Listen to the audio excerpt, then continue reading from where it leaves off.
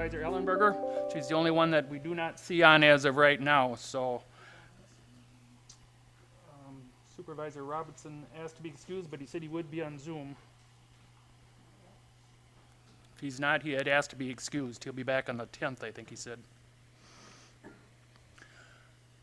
Okay, we'll start off with the Pledge of Allegiance. I pledge allegiance to the flag of the United States of America and to the republic for which it stands, one nation, under God, indivisible, with liberty and justice for all. Supervisor Powers. Great Creator, who has given us this good land for our heritage, we humbly beseech you that we may always prove ourselves a people mindful of your favor and glad to do your will. Bless our land with honorable industry, sound learning, and pure manners. Save us from violence, discord, and confusion, from pride and arrogance, and from every evil way. Defend our liberties and fashion in one united people the multitudes brought here out of many kindreds and tongues. Endue with the spirit of wisdom those to whom, in your care, we entrust the authority of government, that there may be justice and peace at home, and that, through obedience to your law, we may show honor and respect to the nations of the earth. In the time of prosperity, fill our hearts with thankfulness, and the day of trouble, suffer not our trust in you to fail. Amen. Amen.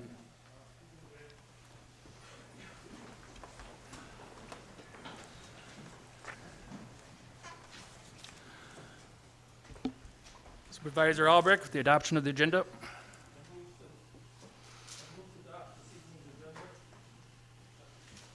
Jay here, second. Seconded by Supervisor Cox. All those in favor signify by saying aye. Aye. Those opposed say nay. Carried. This time, we'll allow anyone that would like to express their opinion on any resolutions or ordinances that appears on the agenda, as well any matter over which this body has jurisdiction. We'll start with in the back if anyone wishes to speak.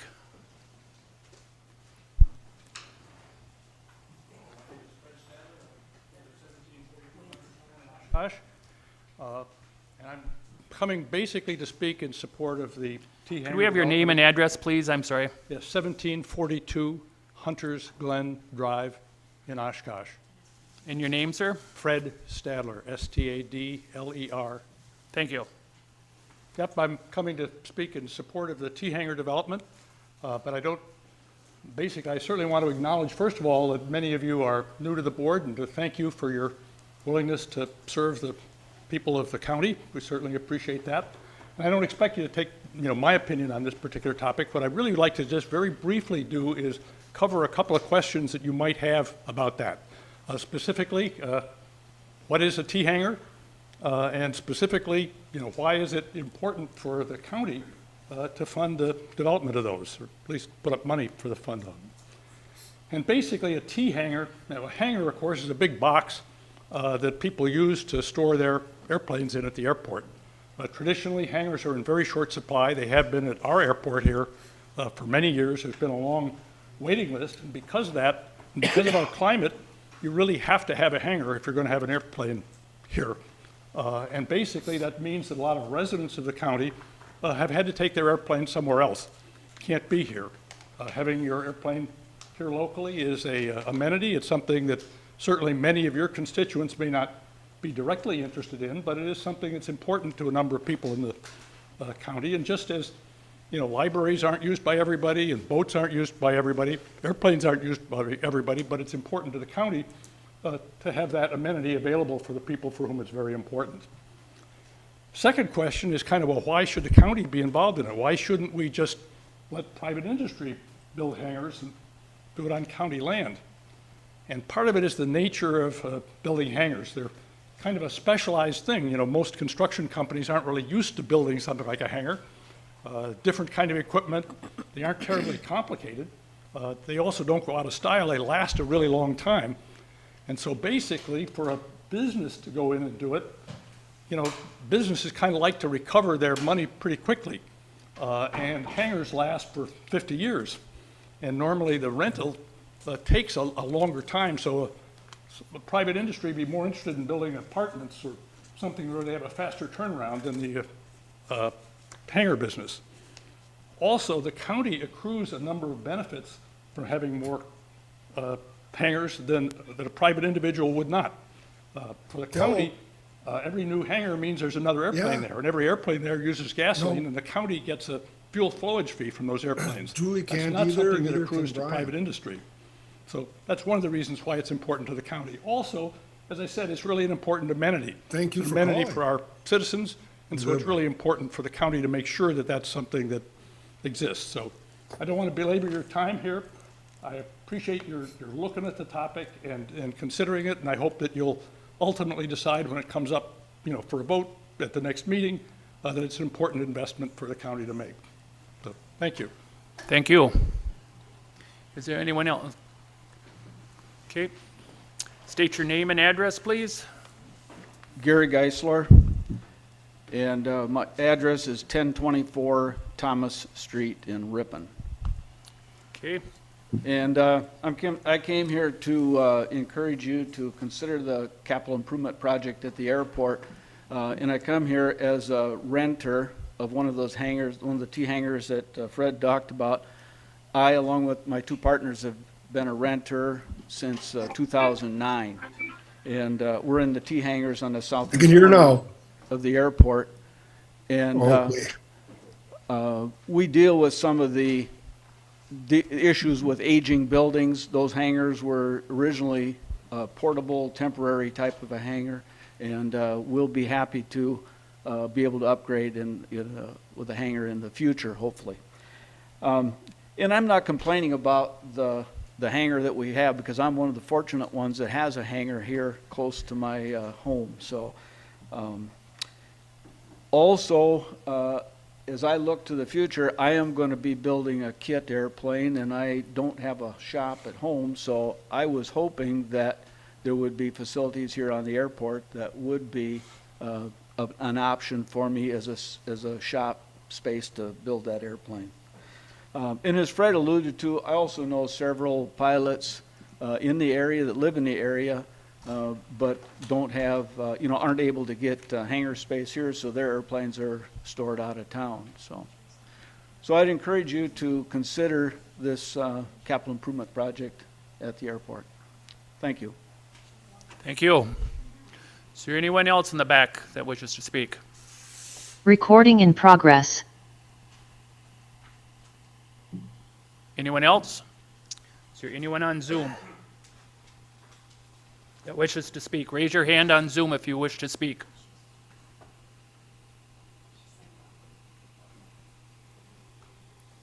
I see no one on Zoom either. No? Okay. We'll move on to reports from committees, commissions, and boards.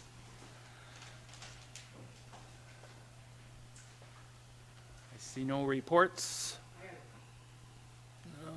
Push your button there, Mike. Supervisor Norton. Thank you, Mr. Chairman. First of all, a couple things. First of all, on your desk tonight, you have a brochure which is from the Living Live Healthy Discount Program. It's a program that Winnebago County belongs to because it's run through NACO. The discount prescription drug card that's attached to it is free. It's free for any citizen or resident in this county. They also have two other programs, a dentist program and a other health type program that costs a bit. I get more brochures either from me or from Human Services, and if you know any places, stores, or any constituents who want one, let me know or let Human Services know. That's one thing.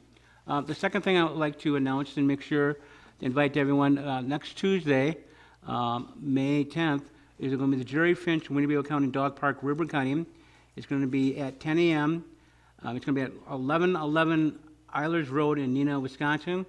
We're going to have, obviously, Jerry Finch is going to be there. The county executive is going to be there. Rob Way, who's the former Parks Director. There will be a few refreshments, and I hope you can make it. It's from something that Jerry Finch long fought to try to get on for this county to have a Northern Dog Party, as he calls it. So again, next Tuesday, May 10th at 10 a.m. Thank you. Thank you. Anyone else? Don't want to miss anyone. Okay, not seeing anyone else. County Board Chairman's report. The only thing that I have is Supervisor Robertson plans on being back, so he's excused. And the main thing that I would like to report is we had a lot of discussion. I've talked to some of you about it. And you're doing it out of politeness. I know you are. But when someone's talking in back, you're turning around, which is fine. But then you're asking questions. And so they can't hear out of your mic on the Zoom or whatever, not just us, but on Zoom, they can't hear you whatsoever, and it's not picking up through the TV and that also. So yes, we're going to have to be as polite as possible, but please talk into your mic. And some of you, even when you're not turned around, you still have to get your right up close to your mic and speak so we can hear you clearly. What we're going to start doing, any of the guests, not to turn anybody away, but the guest speakers that we have, we're going to have them come up to the podium now. I had thought about that, and then Supervisor Stafford had just texted me just not too long ago about it also. We're going to have them speak from up here, but it'd be awful hard if we let everyone start coming up. I mean, sometimes it's those of you that's just been elected, it's hard to believe, but sometimes that whole back end is. So if you get everyone to come up, it can get pretty difficult. But our speakers that we're going to have speaking from now on will come up here. But just remember, when you're speaking, even if you turn around before you talk out, because they got to talk to us, and they'll hear it back there. So like in planning and zoning, they always say, ask the committee the questions. They'll try to find the answers. So if you ask it to us up here, we'll go ahead and we'll repeat it, if nothing else, so it gets back there. So hopefully that's fair enough. Everyone's doing pretty good, but other than that, and like I said, I talked to some of you, and other ones we did get some emails on, and some of you also answered some emails, which I thought was very nice. So just talk to the mic. That's the biggest thing. That's all I have as of right now. We'll keep on going. Our first thing on the agenda tonight was we're going to go over rules and responsibilities with Attorney Andy Phillips. Andy got sick. I don't know exactly what from, but he got sick, so we will not be going over that tonight. We're kind of looking into having him at our next regular board meeting. We'll have to see how many resolutions and things like that come in or whatever, but if we see that there's time, we'll have him come in for that when there. So next thing on the agenda will be the February 18th snow squall hazardous response review. Sheriff John Motz. Oops, I'm sorry. Oh, I'm sorry. It's crossed out here in yellow. 980, I apologize. The 980 status update. County Executive John Damel, Mary Ann Miller, Sheriff Motz, and Ethan. I think we're all going to take part tonight. And I believe the Finance Director was also going to get in on it.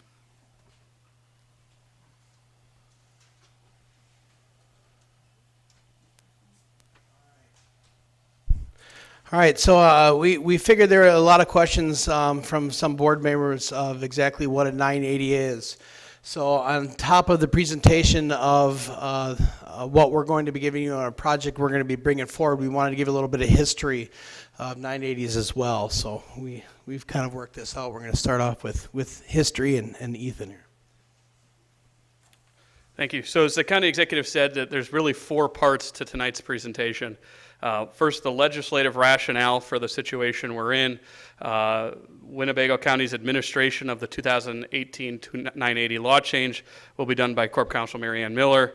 Public safety concerns will be done by the sheriff, and the county executive will talk through a proposal for a capital project to assist with the county's responsibility. So you'll hear tonight, and you might hear throughout this debate, you'll hear Act 184. So I'm hoping to describe what Act 184 is to you and why is the county involved in this mess at all, because it's quite simple for us, frankly, to say, well, why doesn't the legislature just fix this and take care of it and give it to the state where it belongs? For years, it's probably no surprise that 980s and 980s we mean sexually violent people, have been a controversy around placing sex offenders in neighborhoods. Communities for years and decades had passed ordinances and caused certain issues when finding locations. And prior law, counties were always involved. However, it was the court that ordered where the sexually violent person went. So from Ledge Council, offenders were determined to be alleged sexually violent persons after a court process are committed to a civil treatment facility. You'll hear Sand Ridge in the central part of the state for an indeterminate amount of time. SVPs may be petitioned for supervised release from commitment, which a court may grant if the SVP meets certain statutory criteria. If a court finds that an SVP meets the criteria for supervised release, the court chooses a county to prepare a report identifying prospective residential options for the SVP, and the report may be prepared in cooperation with the Department of Health Services, which is the agency responsible for supervision. That's the old law. You all may remember a situation in El Dorado and Fond du Lac County where a Racine County sex offender was going to be placed in that small town. You all may have read about the Rushford issue, which is the issue Mary Ann will talk about. What was happening in the central part of the state and the rural parts of the state is judges from Racine, Milwaukee, I think even Washington County, were placing sexually violent offenders in communities they had no involvement in. And so after years of debate, the legislature decided on a compromise, and that was that the county of residence when the crime was committed generally is where the offender was going to return. And so they created this process where the county was going to create a temporary committee to help kind of go through where this would be. Initially, it was 180 days to phase in the law, but now the county has 120 days to find suitable housing. Why? Think politically compatible for the community. So the legislature's mind was to prevent judges from elected by other areas of the state from putting sexually violent people in your community. So the Rushford issue, which we'll talk about later, that prior to 2018 could have happened without this county have any control over it, because we would be mandated to do so. So now it's at least our sex offenders, and we have this report to find politically palatable. You should note that the legislature tried to make it a little easier on the county. There's a 1,500 feet rule, which they'll talk about tonight. The original piece of legislation had that removed, and it was just some other considerations to make it a little easier to find placements. Governor Walker vetoed that. He line item vetoed this in Act 184. There was issues almost immediately, I think, in this county, which Mary Ann will go into. And so in early 2019, the legislature tried to fix Act 184. In that case, they tried to get rid of the 1,500-foot buffer, give the county more time, and you should know the original legislation, if the county doesn't find suitable housing, is liable for fines of $1,000. The legislature tried to get rid of that because it wasn't their intent necessarily to fine people. Their intent was that counties were going to do good faith effort. So the bill had three components: remove the 1,500, good faith effort, and an extension. Governor Evers vetoed that bill in totality. So we're here to where we are today. The political football has been dumped on counties, and the primary reason for that is the political will that these are the offenders from Winnebago County, and we don't want a judge ordering them going elsewhere. And conversely, we don't want a Racine or a Dane County or a Milwaukee County judge ordering people here. So that's the legislature's rationale. I worked in the legislature at the time of this, so I thank you for not throwing things at me that this is now your problem. But with that, and if there's other questions on kind of why the legislature was thinking the way they were, I'm happy to answer those at the end. I do have some other memos and some information. But for now, that's why the legislature put us in this position. And now Mary Ann will talk about how you take a legislative bill and administer it. Thank you, Ethan, on more than one reason for that, any event. So just to give you a little bit more of the history, which is in some of your materials, but I'm going to highlight it. So again, Chapter 980, as Ethan indicated, applies only to those offenders convicted of a qualifying offense, a sexually violent offense. A sexually violent offense is generally a sexual assault on an adult or a child, or one of a specified list of crimes that qualify if they're sexually motivated, such as homicide, kidnapping, and/or burglary. So, as Ethan referenced, the Chapter 980 process begins after the offender is sentenced to prison. A Department of Correction employee begins a review process about 12 to 18 months before the offender is scheduled for release. And at that point, the offender is either screened out or referred to an end of confinement review board. The ECRB board either screens out the offender or says, wait a minute, we need to have an examination. So this examination is done by a psychologist who is trained in the assessment of sex offenders. The psychologist prepares a report after getting all of the history, all of the records, and either concludes that the offender meets or does not meet the criteria for commitment. There are 3 criteria for commitment. First of all, the offender must have a qualifying offense. 2, must suffer from a mental disorder. And 3, the person must be likely to commit future sexually violent offenses. The DOC, Department of Corrections, then makes a referral to the DOJ, the Department of Justice, who can either file or decline to file a 980 petition. If the 980 petition is filed, a probable cause hearing is held, and if probable cause is found for commitment, then the case proceeds to trial. Commitments are indefinite. A person remains committed until such time as a court determines the person no longer meets the criteria for continued commitment or finds that the person is eligible for supervised release.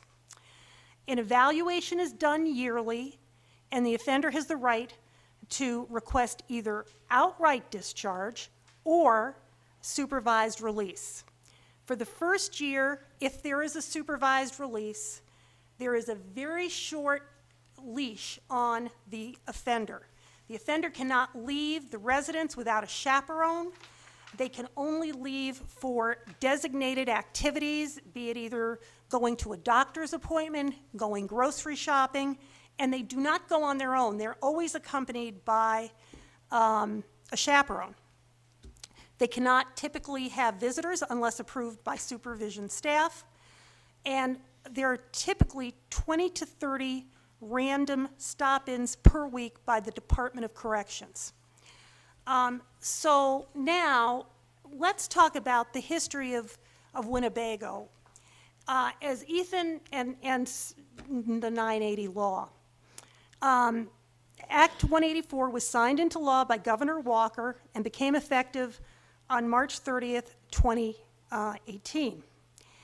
Now, as was referenced, again, the Act made changes related to the entity responsible for finding housing for sexually violent persons, specifically obligating the county of residence of the offender as opposed to the state to find housing. And again, as you'd heard, there are strict parameters. 1,500 feet, the sexually violent person would have to be 1,500 feet from a child care center, from a school, from a house of worship, from a youth center, from a nursing home. So those are very hard criteria to meet when you are in an urban setting. As some of you may know, I became Corp Counsel in the spring of 2018, shortly after Act 184 was signed into law by Governor Walker. And the state came knocking on our door saying, Winnebago County, you need to find housing for one of your residents who is housed at Sandridge. We made exhaustive efforts to try to find housing, but it was to no avail. We were contacting realtors, we were scouring real estate ads, and nothing was happening. Now, again, as you've heard, there is a strict time limit to try to find housing. And if housing is not found within a certain period of time, currently it's 120 days, the county can be eligible for fines of up to $1,100 per day. So, at the same time, in my new role as Corp Counsel, I wanted to get a better understanding of the various 27 departments that Corp Counsel was going to be representing. So my assistant and I went visiting these various departments as opposed to just calling and saying, hi, I really wanted to see what things looked like. So in between court and in between appointments, we would visit various departments, Parkview, the sheriff's office, airports, highways, facilities. Everybody was kind, and they gave us all of these great, basically, tours. But then we had a tour of solid waste. So I moved here after living in New Hampshire for about 20 years and in New York State for 20-plus years. And when we got to solid waste, John Raby was kind enough to show us the whole plant, but I saw this huge hill. And if you're going south on Jackson Street, I'm sure you are all familiar with that hill. Well, I wanted to go to the top of the hill because I really longed for hills. I sort of am not that keen with flatness. So I said, John, I want to get to the top of that hill. So my assistant and I, with John, trudged to the top of the hill. And you have a great view, I will tell you. If you are ever able to get to the top of that hill, it is a great view of Winnebago County. And I saw all this land surrounding us. Obviously, this is a true story. And I said, who owns all of this land? Well, the county owns this land.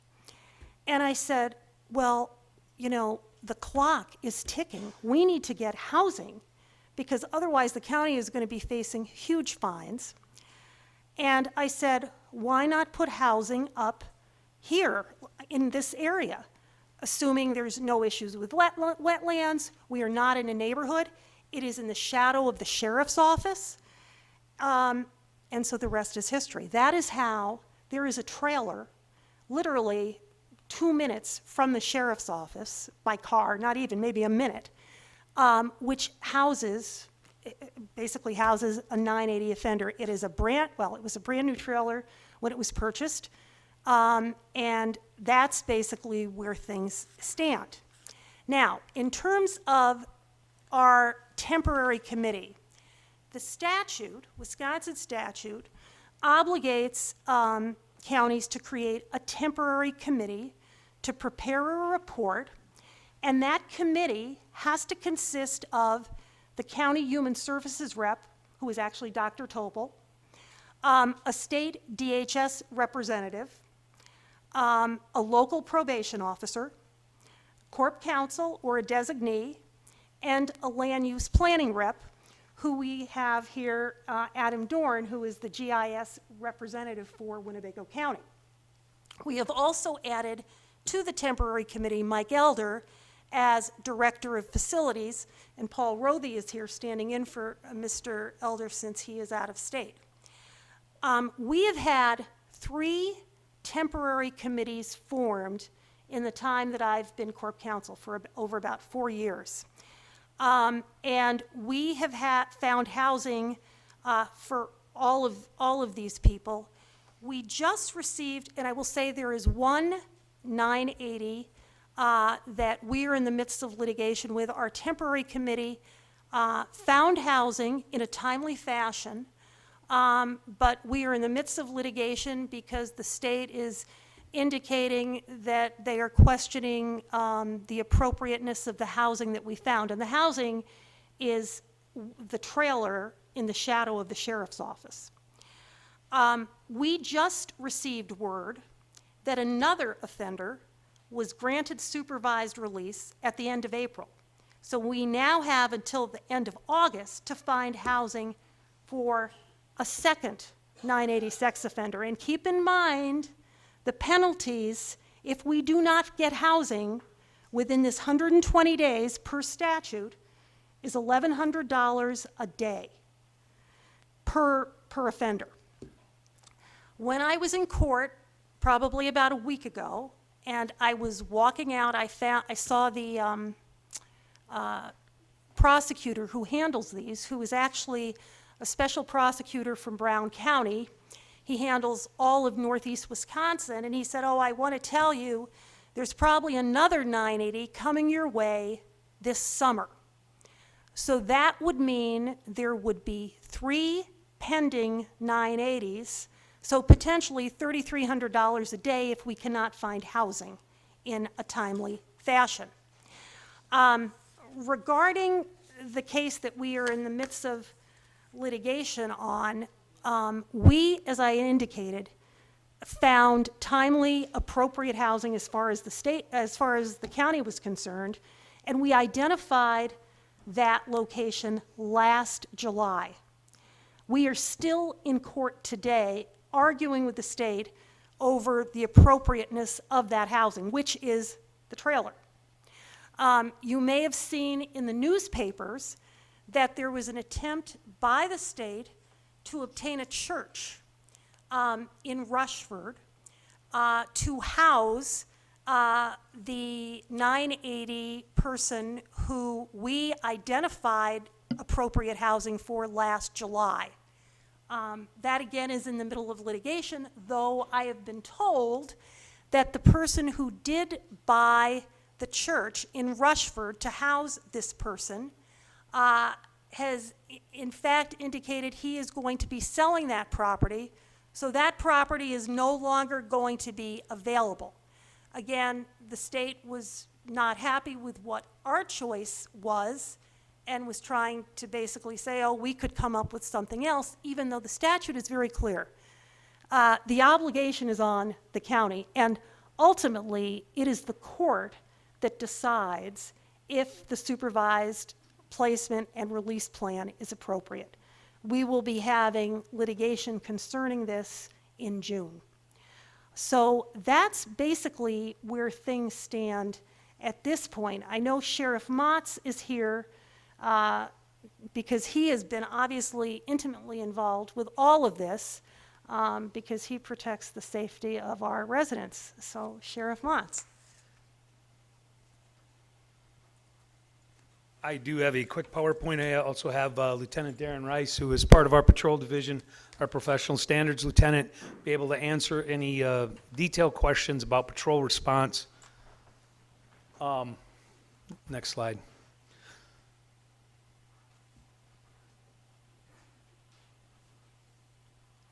Some of this will be a little bit redundant. So what is a sexually violent offender? Typically, there are multiple sex convictions.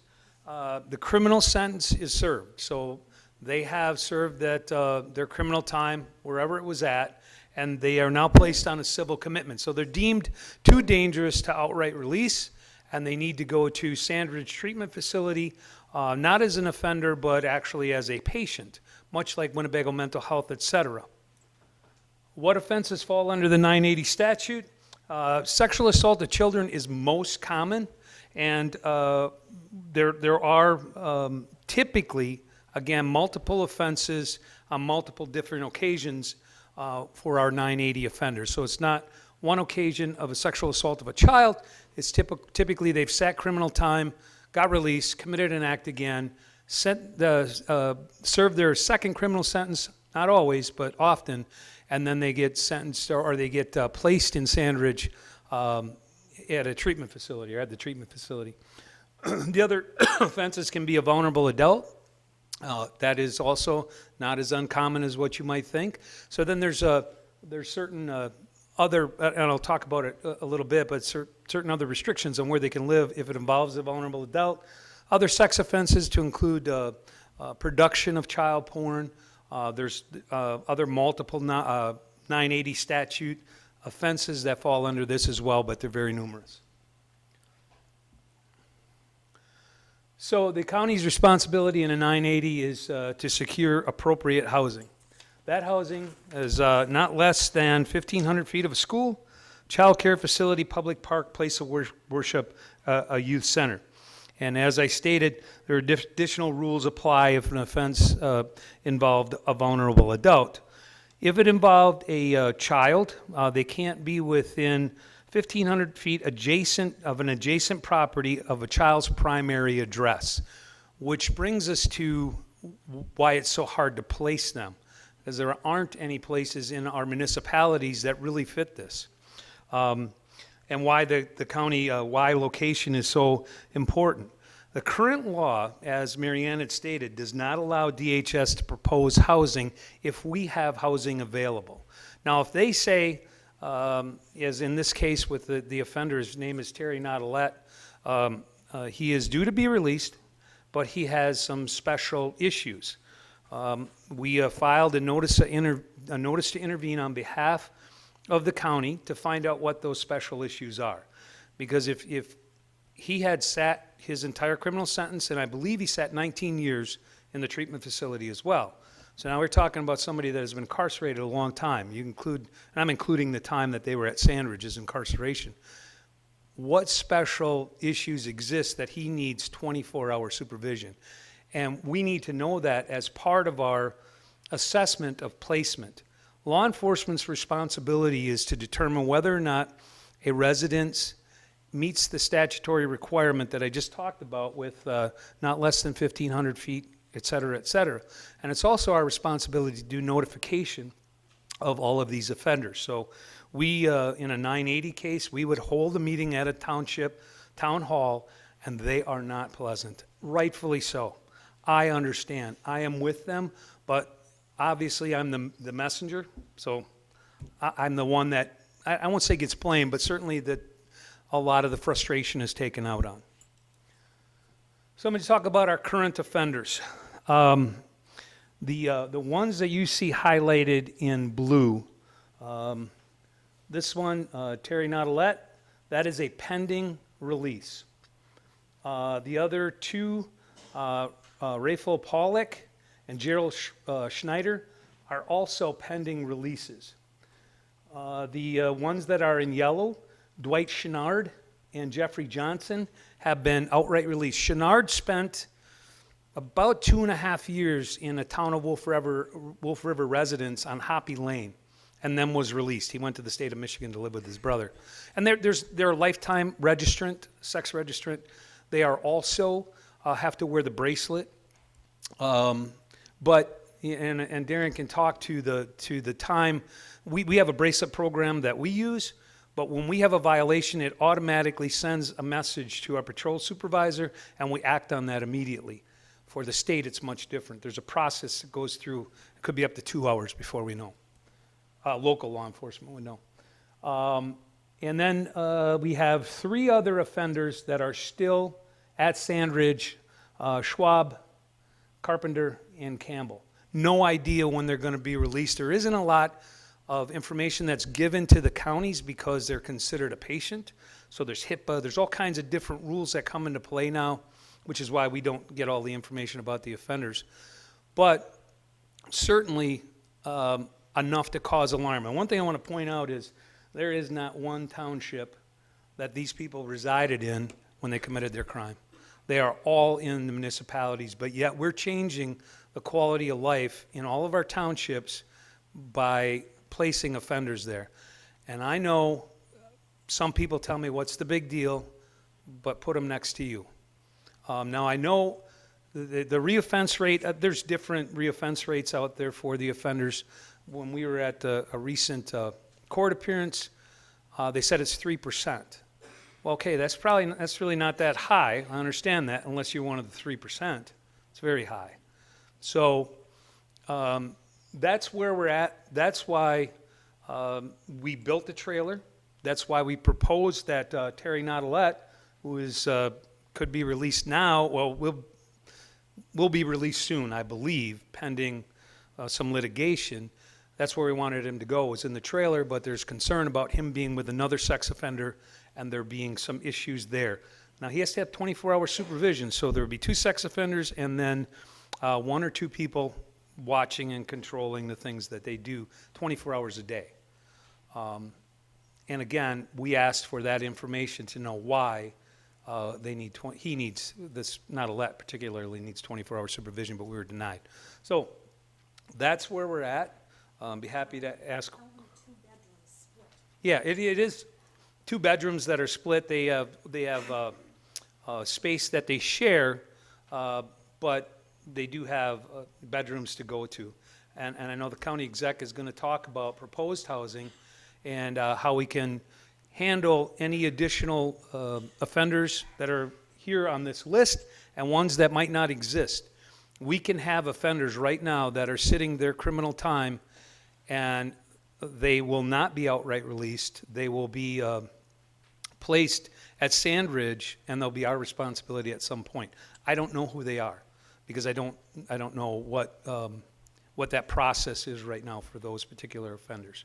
But these are, and I don't want to diminish any sex offenders' offenses, but these are people who have shown that they cannot be released into the public even after they sat their criminal time, and now they've sat additional time. I still have grave concerns as a citizen, as a law enforcement officer, too. Thank you, Sheriff. All right, the trailer was a good solution to the issue of the county needing to secure housing for the initial 980s. But I do want to talk, since we have closed the Wolf River site, that we had 2 of these 980s out in the Wolf River site, and one thing I think the Sheriff forgot to mention was it took us 23 minutes to respond to get out there? About 35 minutes on a normal drive to get to the residents in Wolf. So it was a 35-minute drive for us to respond to Wolf River if a bracelet were cut off or any violations were happening. And also the potential of the Rushford site, which seems to be avoided for now. It would also take a substantial amount of time to get out there. We need to stabilize our situation going forward. Today we're going to be presenting our suggestions for the solution. This policy ultimately is your decision to make. We'll be proposing a multiple unit build out by our existing trailer that will be able to house people individually. On your desk are examples of what this may look like. Paul Rothy from Facilities is here to answer any building-specific questions you may have. The $1 million proposed on that does cover the 6-unit option, which would give us the 6-unit option out there plus the 2 cohabitation units in the trailer. If we were to build this, compatibility will no longer be a reason for them denying our placements. Furthermore, we need to be open to the idea of a potential female 980 in the future. This is not something that is outside of the realm of possibilities. These individual units would accommodate all the variables mentioned by myself and other presenters thus far. Although the cost may seem high, this project is not without revenue. We would receive payment from the state for every 980 placement we house. In addition, we may be able to have the potential to rent units out to other sexual offenders who do not have the 980 status as a place for them to live. To be clear and upfront, the State Department of Human Services has not granted us approval of this concept, nor have they denied us approval. It has been very gray. That being said, I believe it is in our best interest to move forward and take control over this issue. If we can allocate the funds and get a shovel in the ground, it will put us in a strong position for the courts to both give us time to complete this project and also make it harder for them or the state to place them outside of this build area. Ultimately, this issue is ours to solve, and it is my belief that this is the best solution. I do not wish to see these placements put into rural communities 20 minutes away from our sheriff's department in the future. It is my opinion that the solution is the best possible outcome for this tough situation. If you look on the maps that we sent out that everybody should have on their desk, you can see some of the circles that show just how hard it is to get the placement and the setbacks that we have to follow. Now, you heard the sheriff talk about all different kinds of placements, whether it was involved in a vulnerable adult or children. This site accommodates all of those distance requirements. Now, this is, for many of you, this is your first capital improvement project. So I think for this presentation, it would be good for Mike Collar to come up and kind of explain how the process goes from here on out, and how would you see it come to the committees it would need to. And after this presentation, we'll all be here to answer any questions, including Paul Rothy from Facilities. Mike? Thank you. I did want to be on the agenda just to go over our general procedures for approving capital improvement projects in the county, because for almost half of you, this is the first time you've been asked to consider a presentation such as this one or the several others. I think we have 3 other presentations on capital projects tonight, including kind of a list of highway projects.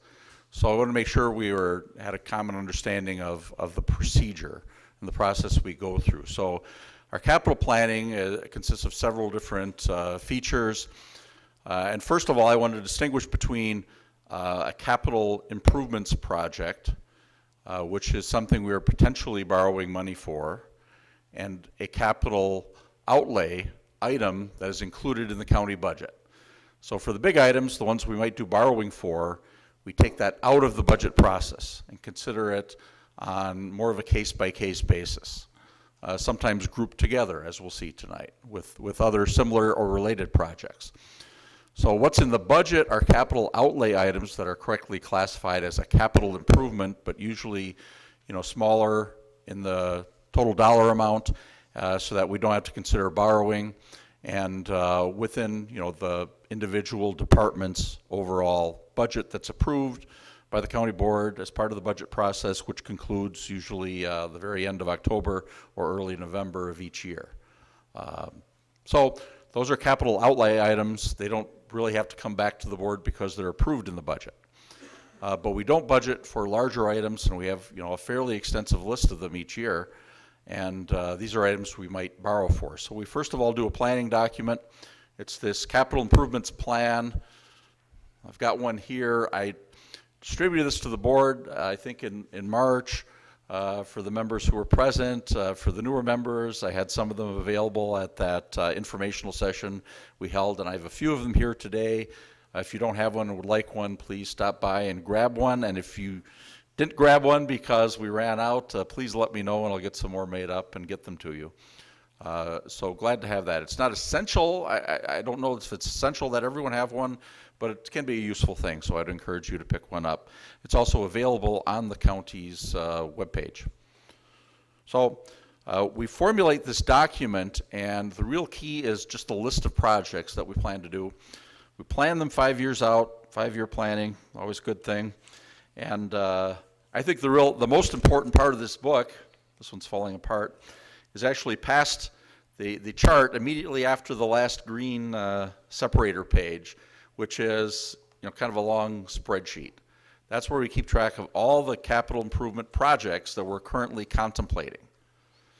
What we do is we organize those and we list them out for what years we think we might want to spend that money. And we also add up the total dollar amounts, because we don't want to spend $20 million one year and $5 million the next. There are very important reasons for that, mainly that the capital improvement borrowing affects the total tax levy rate. And I don't want you to have to field questions from constituents about why it went up 3 cents this year and down 3 cents the next year just because of capital projects. We try to even those out as much as possible, so we have a consistent levy rate for the capital projects and for debt service. So we also have complicated charts, some of which are in here, some are not, showing what in future years our debt service rates are going to need to be, because again, the debt service rate is calculated differently when it goes into the tax overall levy rate. The levy cap applies to operating expenses, not to debt service, for instance. So we take all that into account, consult for planning several times a year, and then toward the end of the year, departments submit any changes they have or new projects they want to add, and we sort them out, and the county executive decides which ones can go on the list for the upcoming year. So those are all in this book as an outline, making sure we have room for them. They add up to nearly $10 million, or roughly $10 million per year in projects typically. Now, that isn't all borrowed money necessarily. We then, at some point in the year, later in the year, after our audit is done, our annual financial audit is currently underway. After that's done, we will take a look at our fund balances and decide how much money we can put towards the capital projects and how much we need to borrow. And that decision is governed largely by our investment policy and our fund balance policy, which the county board approved a couple of years ago. So we have a target range for where the undesignated general fund balance ought to be. We have a lot of money that's set aside or designated or allocated for various purposes. But what's left over is the undesignated fund balance, kind of our main bank account, if you will. And if it's outside a certain range, if we have more than we feel is absolutely necessary, then we make a plan for reducing that amount so we're back in the target range. And one of the main reasons, not the only, but one of the main methods we use to reduce that amount is by, instead of borrowing money, you know, for a $1 million 980 project, as an example, we can spend the money out of the general fund until we get closer to the range we want to be in.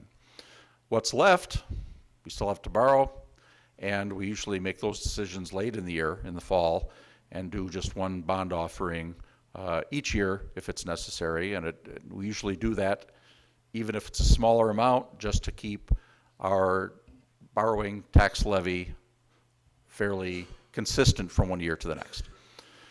Now, in terms of the approval, as I said, these projects have not been approved by the county board. The county board has not allocated or appropriated money to fund these projects at this stage. So the one you just heard about, for instance, the county board has not appropriated that money.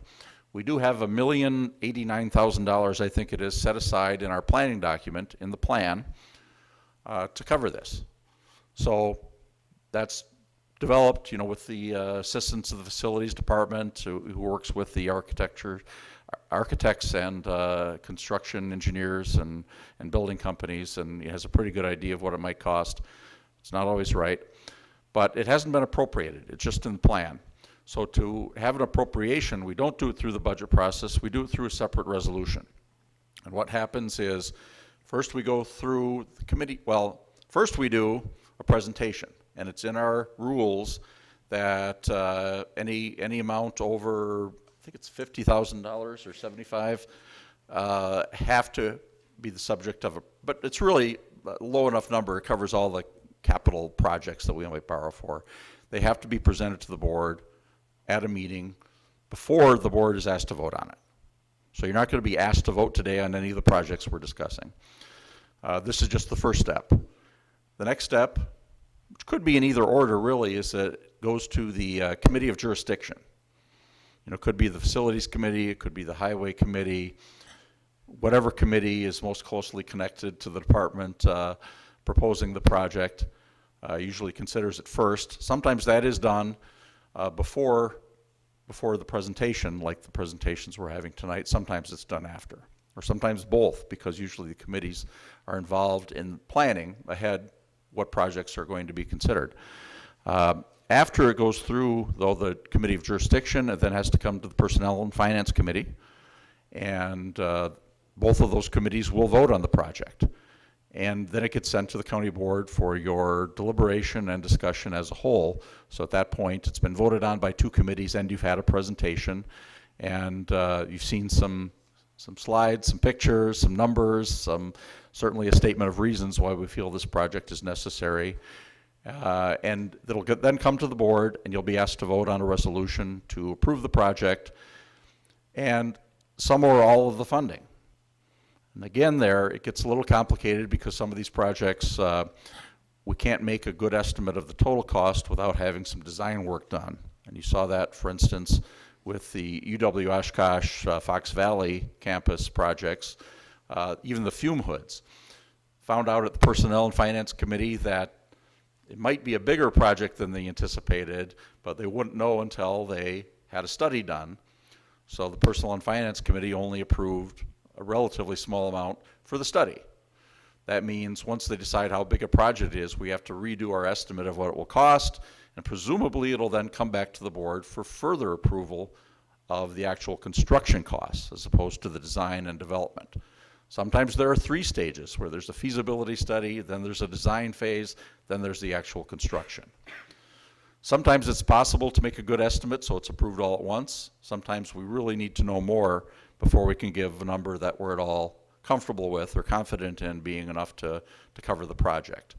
occasionally, and we don't like this to happen, but these days there's a lot of uncertainties in the construction field. The project will start and we'll find out there's not enough money allocated or appropriated. That doesn't mean we can just spend whatever we want and come back later. Sometimes we then have to bring a project to the board for approval of additional funding because the taxpayer money needs to be appropriated by the board before we can spend it. So that's the general process. As you can see, there are a lot of steps. So we'll try to keep you, in mind of where we are in the process. So all the projects tonight are at that initial step of a presentation to the board. It then needs to go through the committee structure. Each project will go through the committee structure and come back, assuming they're approved by at least one committee, to the board for further deliberation and vote. And if at any time you have questions about these projects or about the process, there are always multiple department heads involved in these things, certainly, because there's almost always another department head and almost always the finance director. And of course, the county executive and his team can also answer questions that you may have, because the county executive is always familiar with these projects before we even put it on the current year's list as part of the plan. So a lot of people who may have answers, but we really try to do things in a logical and orderly manner. It just may not quite seem like it because we bring them at different times throughout the year. They could happen at any meeting throughout the year. There's been a lot of discussion about whether we should try to consolidate these meetings and do a giant meeting earlier in the year, or do it as part of the budget process for that matter, as some counties do, Outagamie County being one example we heard about. Not quite sure that's the way to go myself, to put it as part of the budget process, because then you don't have enough time to really be paying attention to it because there's so much else in the budget that we're focused on at that point. But certainly that's open for discussion. I've only been in this role for a few months, and we're going to be having further discussions about how to do that, and hopefully maybe concentrate some of the presentations at meetings early in the year to get through this a little quicker and in time for the construction season. But that's where we are in the plan, and as I said, subject for further discussion, especially with the new Personnel and Finance Committee and the board as a whole. So if you have any questions, am I wrapping up the presentation? I'll wrap up real quick. So I really do appreciate all of you going through this. I know this was a little bit of a tutorial session. I promise you not all the presentations will be this long, but I thought some of you would benefit from that on the process and the process going forward. So with that being said, back to the 980 project in particular, are there any questions for me or the sheriff or Mary Ann or Paul or Ethan that we can answer for you? Supervisor Powers. Thank you, Mr. Chairman. And this may be a question for Ms. Miller.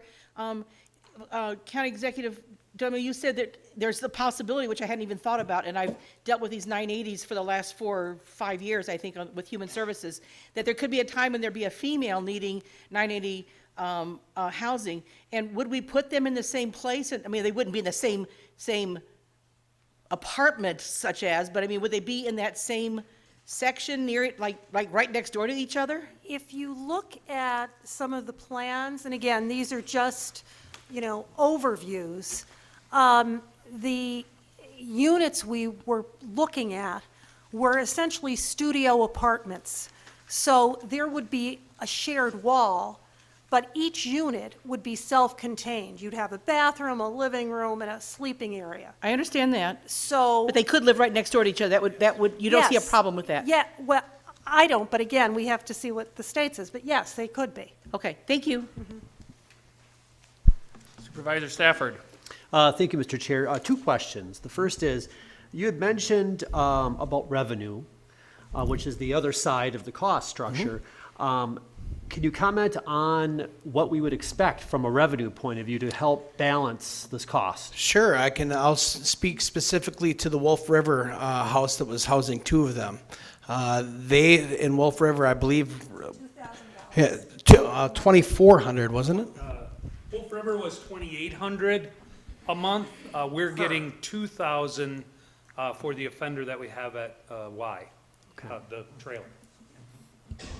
So it's anywhere between, I've seen between $2,000 and $3,000 per individual, per placement, per month. Okay. Right. All right, and then the second is the 24-hour supervision. I assume that we are on the hook for the cost of that? No. We are not. The We are- state is on the hook for the cost of that. Okay, Yep. okay, all right. Good question. Yeah, You I are. get it. I We get it. are just not Collectively. specifically out of this wallet, but correct. All right, Right. thank you. There might be a short period of time where the county has to. Yeah, there may be. So they would be under what's called a managed care organization, which is a Medicaid patient. But for a short period of time, until we get them approved for that, the county may have to pay for some period of that, as we would any individual in the county. Okay. So it is a normal circumstance at that point for 24-hour care. We have residents all over the county that have that accommodation. Okay. It's not And a then special accommodation. one other question. I understand they leave and they go back to the county of their residence prior to their offense. Is that correct? Okay. At the time of the At offense. the time of the offense. Do they have to go to that county? They have to go to the county of where the offense had Okay, so taken. that's a requirement. Right. Okay, Yep, where they resided when the offense happened. got it. All right, thank you. Supervisor Bender. I'd just like to ask the sheriff, this is actually in the city of Oshkosh, so the city of Oshkosh police would have jurisdiction, correct? They do, however, we have not had any complaints at all with the current offender we have at the trailer. So no issues. We drive by there a lot. We get our fuel at the highway department, and that is the back entrance to the sheriff's office. No less than 30 times a day. I don't even know. It could be more than that. It is almost constant. So I agree our with you. response is within 30 seconds of an issue. It's a excellent location to have it. I was just saying that is in the city of Oshkosh, and the city of Oshkosh police would have jurisdiction. That's correct. Although the sheriff has jurisdiction everywhere. Right. Supervisor Flom. I got two questions. The first one I would say is for Mr. Collard. Do you have any idea of what the percentage would be that would come out of the general fund versus how much we would be borrowing for this project? At this point, if you don't, no worries. Well, I can interpret your question two ways, I'm not sure. One question is, will we be able to cover this out of the general fund as opposed to borrowing? Another might be related to the revenue stream that would kind of cover some of the borrowing costs. Right now, I have a current projection, which is by no means final to take a look at, but I would cover this project out of the general fund now. Okay. As opposed to borrowing. That's, it's a matter of which project comes first. We usually just kind of do the earlier ones and the smaller ones out of the general fund to the extent we can. But then there also would be a revenue stream, and how much of that would cover our borrowing costs is very speculative. I mean, I think I did a very quick back of the envelope calculation that if we kept 4 units out of 6 busy on average, we'd probably make money on the deal, but I don't really think that's very likely to happen. There will certainly be some contribution. Okay. The second question I have is for corporate counsel. Looking at the map where we have attachment 3, where we have municipalities owning most of the land, but we have one privately owned lot. Is there a possibility in the future that that lot is sold to a developer for a subdivision or whatnot that would possibly encroach on the 1,500-foot limit or not? You know what, I am going to refer to our GIS expert here. Once a residence is deemed appropriate for a 980 offender, that doesn't change as long as there's a 980 offender there, if that answers your question. Okay. Yeah. Pretty much, yeah. Thanks. Okay. Just to follow up, technically, if we ever had 0 and something was done as a daycare on this property, potentially, I want to be upfront with that. Supervisor Eisen. Thank you, Mr. Chairman. I would like to add to the understanding of the issue as to the importance of this process and project. Statute 980, Wisconsin Statute 980, permits the confinement of an offender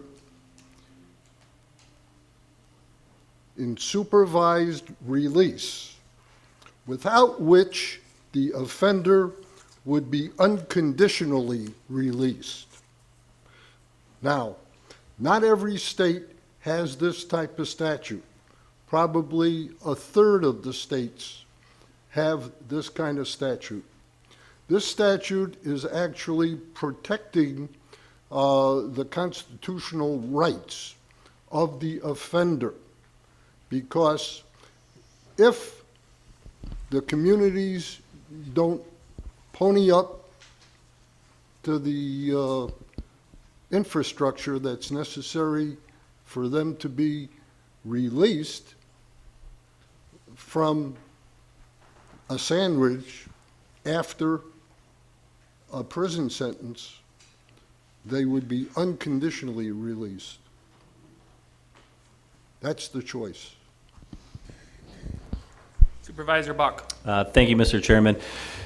As the legislature gave us this problem, at some point they may take this problem, away, right? And so I guess my concern, and the county executive, I think, had talked about this in the past, but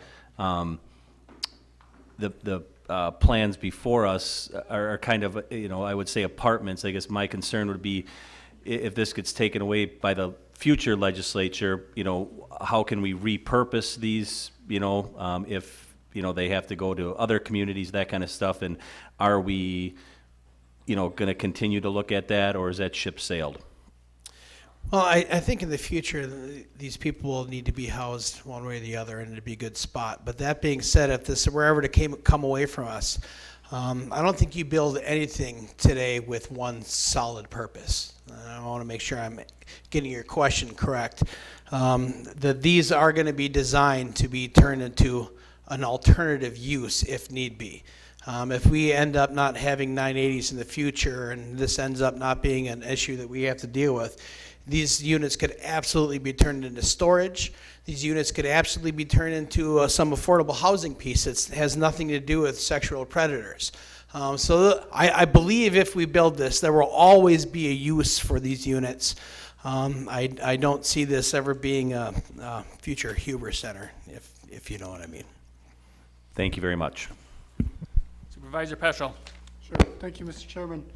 County Executive, in our plans that you provide us here, you discussed 6 units. Mm-hmm. But the proposal that's in here shows 8 units and a potential up to 12 units as well. So can you just kind of give us some clarity as where you want to start and where you might want to go, and also recognizing what you just said as well. Absolutely, and I do understand there may be some confusion with the multiple units, but we wanted to really show you just how long we've been thinking about this solution and different aspects that we had. We had an idea on if we tore down the trailer or sold the trailer and moved it and just put up these individual units, what would happen. I kind of wanted to show the entire history of all the different designs that we looked at. Hopefully, when it gets to facilities, we'll have the discussion of what we want to push forward. Again, the $1 million price tag is the one with the 6 units altogether, but we would need some clarification on that. So the $1 million price tag is the 6-unit solution in here. We just wanted to let you know and show you some of the examples that we've been working on, that we didn't just kind of think of the first thing that came to mind. There was some debate beforehand whether we remove some of these. Ultimately, I made this decision to show you all the examples so you would see in full transparency some of the discussions we've had administratively. But to clarify, hopefully your question, Yep. the 6 unit we deemed is ultimately going forward. Okay. May I be afforded a couple more questions, Yes. Chairman? Thank you. And then I guess I have one question related to contingencies within the current market. That $1 million price for 6 units, how much contingency is built into that price?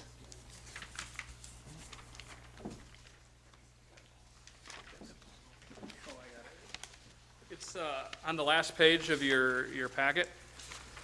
You can see the contractor fees and then the design contingency and architectural fees. So I think Mike is doing around 30% now. So they break it out a little bit here, but kind of that whole bottom section roughly, give or take, is Mike's contingency. To directly answer answer your question, Mike Elder is increasing how much contingency we have compared to other projects. But you can see the breakdown from Martin Riley, that 300-ish thousand is other fees. Okay, thank you. And then if someone just kind of wants to describe what the building site work means, that $66,000, what does that mean? And just to give you the context of how I view this as well, is that, you know, and maybe I don't understand fully either, and this is an opportunity. Say we house a person there, and they have all the, do they come with everything they need, or do we provide that for them? And is this part of that? Does this cover beds, couches, chairs, tables? What is that? Where is that within this plan? Furniture is provided by the county. The site preparation would be the sewer hookups, the electrical hookups that currently aren't there. It is bare ground. They're close, but that would be the site preparation, was putting the utilities in. So then are the costs for the furniture for the apartments, is that built into the building costs? When the trailer was, when the furniture was put in there, we actually went through Parkview. I don't remember how the funding worked for it, but we used that grade of furniture so that it could be easily cleaned, and it was long-lasting type industrial furniture. Where the funding came for that, I don't exactly remember. It's been a number of years since we did that, but maybe an additional purchase other than what's on here. Okay, so just so I'm understanding, that type of stuff is not in here. This is for pure brick and mortar cost to build a Correct. facility. It would be the same as if we were going out looking for an apartment for one of these 980s. So the same concept of that, but of course it would be easy for us to bring the furniture in otherwise. But much like we would look at any other apartments, most of them would be empty as well. I do want to come back to one of your points too about the contingency fund. And an interesting point here is when Mike and his team were bidding this, we actually looked at brick because the price of bricks is cheaper than the price of wood at the current state, and is actually more consistent. So if you notice, this bid, this whole project, we were going to build out of bricks because it was cheaper than wood and more stable than the price of wood. So that should alleviate some of those building costs that we're all facing today. Sure, thank you. I have one final question, and it relates back to Mr. Stafford's question related to supervision, and I just didn't fully catch how supervision takes place, and is it, so you said the state covers supervision? The state, there may be a time early on for a brief time where we cover until the state can come in, but just to be clear, the state shows up, and you do not hear wrong, 20 times a week. And be very clear that in this supervised release, they cannot step out on the porch and pick up a paper without approval. That would be a violation of their release. So it is very strict, just how much they're able to come out. And it's very frequent that people stop in there, like Mary Ann said, 20 times a week. The issue with Nautilette is it's 24/7, which was the questions that we had raised, that if this person needs 24/7 care, then why are they being released? And that was the issue of why they weren't able to cohabitate. So hopefully does that answer your question? That does answer my question. Okay. So. Supervisor Nelson. Thank you. One thing I did notice, if I got it right, it appears that these apartments are about 500 square feet, which I like. I didn't want to think we were giving them a beautiful 1,200 square foot apartment. My question is, the Solid Waste Board has worked diligently on trying to come up with a plan for the Sunnyview site, much like they've done in creating the Ken Roble Park at the Snell site. There's a beautiful lake there. As Mariana attested, the view from the top of that hill is awesome, and the potential for hiking trails and so forth it's one of the coolest looking dump sites around. So if we turn that into a park or create a park area on that, does this prevent us from creating that park in the future? All right, here's a time for a little bit of tough love, if you would, so please don't be mad at me after this, Supervisor Nelson. Yeah, I think the Ken Roble Conservation Park is beautiful. That being said, solid waste needs to focus on solid waste. There was a time where you had asked if we could transition this park to our Parks Department, which when it came across my desk, I didn't want to do because Parks comes off of our tax levy and solid waste operates off of tipping fees, so they're not the same pots. That being said, this probably would prohibit that being turned into a park. And for the reason to never have to make the sheriff go out to the town of Rushford and explain to them why we're not going to place a 980 out in a rural community would be well worth it to me. I agree with you. It's beautiful land. Mary Ann, you can attest, the view is wonderful. But sometimes we have to make hard decisions and put this above. So as much as I would love to see that, and as much as I like the idea of turning that area into a park, I believe this is more important. But then again, that is not my policy decision to make, and that is why you exist as a board of supervisors. Does that answer your question? Unfortunately, yes. Okay, and we're still okay? For a while. All right, I appreciate that. Supervisor Challenger. Thank you, Mr. Chairman. Mr. Executive, I was hoping you could talk a little bit more about the process for the state, I think you said, to accept this as a site, and sort of how that fits within the timeline.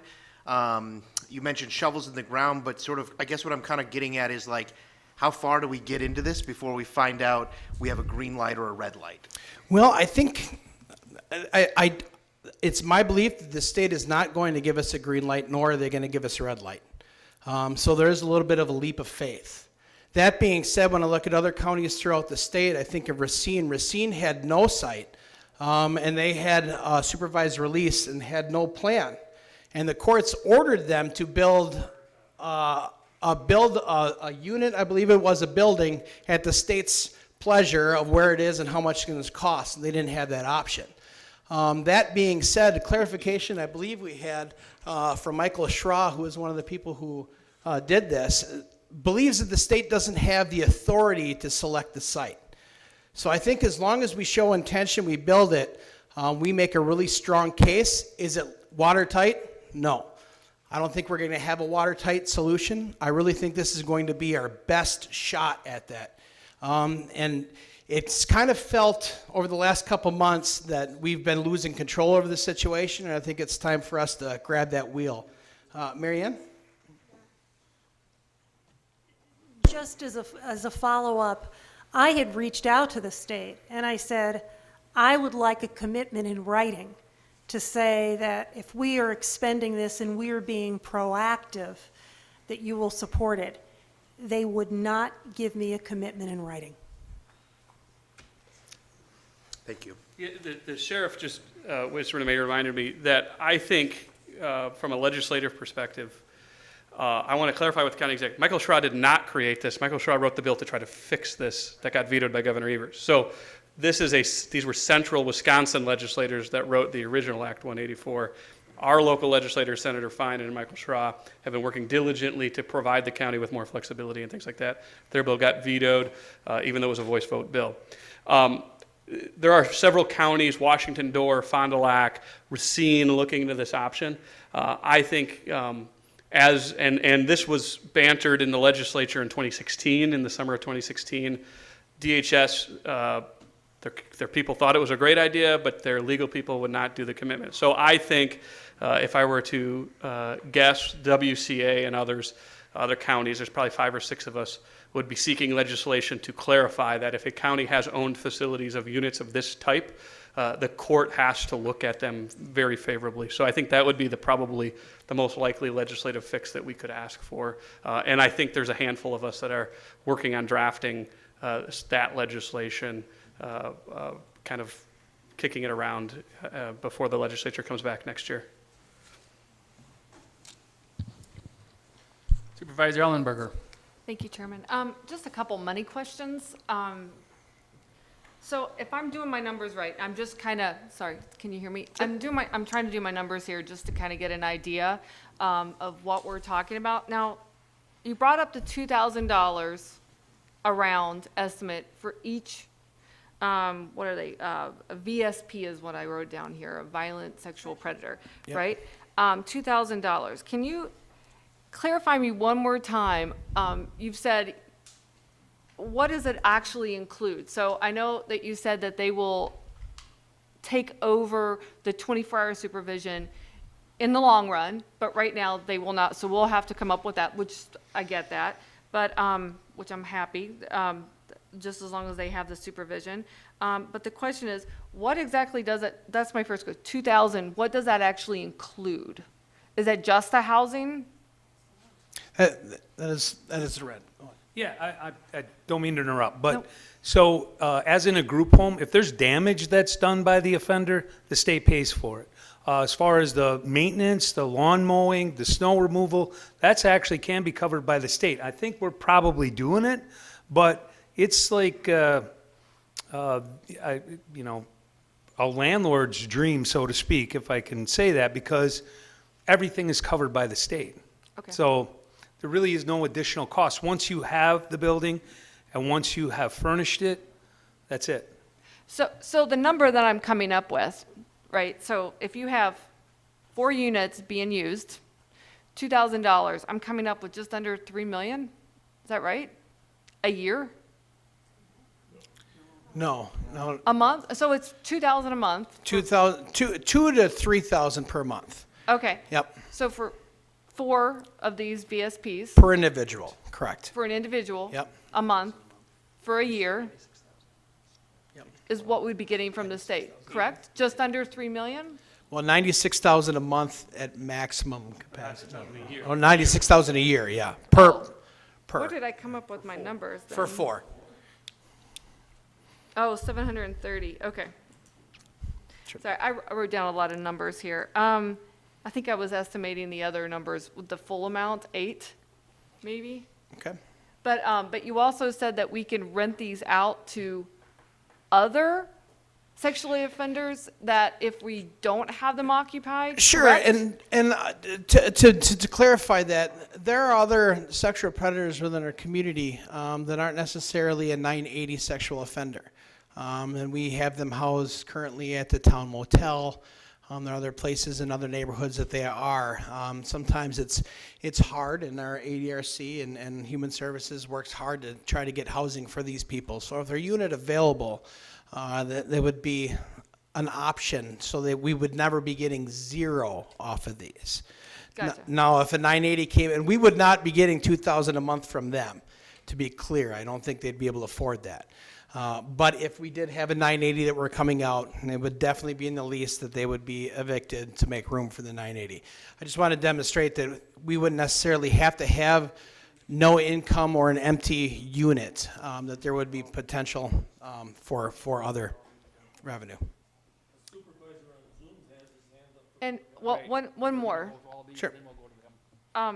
In the process of this, will we be able to get an extension? Because this is going to take longer than it will be that period of time. So what shall we do in that period of time? I believe so, based off of Racine County, because their 120 days were up, and they did nothing. And the court said, you have to build a building, this is where it has to be, and this is how it has to be done. They lost control over it. We're at least showing intent. Right, we are So- showing intent, we are ahead of this.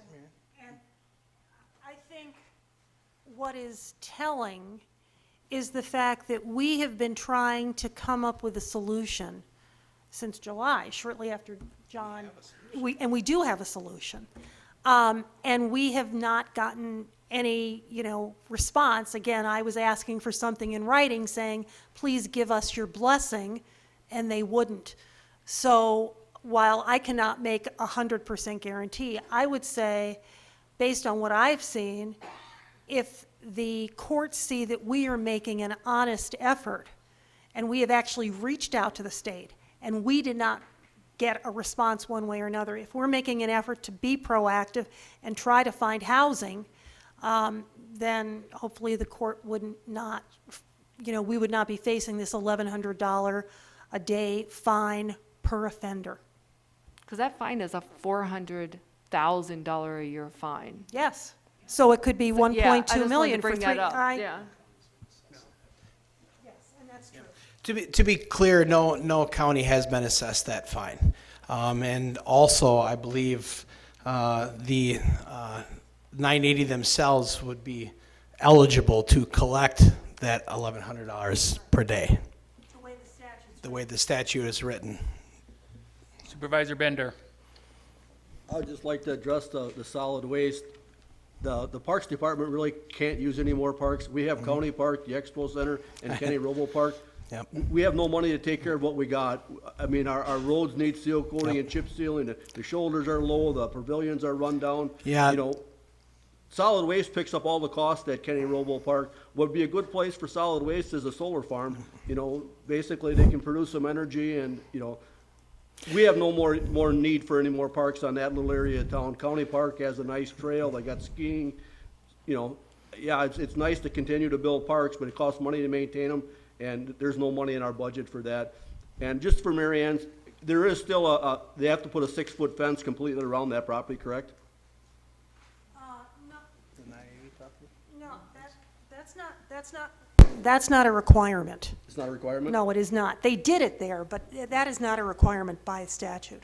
Okay, so we wouldn't have to put a fence up then, there would be no cost for that? No. Thanks. Supervisor Powers. Thank you, Mr. Chairman. I'm not putting words in anyone's mouth. We look at 980 offenders, and you may say, these people don't deserve a nice new place to live. They ought to rot in hell, but that's not our option. The state is not kidding when they say you have to find a place for them to live. And I'm on the Human Services Board. I was on the board 4 years ago when Dr. Topol had a committee that was running around all over looking for suitable housing for a 980 offender. And we came up with the idea, finally with the solution of the trailer out on a slab out at the solid waste. That was the first one. We have to do something or we will be fined. Yes, maybe they haven't done it yet, but there's the option out there that we could be fined close to $500,000 a year for not doing this. This is not an option that we have that, let's just let them rot wherever. That's not an option. The state is going to fine us for not putting them someplace, and we do have to build something. And why build crap if we can build something that's decent enough for someone to live in today who you may think doesn't deserve to have a nice place, where in the future it may be a homeless person or a person on some other kind of parole who does deserve someplace decent to live. We don't have an option. Thank you. Supervisor Dowling. Thank you, Mr. Chairman. I have a few questions. First of all, as a mom, this actually makes me feel better. We had a violent sex offender that they were trying to put in our neighborhood, and it was technically 1,500 feet away from our local park, technically, but you could still see the park from the window. So this makes me feel better. First question, once this is built, are we going to move the Nina and Fox Crossing offenders to these units? We currently do not have 980 Nina or Fox Crossing. I'm sorry, I saw that on Sheriff's presentation. That is where they offended. Oh, got it. Yes, Okay, they're currently still in Sandridge. Okay, Right. But if they came back, they would go to this facility? Correct. Yep. Wonderful. And then second question, if we build it, will they come? Are we setting ourselves up to keep receiving people? They are coming. As Mary Ann said, in the 4 years that she's had it, she's dealt with 3. We now have 3 potential at the same time. Got it, okay. Yep. And with 3 more that are available to petition for release. And any person in Sandridge is allowed to petition for the release once a year? Yes. Right. Okay, and then, And we have no idea who's in prison waiting to go to Sandridge yet. okay. Could we take somebody from another county? That's my question. Would we serve as an interim location for other counties who can't find housing? I don't believe we can because of the statute, and I'm not sure if we'd be willing to. Wonderful, thank you. Yeah. Supervisor Eisen. Thank you, Mr. Chairman. In support of this project, I would like to put the icing on the cake. According to Corporation Counsel, the $1,000 a day fine is payable to the offender.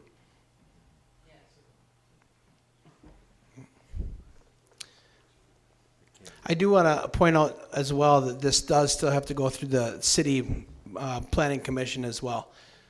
This has been presented to them once, so we will be going through that process as well. And the city of Oshkosh has not been opposed to this thus far for this as a solution as well. Supervisor Farr.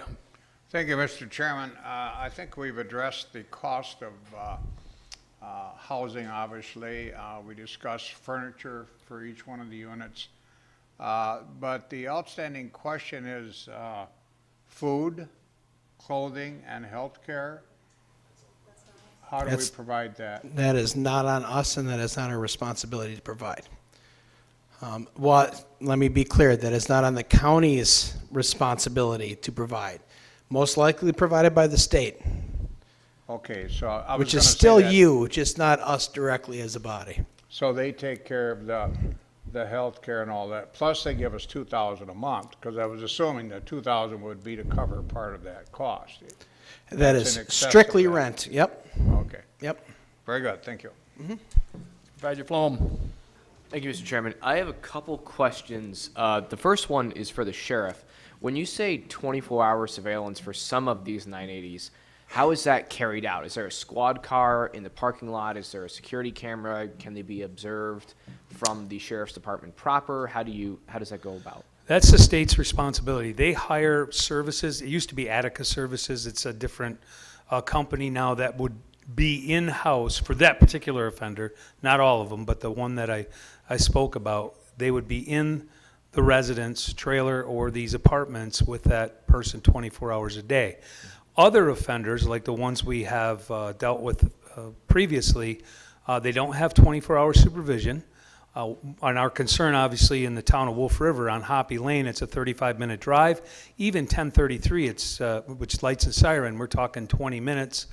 To get there is a chore if there's an issue that occurs. So the supervision, the 24 hours, is only that one particular offender. But otherwise, it would be just the checks that they do, the 20 to 30 checks that Corp Counsel talked about, and then also our constant going back and forth right in front of that trailer. Sure. And then the next question and also kind of comment I have is for the county executive. You mentioned the town motel. That's in my district, and it's also really close to the Christine Ann Women's Center. Yep. So the fact that we do have sex offenders there that close is obviously concerning, and if we could move them out to this section if possible, that would be a good advantage in my opinion. The next one I had is, I remember a comment that you mentioned about ARPA funds and shovel-ready projects by 2024. Would this qualify? Not for that grant. That grant was separate, that was applied for. Now, obviously, I would know if this was qualified for that, and that would be up for the ARPA Commission to figure that out. That being said, I do want to come back a little bit on the town motel comment, and that sexual predator or a sexual somebody who's been convicted of that means a lot of different things. Unfortunately, for some people, it could be a 19-year-old with a 17-year-old girlfriend that has the same stipulation. So it doesn't necessarily mean that it's a threat to somebody. I just wanted to clear that up. There are no 980s at the town motel. All 980s are looked upon in this.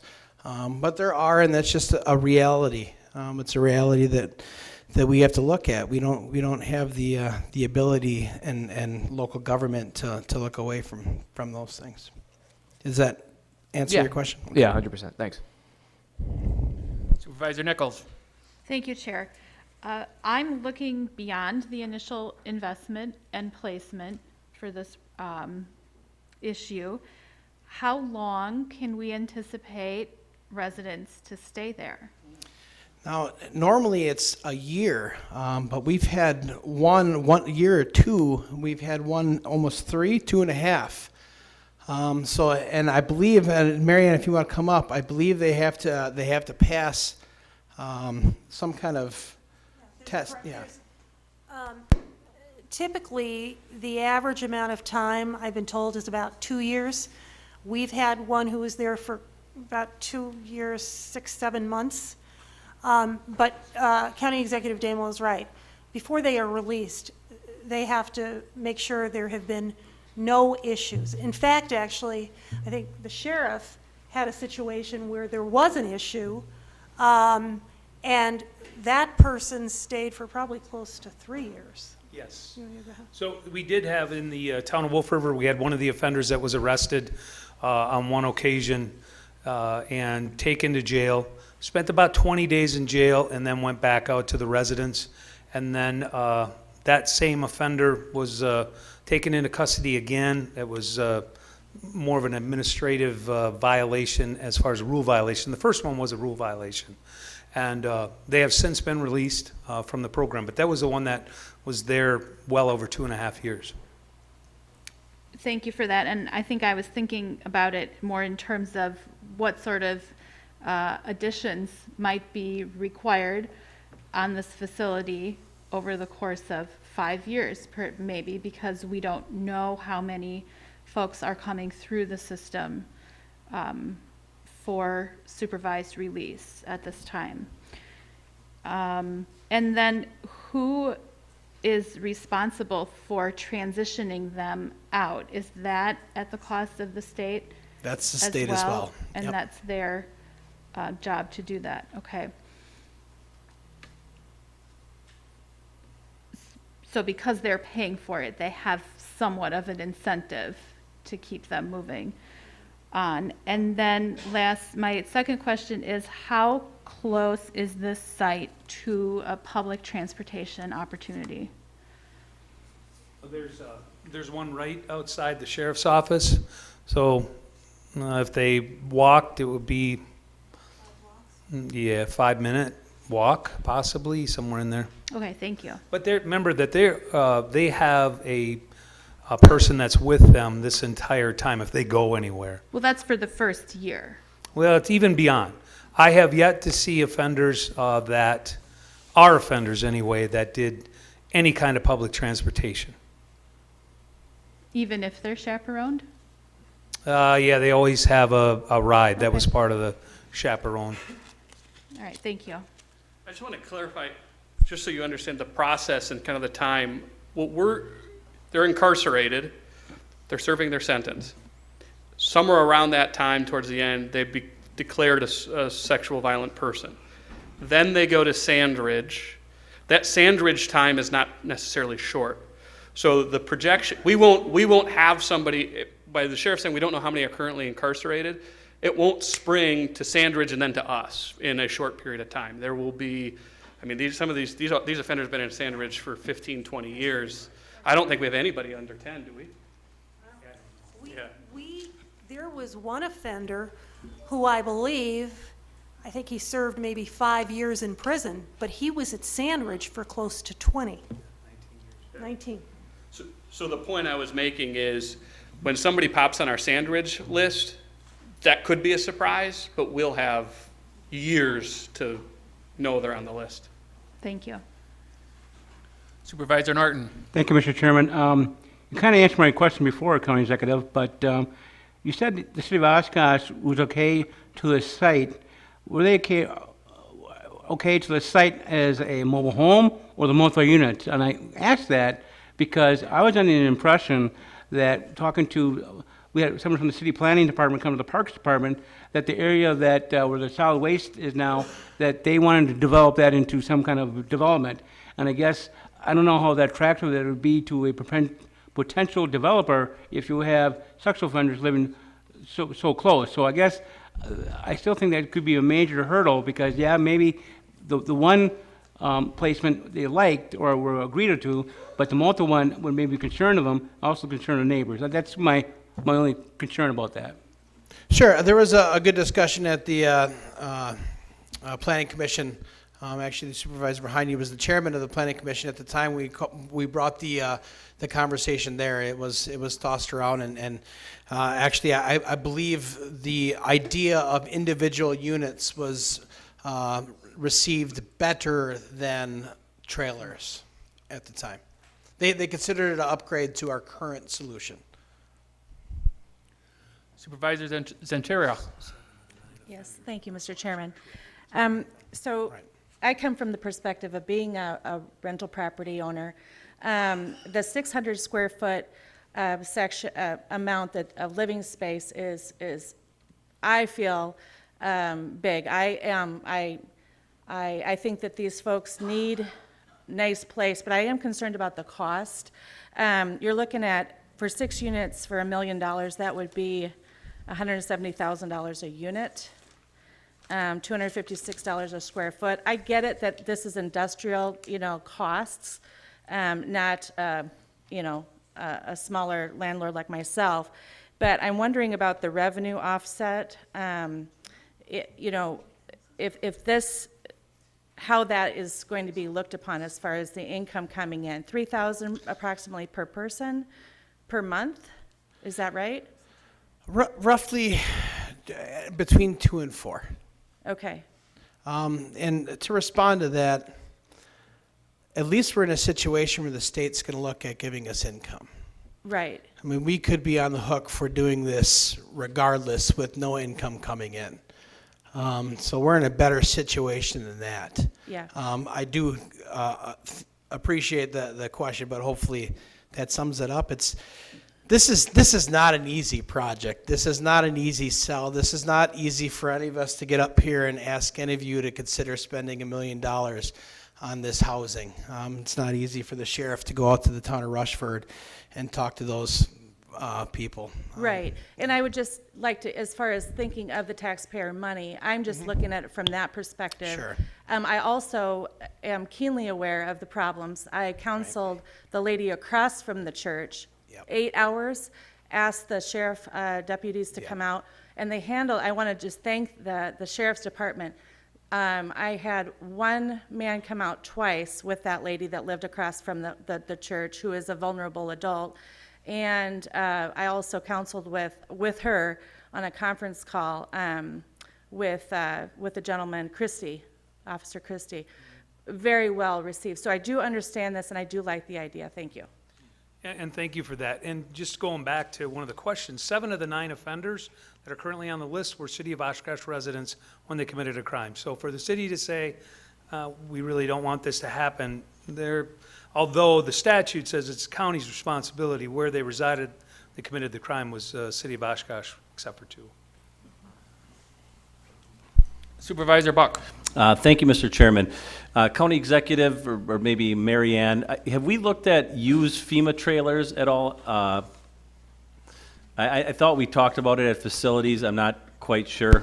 I think Mr. Elder would be able to answer that question. I can tell you, with the trailer that is currently on the site now, I think Mr. Elder was able to find that trailer, and the best price he could get, and mind you, this was a few years ago, was I think close to $200,000. I was trying to remember that, and I don't.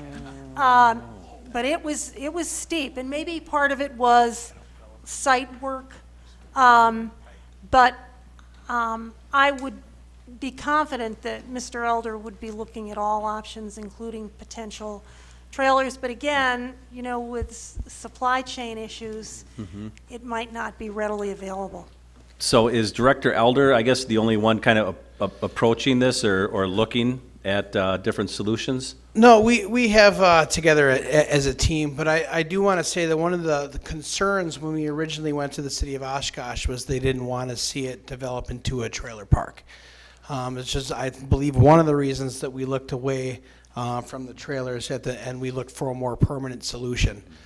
This was, the individual units was both better individually for some of the reasons the state is telling us that Nautilette is not able to go into there, but it also addressed some of the issues that we had from the city to make sure that we are going to build something that's easily upkept and more permanent than a trailer, if that helps.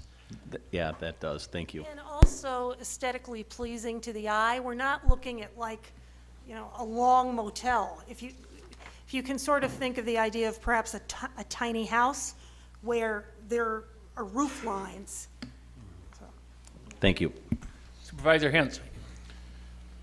Thank you, Mr. Chair. I just, and this might actually help answer some of your questions, Mr. Buck, because I was the chairman of the Plan Commission when this came to us at the city of Oshkosh, and I believe it was this proposal you brought to us, which was the 4 with the possibility of 12. Right. And at the time, it was explained to us about how they had the trailer and what was being done at the current time, and we were like, really, there's a trailer out there, and that's where you're keeping these people that are deemed like the worst of the worst. And then all of a sudden he's like, well, but we have this. And then this proposal came up, and they started explaining these mini houses.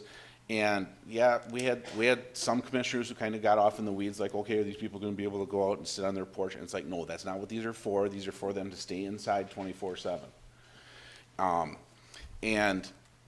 It didn't take long, and all of a sudden, the entire city plan commission, city staff, because I think we were workshopping this, if I'm correct. We were. Yep. All of a sudden, everybody you could see the light come on with everybody, and all of a sudden, everybody was like, wow, this is a fantastic idea. This is going to work because it's going to keep people outside the city of Oshkosh. And you had mentioned then at the time that there were, I think, 7 Oshkosh offenders that possibly in the pipeline. And we're like, yes, we're going to get them outside the city. And now hearing what was it, Fox Crossing, Nina, I think were the other 2, getting them out of their area. We're going to have these people in this area. They're going to get to look at a beautiful dumpster hill when they actually get to go outside, because I'm guessing, if I remember right, the way these are situated, they don't have the windows facing that way. They're either going to be facing east or west. So they're not even going to be able to see that. But yes, this was chewed over quite well by the Oshkosh City Plan Commission. And we all came out of that thinking that this was a fantastic idea. I just wanted to add that in because that's just some insight that maybe you all didn't necessarily have. Thank you. Supervisor Peschel. Sure, thank you. And I guess just looking at it from a dollars and cents perspective, Ms. Zastera, I'm glad I got that right. So, the point of how much we might pay per person to build it, let's look at that a different way in regards to how quickly we can pay off this facility with the revenue streams that are going to come in. So just my quick calculation of going from $2,000 a month, $2,500 a month, $3,000 a month would suggest that we could pay off this facility in 4.5 years up to 8 years, which is I come from the housing world. I spent 10 years revitalizing and rebuilding low-income housing at buildings that cost $25–30 million a year to do it. So this is a really good turnaround for that, for our investment of just $1 million to turn around and be able to pay off this facility that quickly, just on the state giving us money for having people that are our people to be here. That makes a lot of sense from a dollars and cents perspective. So that's all I have. On Zoom, we have Supervisor Borchardt. Thank you, Mr. Chairman. Question I have is, I apologize, I don't have the paperwork. Is it on county highway property or is it on the landfill property? And if so, have they been read into the proposal? Have they had input?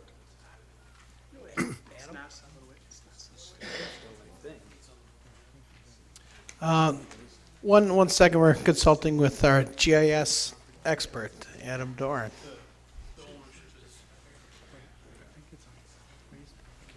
Reviewing the land record ownership, it identifies Winnebago County as the landowner in the property records.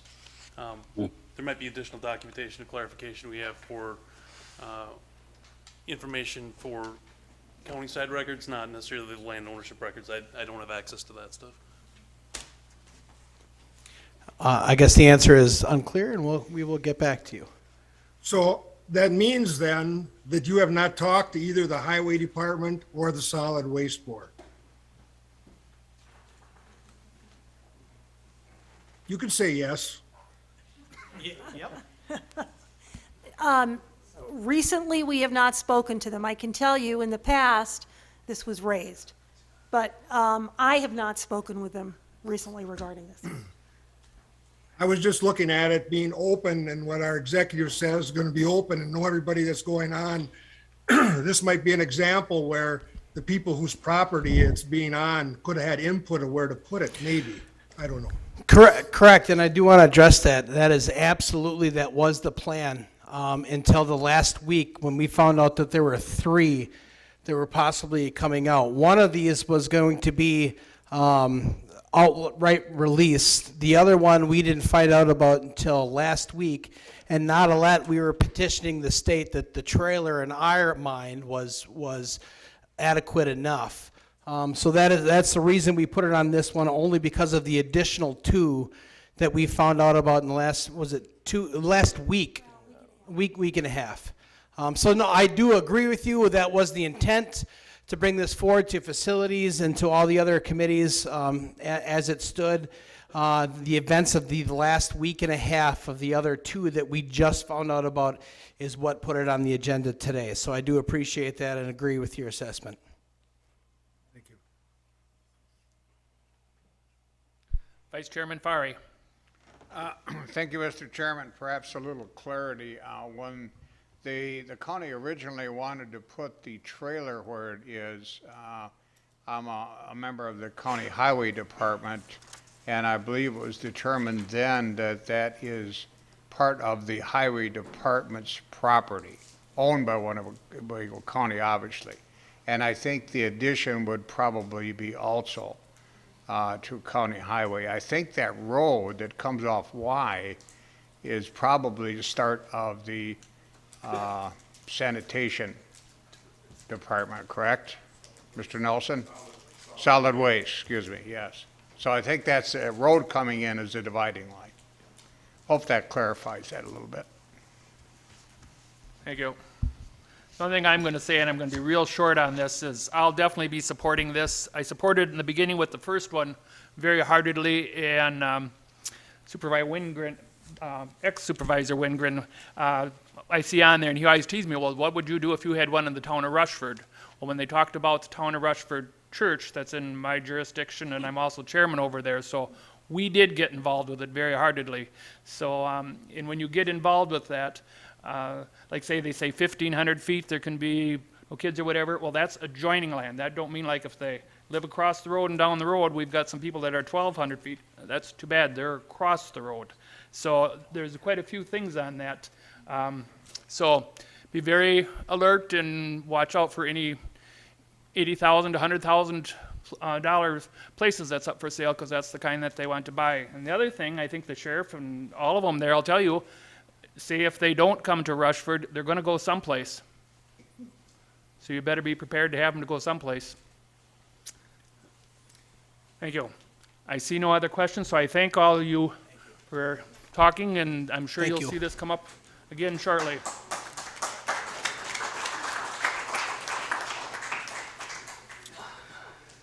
Now will be the February 18th, 2022 Snow Squall Hazardous Response Review with Sheriff John Mott. Started working again.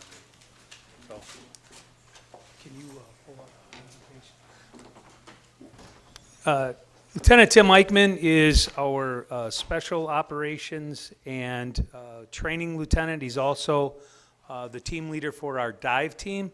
Tim is going to give you a presentation on the events that occurred during our snow squall and all that was involved. And we're not asking you to spend any money. This is informational. So you'll be dazzled. And you have to be follically impaired to work for the sheriff's office, as you can tell. Only bald people.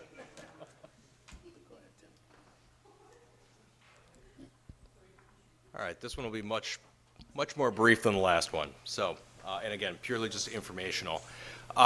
Back February 18th and 19th of this year, there was a number of ice rescues that were related to severe winter weather and snow squalls. So, just a little background of. Uh-oh, closer. Closer. There you go. Let me see if I can get. There we go. Just a little background on how the sheriff's office gets involved with the water or ice rescues. By state statute, all rescues and recoveries of people falls under the umbrella of the sheriff's office.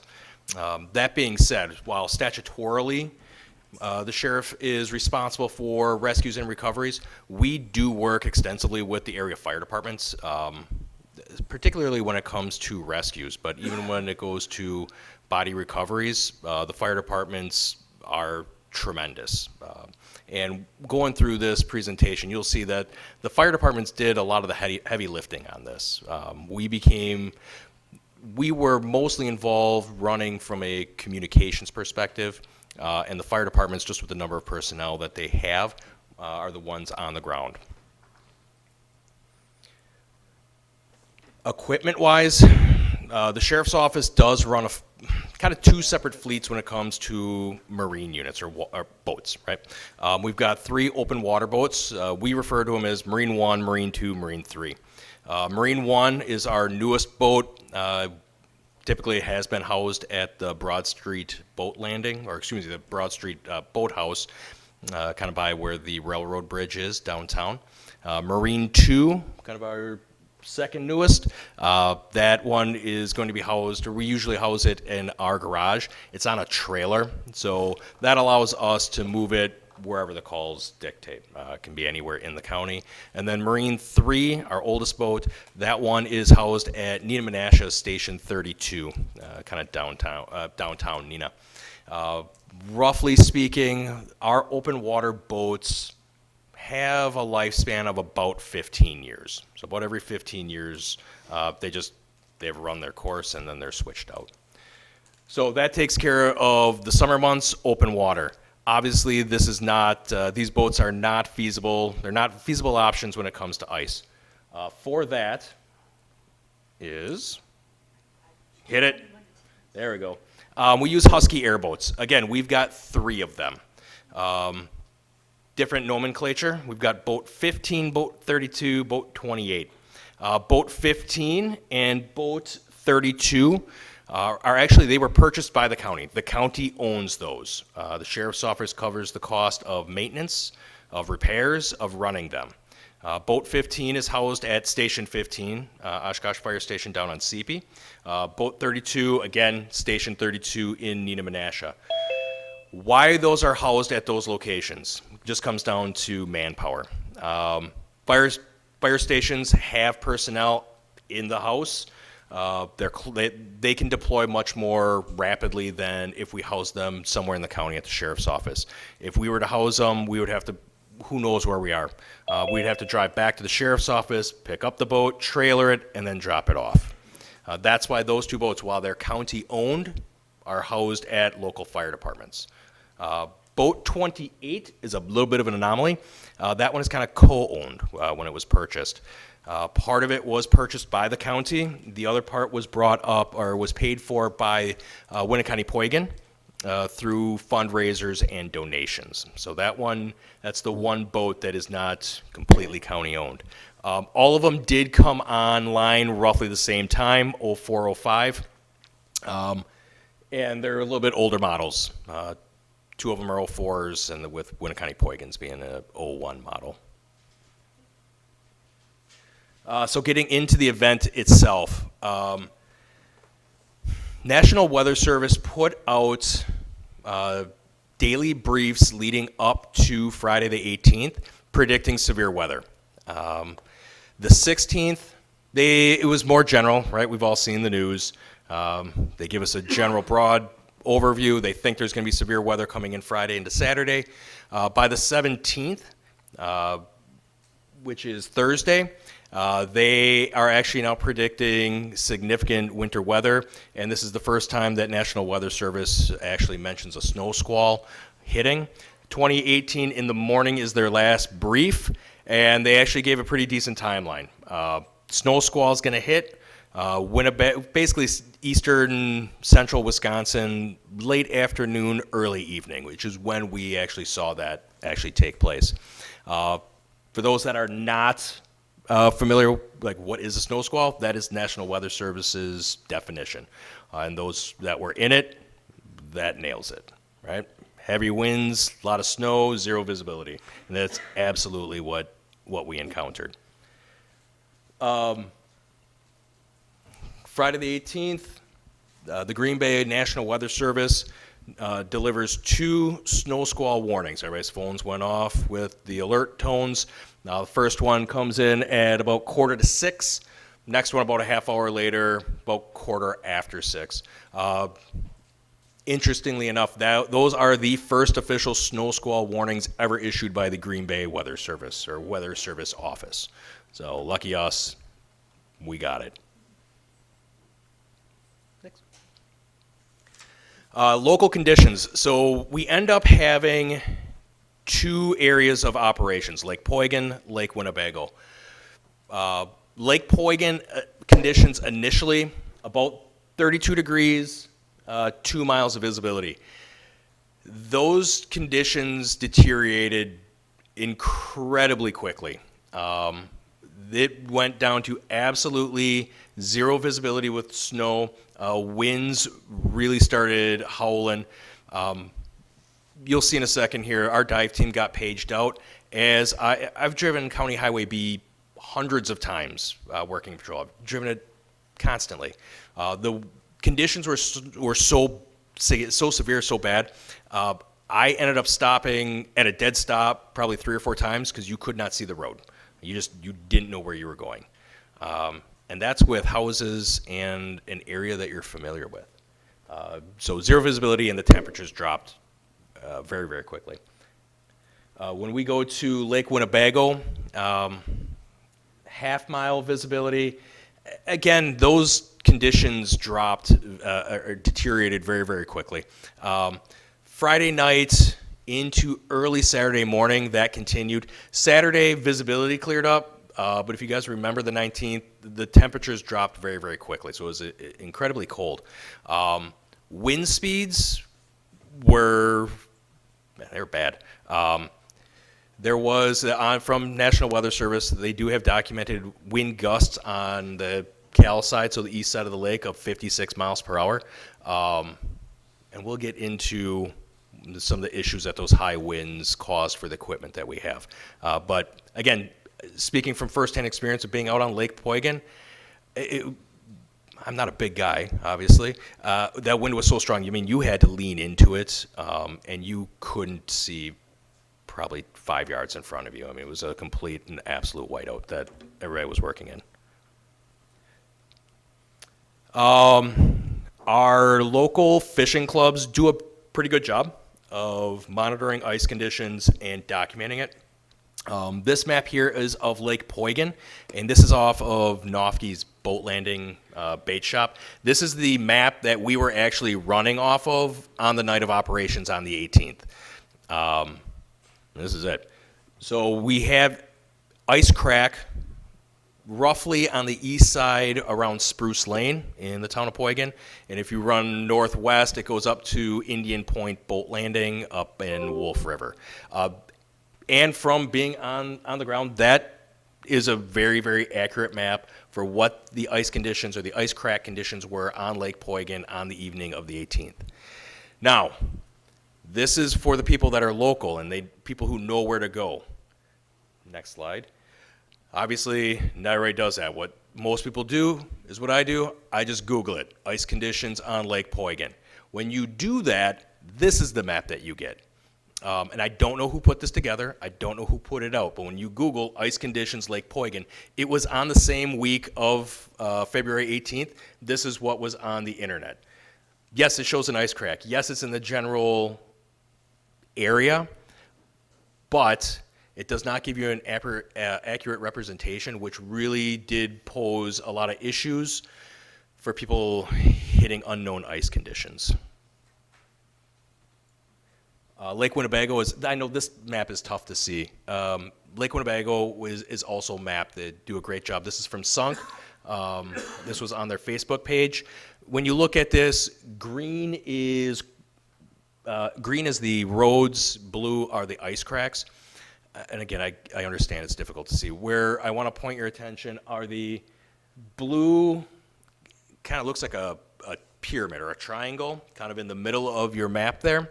That's roughly around Merritt Street. To the north, you have an east-west crack. That is roughly in the area of Paynes Point, and that is where we saw the majority of our ice rescues and people going through the ice and into the water. That's where we saw it. These are just GPS points that were provided by the Neenah Menasha Fire Department of some of their calls. Again, right off of Merritt, right where that triangular ice crack was. And your next one, again, from Neenah Menasha Fire, roughly in the area of Paynes Point. All right, to make matters worse, I think we would have been busy regardless. However, perfect storm. At this same time, we have Battle on Bago's ice fishing tournament going on. That actually starts at 6 a.m. on that Friday.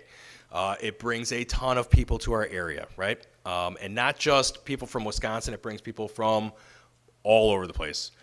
So we bring in, reached out to the coordinators. It's over 10,000 participants from all over. They're on the yellow waterways, so Winnebago, Poygan, Lake Butamore, and they're out there all night, right? So they're not leaving when it's sundown. And then you throw in that there are people that aren't familiar with the area, they're not familiar with the ice conditions. It caused a lot of problems.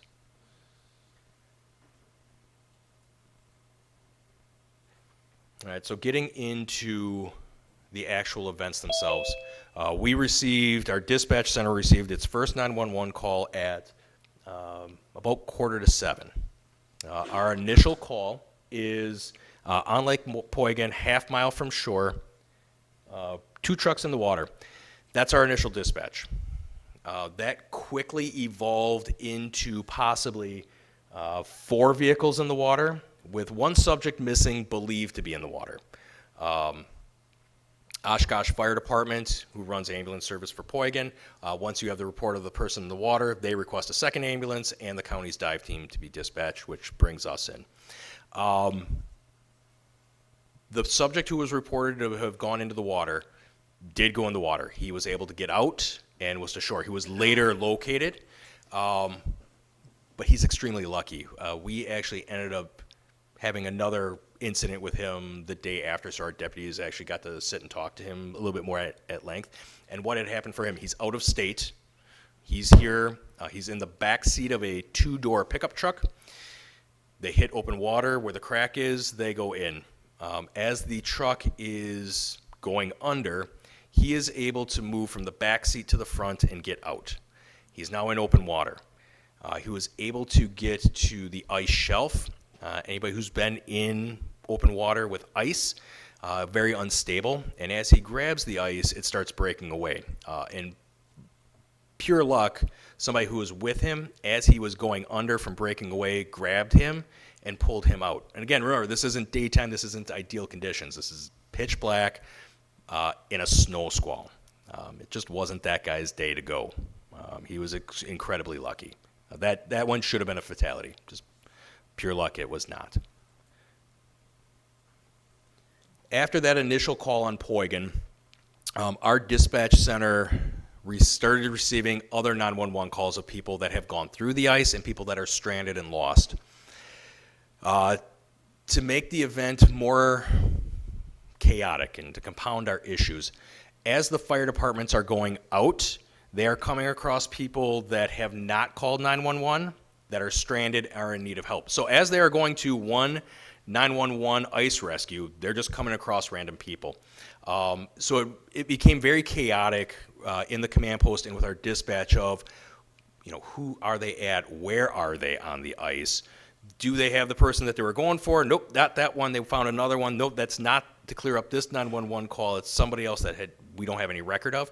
So you can understand just the chaos of, as we have multiple 911 ice rescues, we're also just finding random people. One that sticks out, one fireboat going to a 911 ice rescue, comes across 3 guys. They had walked out onto the ice to do some fishing. Locals. Snow hit. They got disoriented. They got lost. And again, due to the blowing snow, there's no footing, so they couldn't move anywhere. So they did the best thing that they could think of. They just hunkered down in a snowdrift. And just by grace of God, this fire department found them. If that hadn't happened, I don't think it would have been a positive outcome for them. Oh, go back. Sorry. So as these are going on, again, with the weather conditions, the Poisippi airboat at some point becomes disabled. It's due to icing, which causes electrical issues. Poisippi's boat is an open boat. It's not like the Huskies that are enclosed. It's just like an airboat you'd see in Florida. And I give those firemen a ton of credit because they were out there for hours and they had no protection. But the weather got the better of that boat. At about 1 o'clock, the Winnebago boat became disabled due to the high winds. It actually broke one of the rudders on the boat, and it was completely disabled. So it was out of action. It also damaged some of the steering cables, and I'll hit on that in a little bit. In total, just from Poigan alone, fire personnel rescued 15 people. Out of those 15, 2 were transported to Theta, a female with some frostbite, and a male who was with her, kind of for precautionary measures and just to keep the parties continued. I should also mention on this, not only to the limited visibility, the high winds, one of the issues that became problematic is after people would call 911, even though our dispatchers would tell them to stay where they are, look, we have your GPS coordinates, don't move, help's on the way, people get impatient, and then they would leave. So we would get to the points where the GPS coordinates put them, and they weren't there, and we don't know where they are. So now we're allocating more time, more resources to find people who have left the area, and I don't blame them. I understand it, right? They're looking for help, and it's taking us a while. So that also expanded our timelines. And just on Poigan, you had Oshkosh Fire, Winnebago-Poigan, Amro Rushford, Poisippi, Boom Bay, Waiawega, and Fremont. Everybody on the west is going there. If we just had the Lake Poigan incidents going, that would have been enough. We would probably still be doing a presentation on the Lake Poigan ice rescues. However, about 4 minutes after that initial 911 call comes in on Lake Poigan, Lake Winnebago takes a 911 phone call of a car through the ice. Ultimately, between that 6:52 and about 10:45 the next morning, there are a total of 9 different ice rescues on Lake Winnebago. Again, most of them are in that Merritt Ave, Paynes Point area, but we did have one as far south as like the County Highway Z county line, right almost at Fond du Lac, for a car that went through the ice. So they were all over the place. 9 ice rescues, 15 people taken off of the ice, either self-extricated or actually, I shouldn't even say that. That does not include the people that that got off the ice on their own. 15 people, Oshkosh Fire and Neenah Menasha Fire actually took off the ice.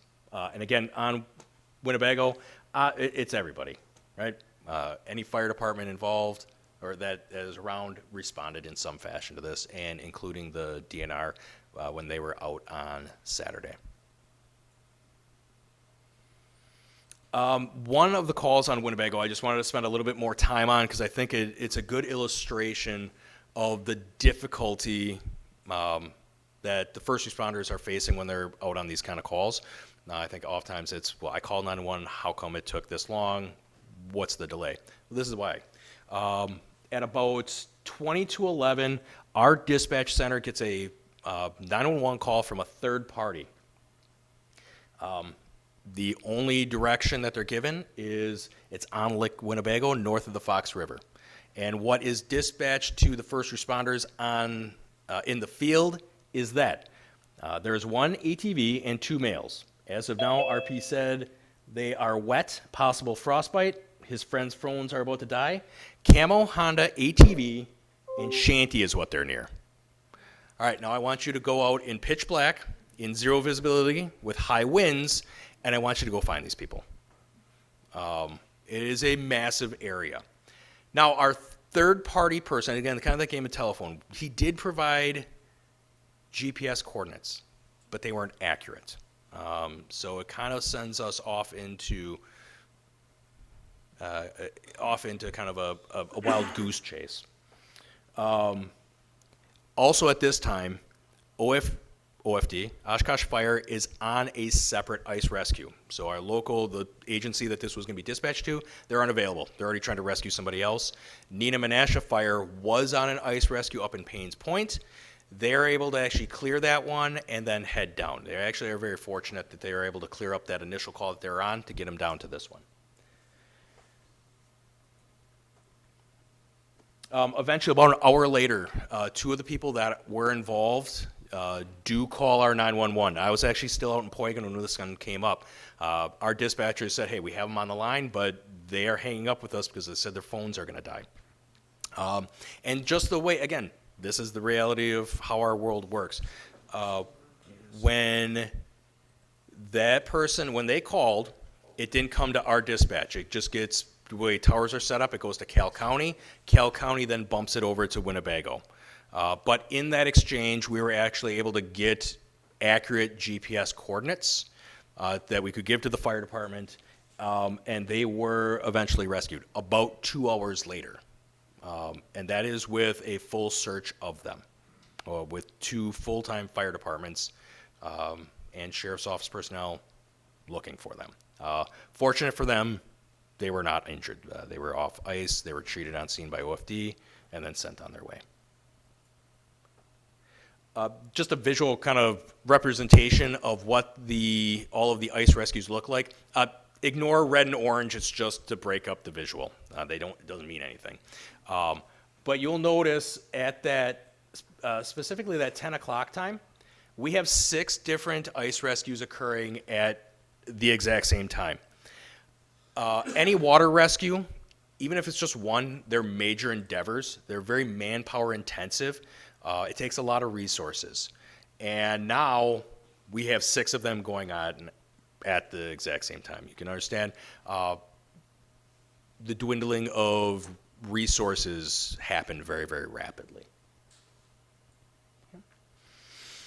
And from a sheriff's office, from the communications perspective, our dispatchers, they do an amazing job.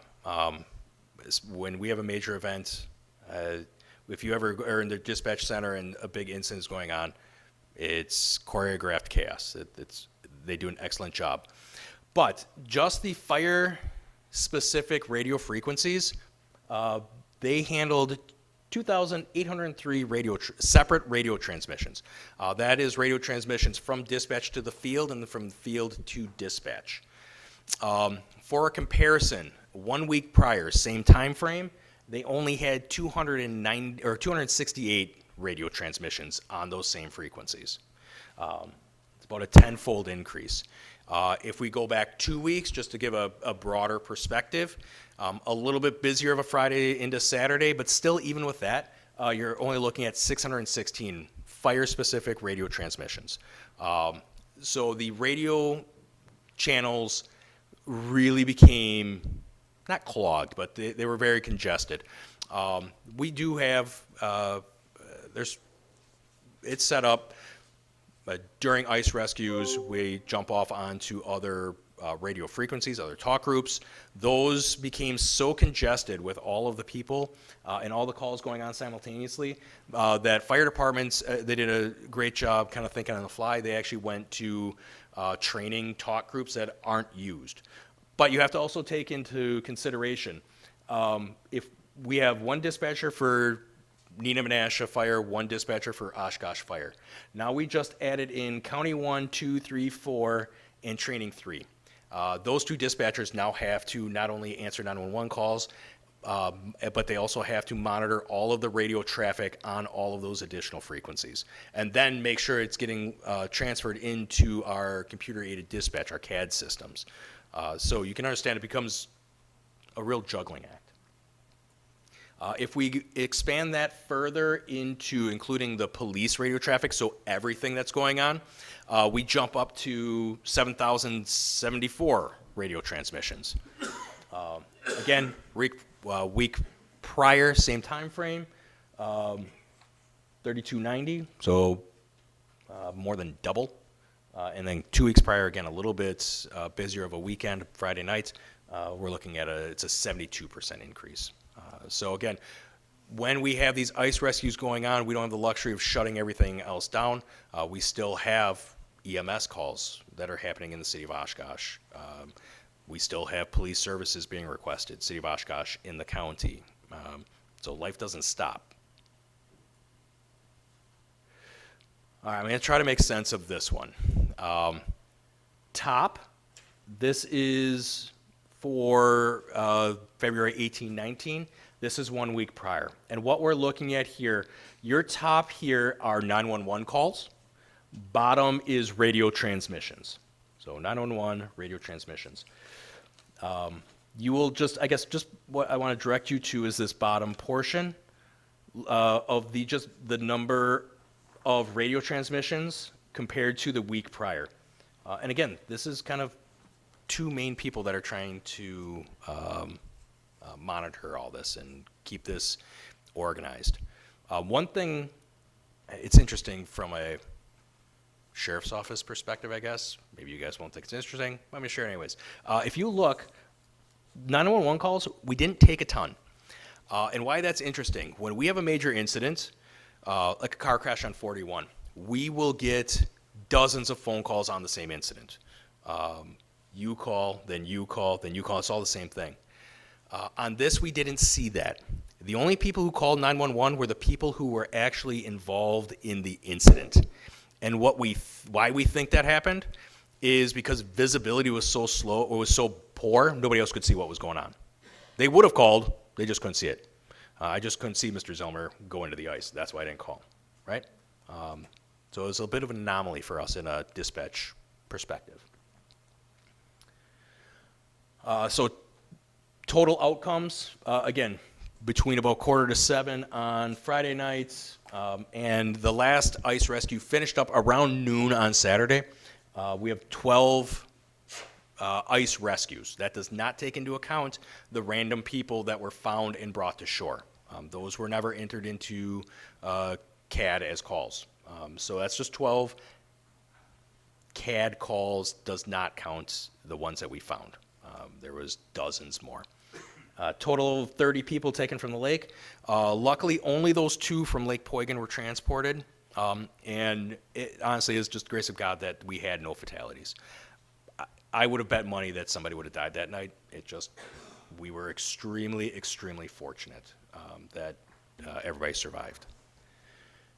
From CAD records, we have 14 different vehicles involved that we have documented. But I know it was that Saturday, Sunday, Sunk put on their Facebook page that they had gone out on 24 of them. They had 24 vehicles. So that is another perspective to take into how many people went through the ice and got stuck that just never called us. So numbers were up. Damage to to the equipment. There weren't any injuries to first responders that I'm aware of.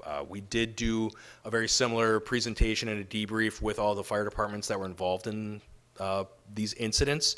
We did that a couple weeks after this weekend. There's no injuries from first responders that I'm aware of.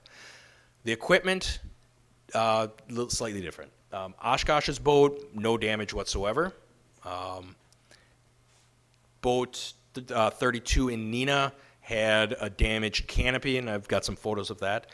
Boat 28 sustained the most significant damage. It had a damaged canopy, and it also had, the Husky airboats have 2 rudders on the back of it. That's what we used to steer, and one of those rudders snapped due to the high winds. So if you remember early on, we had recorded wind gusts of 56 miles per hour in Cal County. The Husky airboats are only rated to operate in approximately 46 miles per hour wind. It's actually 46.1 is what they're rated for. So we were operating them in winds that were higher than what they're rated to go at. But they're the best option that we have. There were people in danger. They called. We're going to go. Right? Whether it's us or the fire department, we're going to go. There's really not another option. But it did cause some damage to some of our equipment. The first picture will be of boat 32. You'll notice this is after it's been in the shop enough for them to get a camera and snap a picture. You'll notice the ice buildup on this and the canopy damage right there. That was a relatively easy, inexpensive fix. The next picture is boat 28. It's actually 2 pictures. You can kind of see the canopy damage here on the driver's side, and then the rudder that just due to the ice and the winds, it just snapped. An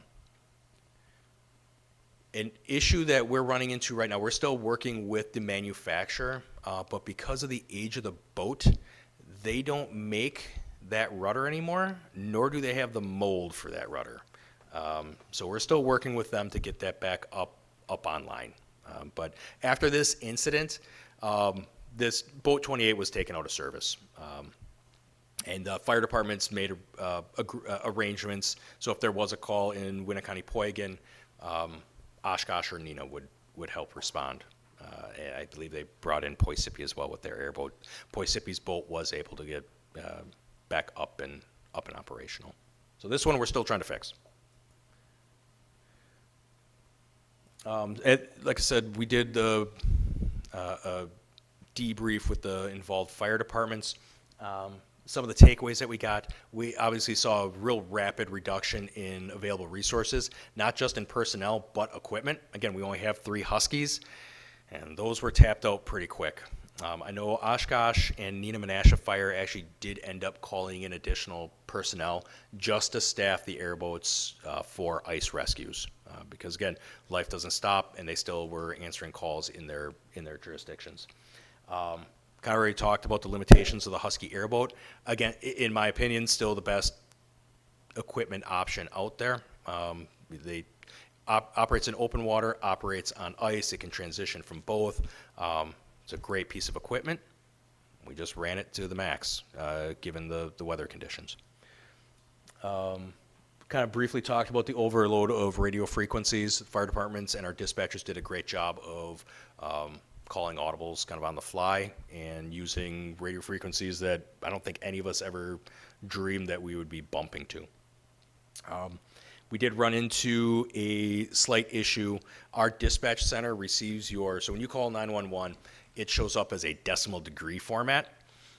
That's what we then, what they're dispatching to us. Some of the boats had switched over to that latitude, longitude, and they weren't matching up. I know we had one, Winnebago got the coordinates, and they said, hey, that's showing up in Washera. So we went, all right, that definitely isn't correct. So we were on Exxon Hunt and doing all kinds of stuff to make that, make the calculations and make the transition, and we're able to get them in. But again, discuss that. We're all on the same page now. Should be fixed moving forward. And then finally, just the people moving after they call 911. I don't know how you fix that. People get scared, and I understand that they want to get off the ice. But it did cause some real significant issues on the rescue response times. Questions? Yes, sir. For that rudder, make your own community that would jump at a project like that. You just have to find them. That's good option, yep. Supervisor Swan. Deputy, speaking as someone who was out on the ice on Winnebago that afternoon, a Friday, before the squall hit, I understand what you're talking about in terms of the weather conditions you had. And also that you'll have equipment repairs and upgrades. What I'm wondering is, does the Sheriff's Department have any access to satellite data that would help, or an app that could be put out so that ice conditions can be more readily available to the people on the ice to avoid the cracks and, open areas of the lakes? Obviously, ice conditions are changing all the time, and you may have some liability issues there, but, just curious as to whether or not better information can be available to the people there so that you wouldn't have as many incidents of response required. Sheriff? Yeah, the fishing clubs do that, and you're exactly right. Now, we give information on our Facebook or website. This is what it looks like, and 2 hours later, there's a new crack that formed. The fishing clubs are going to have much better data than what we would be able to have. We don't spend our time on the ice. We only go out there when we have calls for service. But I understand your concern. Supervisor Stafford. Thank you, Mr. Chair. So first of all, I have to admit, I remember that night quite vividly because we ended up going to a concert in Oshkosh after we saw the snow squall. Because we kind of joked about it, Wisconsin, like, what are you talking about, a snow squall? And it really is, I didn't even realize up until this point how bad it was. So, number one, thank you for your service and thank you for helping everyone that you did. It's quite a blessing that we have the people we have in service of the county. So thank you for that. On the boat that's the airboat, the Husky that's inoperable, what are the next steps specifically to get that operational?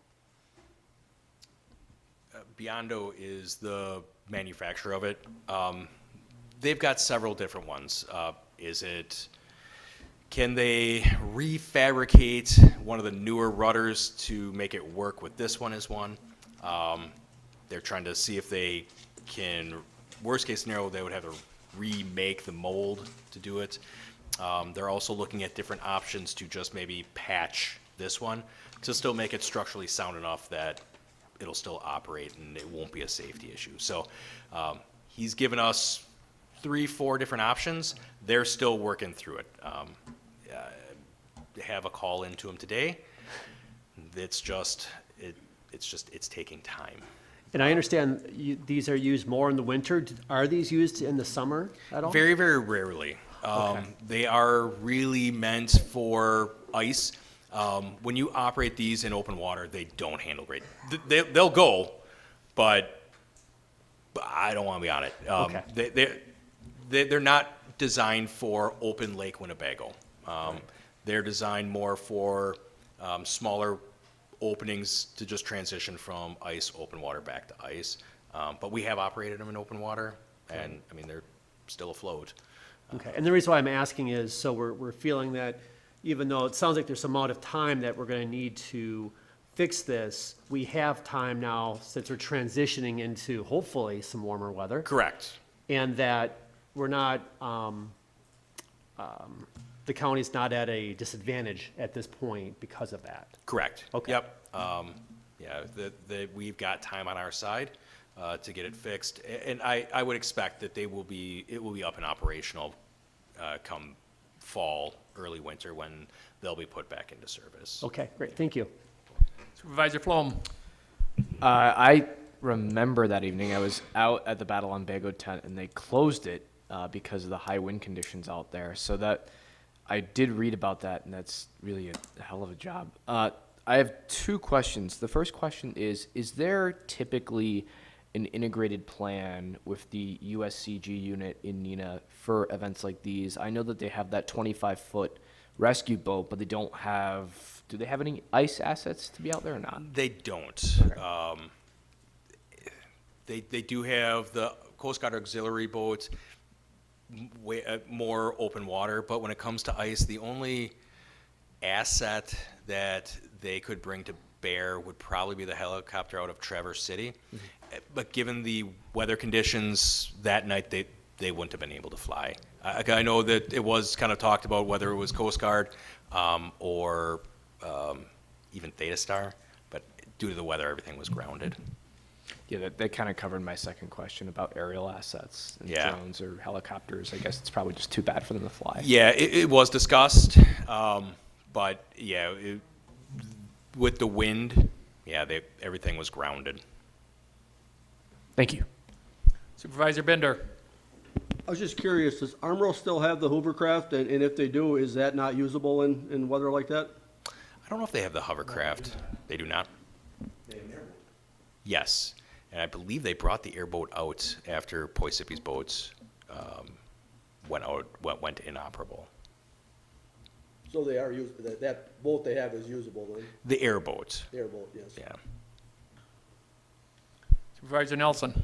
Yeah, just to add, I mean, talk about everything going wrong all at the same time. The one crack specifically, the red line that was on the map there, the one big problem with that crack is instead of it being a heave, typically when you can see when there's a crack because it heaves up. That particular one heaved down.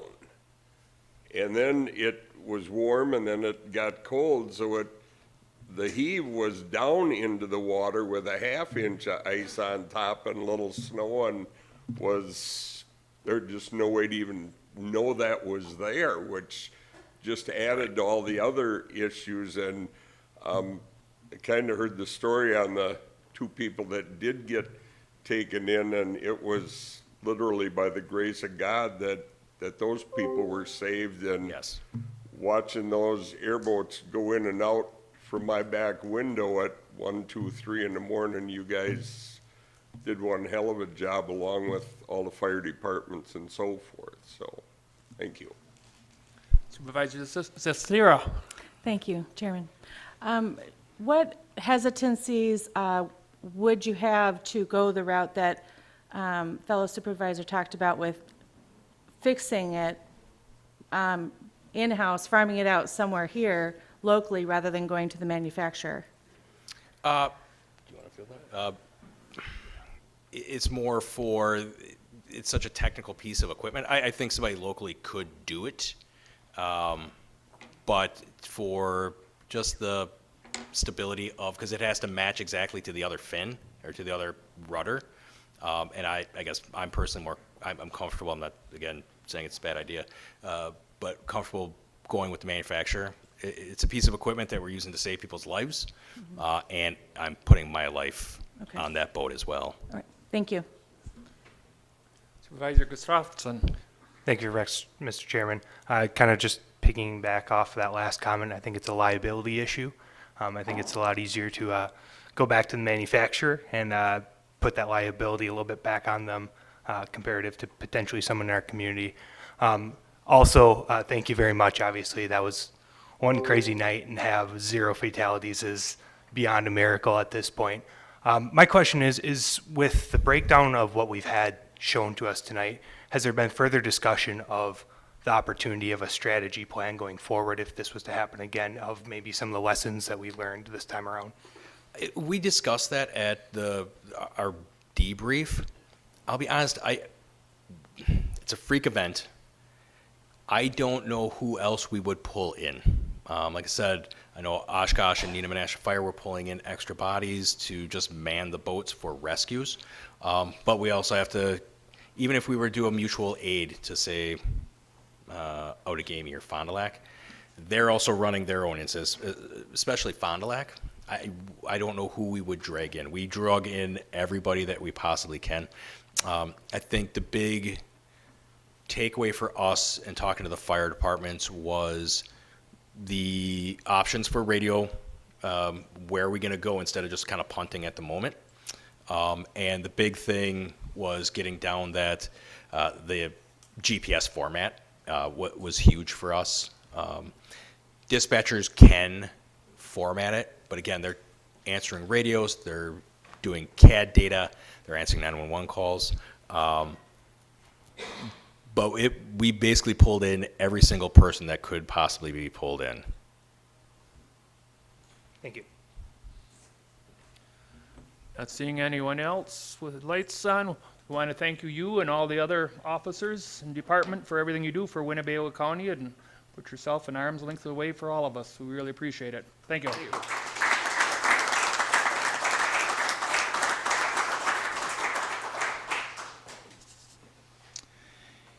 Next up is our Information Systems Director, Patty Rencor.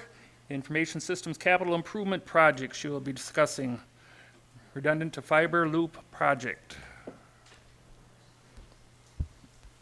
Good evening. I promise it is a brief description of the capital improvement project that I'm asking for, which is the redundant fiber loop. So in the year 2000, the county started investing in fiber to connect the county buildings. Currently, the county owns about 35 miles connecting approximately 20 different buildings. The employees obviously rely heavily on the network resources, and many functions now depend completely on access to the internet.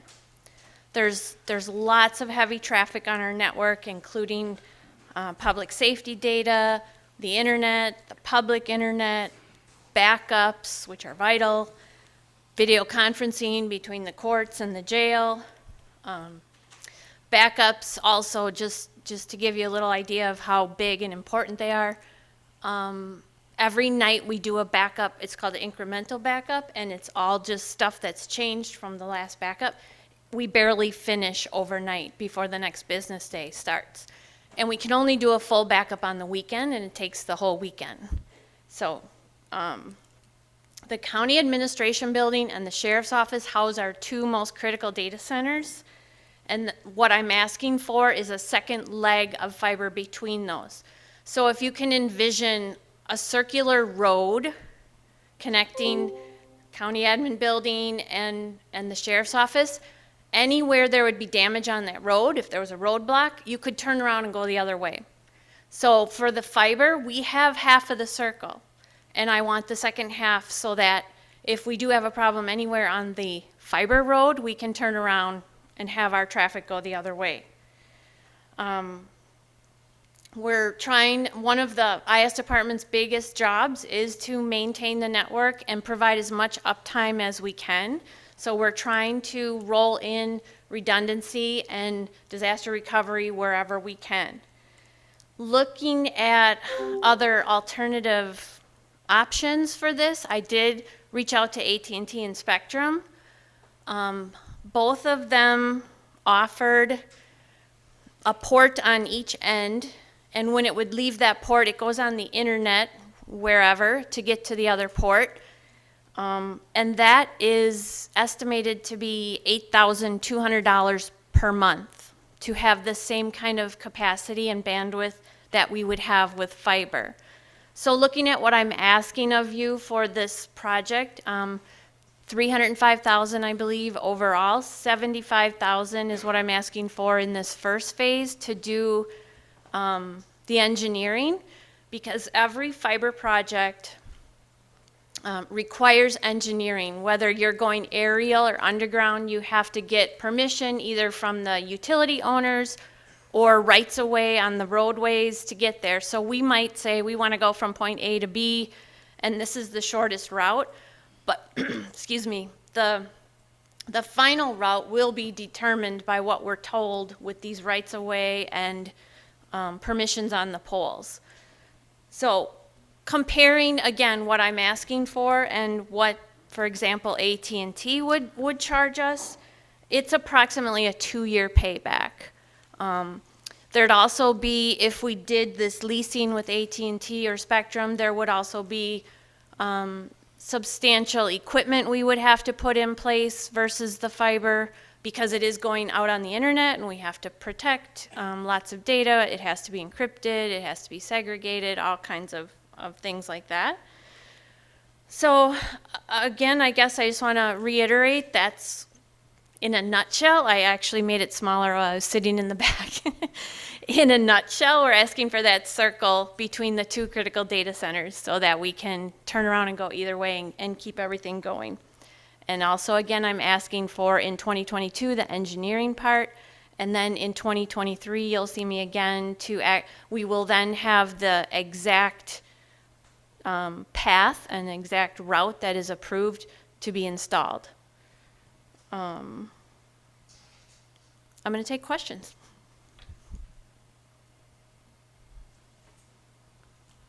Supervisor Bender. What would the life expectancy be, around 20 years? Well, lots of the fiber we have now is 20 years. That's another reason we would like this redundancy as well. There are estimates of up to 50 years, but we don't really know yet, knock on wood. Some of the damage we've had has been weather related, with a tree falling on aerial stuff or a backhoe, and we've had several mouse chews as well, so. Supervisor Beam. Thanks, Mr. Chairman. So how much speed would you gain by finishing this loop, or is that moot? It's just another way of going? Just another way of going. It Thank would you. be the same capacity. Thank you. Seeing no other lights, I thank you very much. Thank you.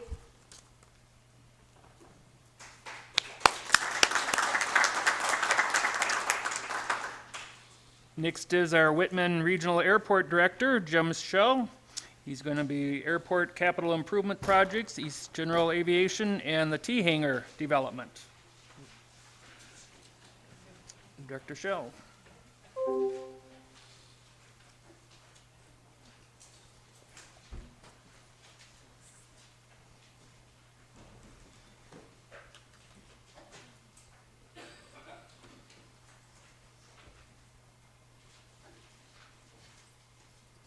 While we're waiting for that, I just want to remind you, the next Monday, we'll be starting at the airport for rolls and milk or whatever.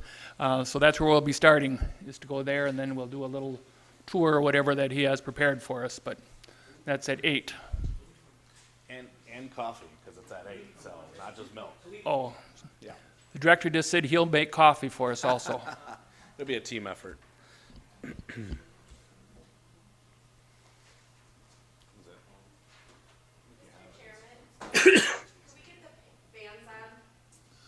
I do not know how to do that. Who does? Thank you. Sorry, point of comfort.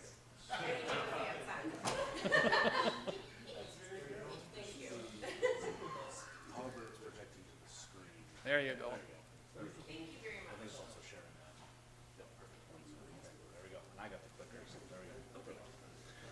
much. Am I ready to start? Yes, ma'am. Okay. Sir. Thank you, Chairman Egan, members of the board. It's been a while since I've been back in person in the county boardroom, so glad to be back. Glad to be in front of you to promote additional investments, additional improvements in our airport. With that, I didn't want to dive right into the project and go to the funding request and outline all that. I wanted to give you a little bit of background. I know there's a number of new members on the county board. I want to give just a little bit of background about the airport in general. Have about 5 or 6 slides on that piece of it, and then we'll segue into the project, and I'll try to make it as efficient use of your time as possible. So with that, Whitman is a general aviation airport, and I'll get into what that means on the next slide. But we have just over 1,400 acres of property that the county owns and operate as the airport. As you well know, we've got the EAA Air Venture Convention. EAA owns a significant amount of land off to the west of the county-owned property. We were established in 1927. The county actually then bought us in 1940. It was a privately run airport for the first 13-odd years of its existence. And since that time, just over 80 years, we've made a lot of improvements. The airport you see today is nothing like the airport you saw in 1940. I won't go through that whole history, but we're proud to be county-owned and operated. Our mission and our vision are up there. I'll just read the mission statement, if you will, and that's to be the premier general aviation airport in Wisconsin. We facilitate a wide variety of uses, and we contribute to the economic growth of the region. So that's one of the main drivers behind the airport, and I'll illustrate that as well as the economic generation. So what is general aviation, you might ask yourself. If you've been on the county board for a period of time, you've heard me speak about this a few years ago when I first gave an overall presentation about the airport. But I think it's one of those things that not a lot of folks really understand unless you're involved in it, like Fred and Gary spoke to in the beginning. But it really encompasses everything aside from commercial airline service and military traffic. It runs the gamut of a whole lot of things that are up there on that slide. Two of the big things that we facilitate are flight training through 3 flight school operators, Fox Valley Tech being the biggest, and then corporate and charter air travel for business purposes. That's both based aircraft and transient, folks coming in or out of our community to do business in the area. There's a number of others. It would be an exhaustive list, but if you care to research what is general aviation on your free time, it really runs the gamut of all the different applications. Why is that important to our community? You know, a lot of folks probably look at an airport and say, where can I get on American, Delta, United to go somewhere? Where can I get on an airline flight? Of course, we don't serve that any longer. We haven't since 2003. But there's a number of things that we provide to the community on an annual basis. And one of those is job creation and sustainment. So it kind of goes hand in hand with the second item on that list. If you don't have an airport in your community, you don't have those type of aeronautical sector jobs by and large. And generally speaking, those are higher paying jobs.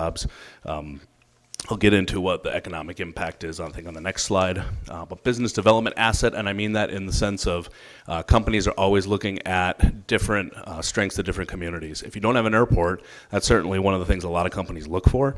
They look for it on the commercial side with airline service, but they also look for it for the utility of their general aviation aircraft, their corporate aircraft.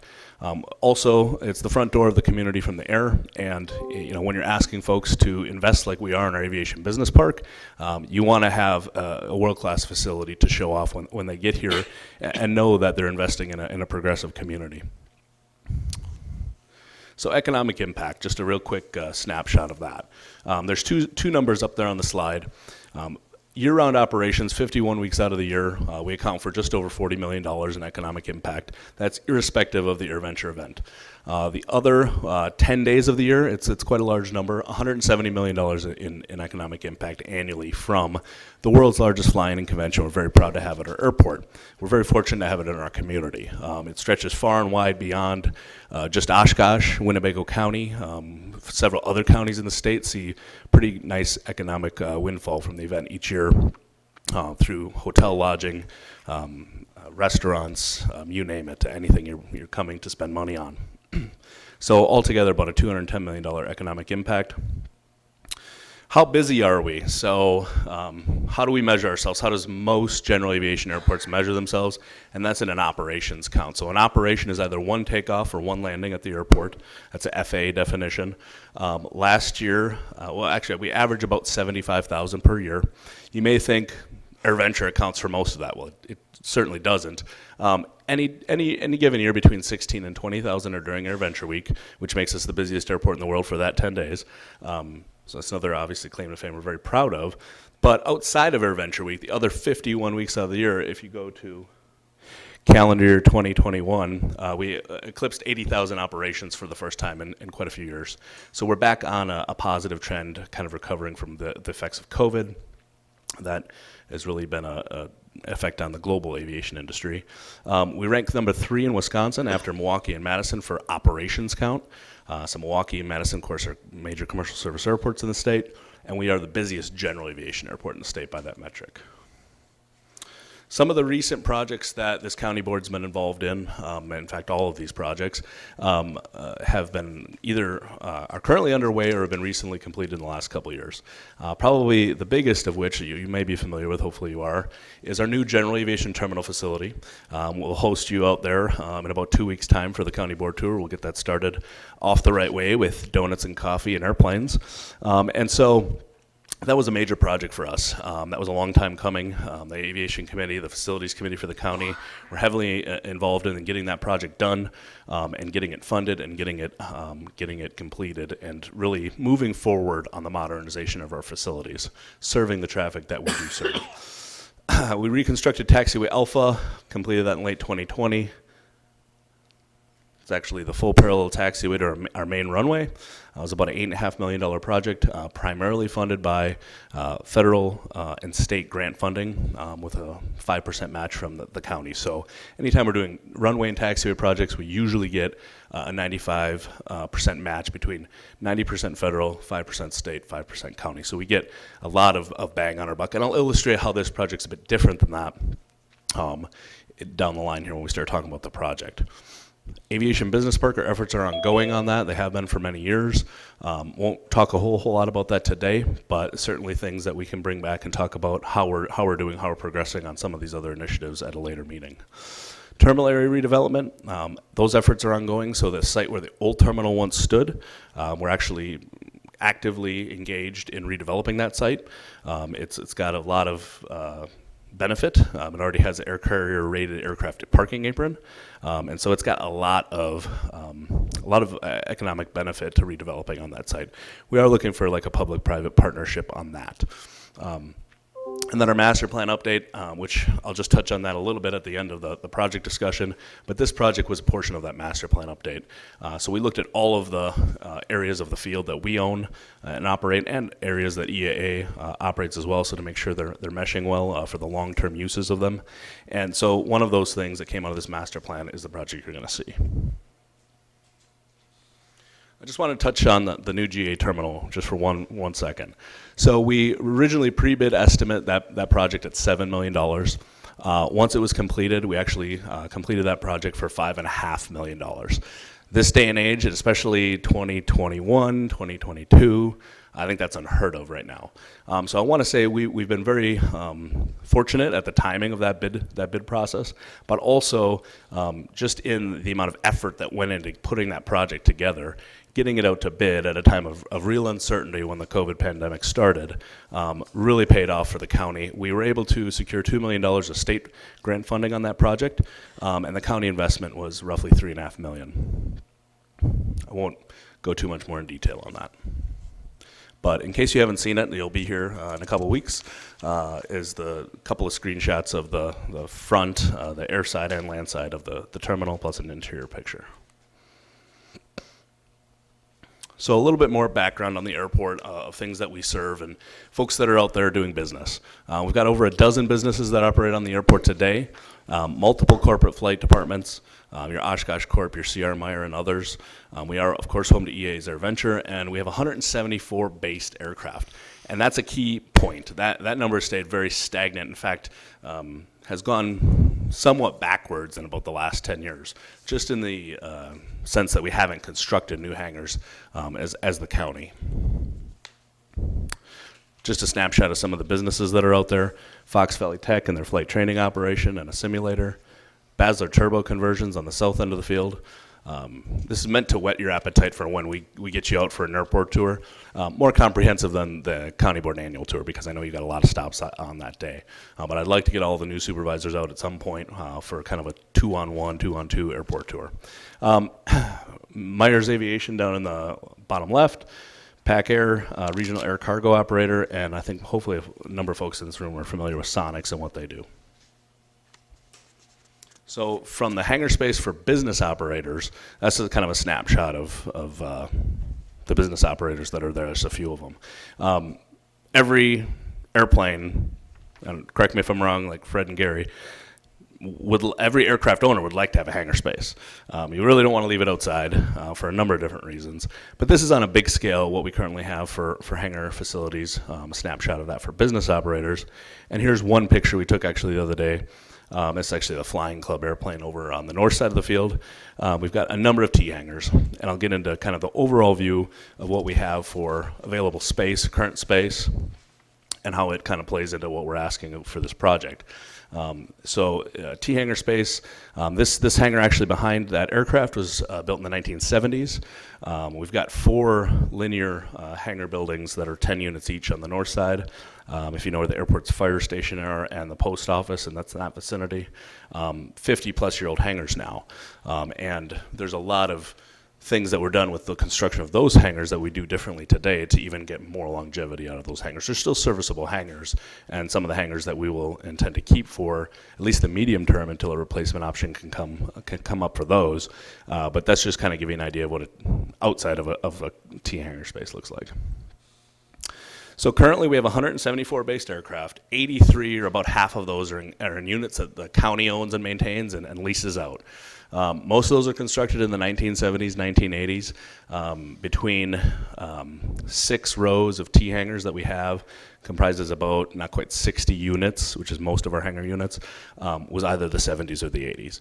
And as I think Gary alluded to, we've got some hangars over on the east side that are kind of the next project down the line to remove and replace those.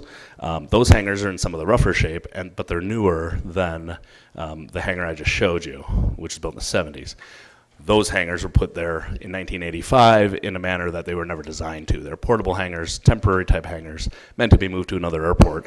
Well, they've been at our airport for about as long as I've been alive. So you do the math on that. One other point is that no county-owned hangars have been constructed since about the year 2000, and that was some of our nicer hangars that we still operate, larger hangars that we have fully full, just like we have all the other hangar spaces, but we haven't constructed hangars since about 2000 as an airport.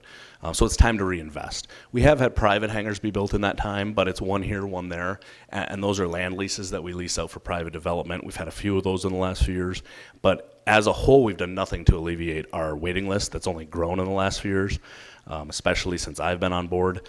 We've got 50 plus prospective hangar tenants out there that want to have their airplane in Oshkosh, want to have their airplane at our airport, and are other places with their aircraft, or simply have put off acquiring an aircraft because they have no place to store it. All of our hangar space is full. That's not uncommon at other airports, but we want to be the airport in the region that's expanding our hangar space and offering it to the flying tenants. So I'll get into the nuts and bolts of the project. If you're familiar with the north side of the airport, 20th Avenue along the north corridor, and then on the west side, I-41, to give you some reference, off of Hughes Street, there is an area we call the East General Aviation Business Area. It comprises a number of businesses and a number of different hangar units. Some privately owned, some county owned. In that area that's clouded on the map, here is the breakdown of the hangar project we're proposing. Again, the layout of this primarily came out of our master plan assessment, but this area actually once had a row of T hangars right down the middle of it, this ramp, which was torn down about 10 years ago with no plan to replace them. So we've actually gone backwards in that aspect when we tear down hangars, but we don't replace them. And if we continue that cycle, it's not a positive cycle for the airport. Our lifeblood is our users, and 51 weeks out of the year, we've got the folks in Winnebago County and surrounding areas that make up the flying public for our airport. So we need to cater to those folks and need to provide the spaces for longevity and a sustainable airport. So this project would construct 2 10-unit T-hangar buildings in yellow there. It would actually demolish everything you see that's underlaid asphalt pavement, which most of it is in pretty tough shape, and then construct new taxi lanes to those hangar facilities, and in blue/purple there, the aprons that would serve directly to those buildings, aircraft parking aprons. Also included in this project is a public access restroom, heated public access restroom, which right now we have porta potties on the east side. Not great in February. And so you want to file your flight plan, you want to get ready to take your flight, and then you got to go sit on a cold toilet seat. That's kind of where it's at right now over on the east side of the field. So just on the end, very small on the map there, or on the floor plan, just on the end of one of those units, which is right adjacent to our utility corridor that comes through the area, a public use restroom, which would be a huge benefit to the folks over there on that side of the field is already. Also, of course, grading out the entire site for proper drainage and functionality. And one of the added benefits of this project, you see cross-hatched in red, are 6 hangar pad sites that can be used to develop for future land leases. Right now, and Cameron Halleck, he's our deputy director, he's in the back. He's been mostly dealing with that, but we've gotten a fair amount of demand requests for people that want to build their own hangar. We don't have that many spaces currently today that we can just show them that are shovel-ready. Taxi lane access, because that's important to get to the airfield. Utilities nearby that they could connect to, electric, water and sewer if they want a bathroom in their hangar. And you know, some of these are really challenging to make them fit for a case-by-case basis on people that come to us. So this would actually create those pad sites kind of on the east and west edge of the project area for those to be a lot more marketable in the future for future development. And as portion of this, as you can see over here, underneath that taxi lane, there's actually 5. 4 of them are those porta-ports similar to the G&H units that I said were there since 1985. They're not in the same area, but most of these are those porta-port units. The varying histories on all of them. Some of them were relocated years ago and put in that spot. Not a lot of it was done with a whole lot of foresight and design evaluation of where they would go and how that whole area would be best utilized. But right now, we'd be removing those 5 hangars. For the aircraft that are in there, we found alternate accommodations for them so they wouldn't be out in the cold. And so we're working through that with those tenants currently. Excuse me. And so right now you see, and there's one hangar that would remain, which is it's actually owned by Lee Beverage, if you're familiar with them. Right now you see 6 hangar units in an area we can get 27 hangar units. So we're really trying to maximize the use of our land area. We'll actually be reducing one of the major costs for the airport is stormwater fees. We're actually reducing impervious surface with this project, so it's an added benefit. Here's a really basic rendering of the hangar facilities. We've actually designed a future build of another facility off to the further to the west, but this project just encompasses the 2 units of 10, the aircraft parking aprons, and the access out to the airfield to kind of visualize that a little bit further. Here are the key specs on the left-hand side. We're actually proposing heated units because we currently only have 4 spaces that we own, the county owns, that are heated and available for lease right now, 4 out of 83. So we really went back before the master plan, right around the time it started, and surveyed our tenants, surveyed our waiting list, asked what they're interested in leasing, what meets their requirements. One of the things that was resounding over and over again, and although it's not for everyone, is it would be really nice to have a heated option, especially in the 6 months we call winter. Concrete floor slabs, that's important because the majority of our T-hanger units are asphalt floors. If you know anything about asphalt, it doesn't hold up real well after about 40, 50 years. So some of those are really getting tough. We've had to do what we can to get those hangars along when that asphalt starts to deteriorate. But if you're going to design a hangar, which I'll get to in a second, to last 50, 70, more than 70 years, you really do need that floor that's going to hold up for that entire time, so you're not getting in there and having to replace that before the building is reached the end of its life. Bifold doors, which we don't have a whole lot of on the field. We've got a few hangars on the north side that have bifold doors that we own. Right now we've got a lot of sliding doors. They're very difficult, especially with the door tracks to operate in the wintertime. And of course, one public use restroom. You've got I think everyone has a copy of the slide deck, hard copy, so it might be easier to see on there. But just gives the general specifications for size of the hangars. They're pretty standard T hanger size, as Fred mentioned. It looks like it's in the shape of a T, and they're nested Ts, so they kind of fit in there nice and solid like Tetris blocks. It's all under one roof. It's all one building. Really low maintenance costs. As opposed to those hangar units I alluded to before that were put in there. They're standalone units, but they have gaps in between each one of them. That's been a real problem long term, and Gary can attest to those, along with a number of our tenants. So what everybody always wants to talk about, the financials for the project. Right now, we've estimated, we just got updated cost estimates in the last week. We're at $4.3 million on the project as a whole. That's everything all included. We're anticipating $1.3 million, which is a combination of federal and state grant funding. We use funding from the FA and the BOA very regularly on our projects. As I mentioned before, on our big projects, our runway reconstructions and taxiways, we get a lot higher matching percentage. The issue on a project like this is the FA is really not in business of constructing hangars for you at various different airports. If you do take federal money, and all the federal money, to be clear, would be outside of the building. It would be on the civil portions, the apron, the grading, the drainage, all that. If you do take federal money on a building project like that, it's not that you cannot, but you get excluded from FAA discretionary funding for 5 years. And with all the needs that we have coming down the line, which I won't get into today, we really can't afford to do that. Some smaller airports out there, you may see that. I think Ocano was one recently that took a few years of their entitlements and built like a fourplex of hangars. That's great if you don't need discretionary funding in the next 5 or so years. So $3 million would be the county funding request. I still need to sit down with Director Collard and kind of hash out, because I know I had heard that question earlier, what makes sense to bond for, what makes sense to maybe pull from the general fund. But the $3 million would be the request coming June 21st. Each unit we're proposing to rent for about $295 a month. Every 3 years we would increase that by the increase in CPI, Consumer Price Index, which is very standard what we do with our land leases and a number of other lease agreements on the airport. It would bring in just over $70,000 in the base year, and I've got a graphic of the next slide that extrapolates that out over the payback period. Additional revenue of $70,000 and change in the base year. So for operating revenue, we're estimating a total payback of the $3 million county investment at about 33 years. But the hangar lifespan on these, and 50 is like the bare minimum. We're constructing hangars that are going to stand the test of time. 70 is a very realistic number. So when you look at, paying, it is a long-term payback. I think Gary mentioned that when private developers look at this stuff, they need to get their money a lot sooner. They're not looking to start making money in year 30. They're looking to start making money now and returning on their investment a lot quicker. There's a lot of hurdles with that. We've had private investors look at this, and we've went really deep in depth on that.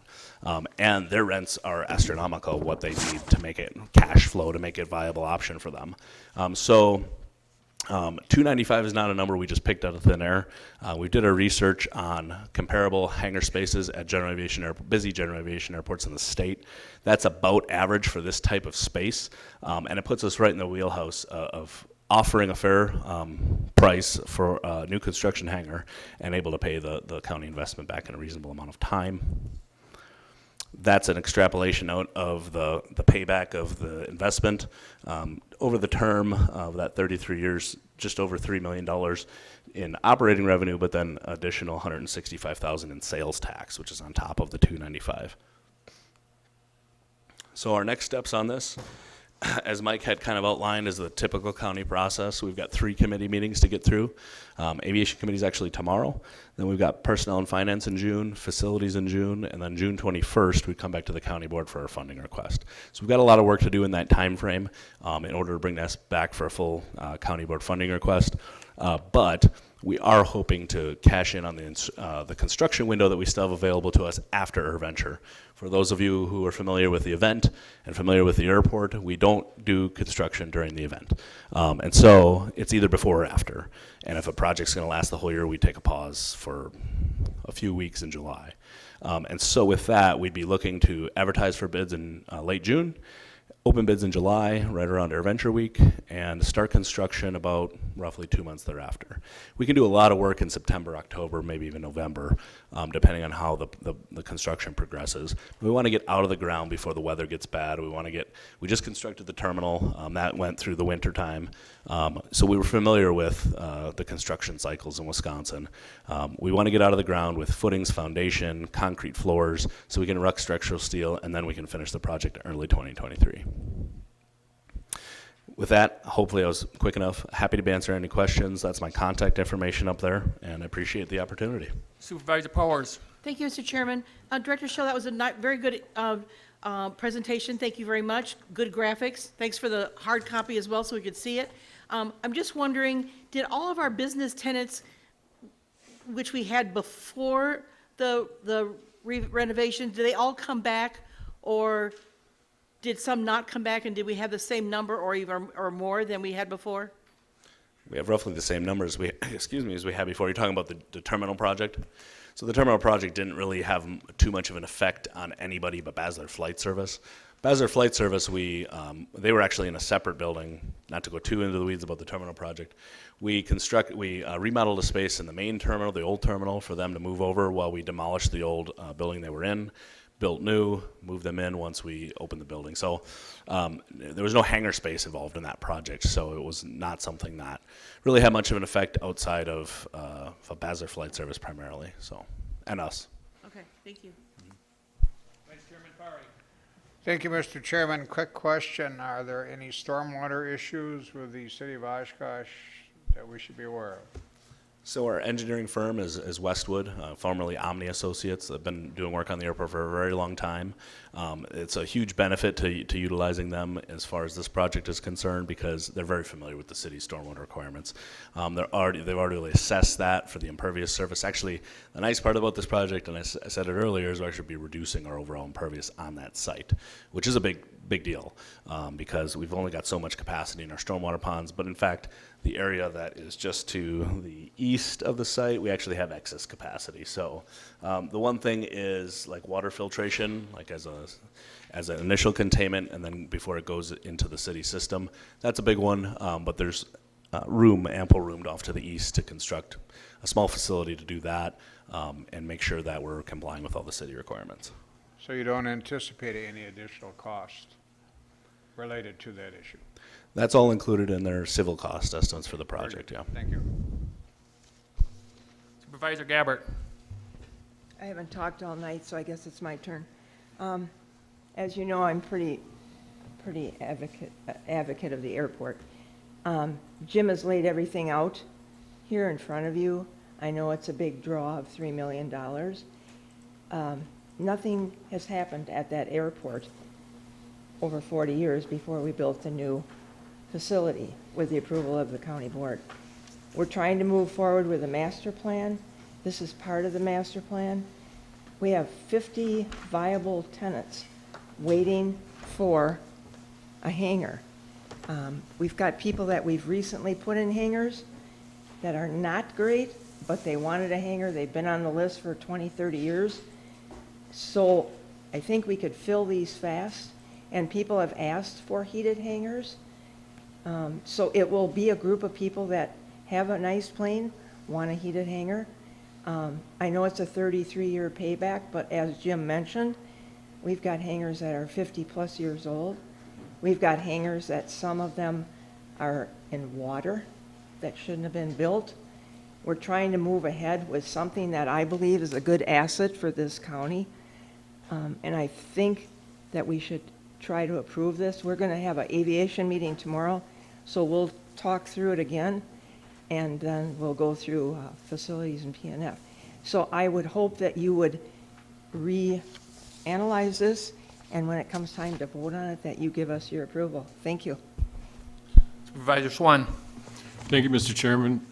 Jim, I was just looking in your numbers here, and you provided a cash flow for 10 years, an initial investment, and you can kind of get maybe what a sale would be if you were going to do that hypothetically. But how did you determine the rent that you're going to charge for the hangars?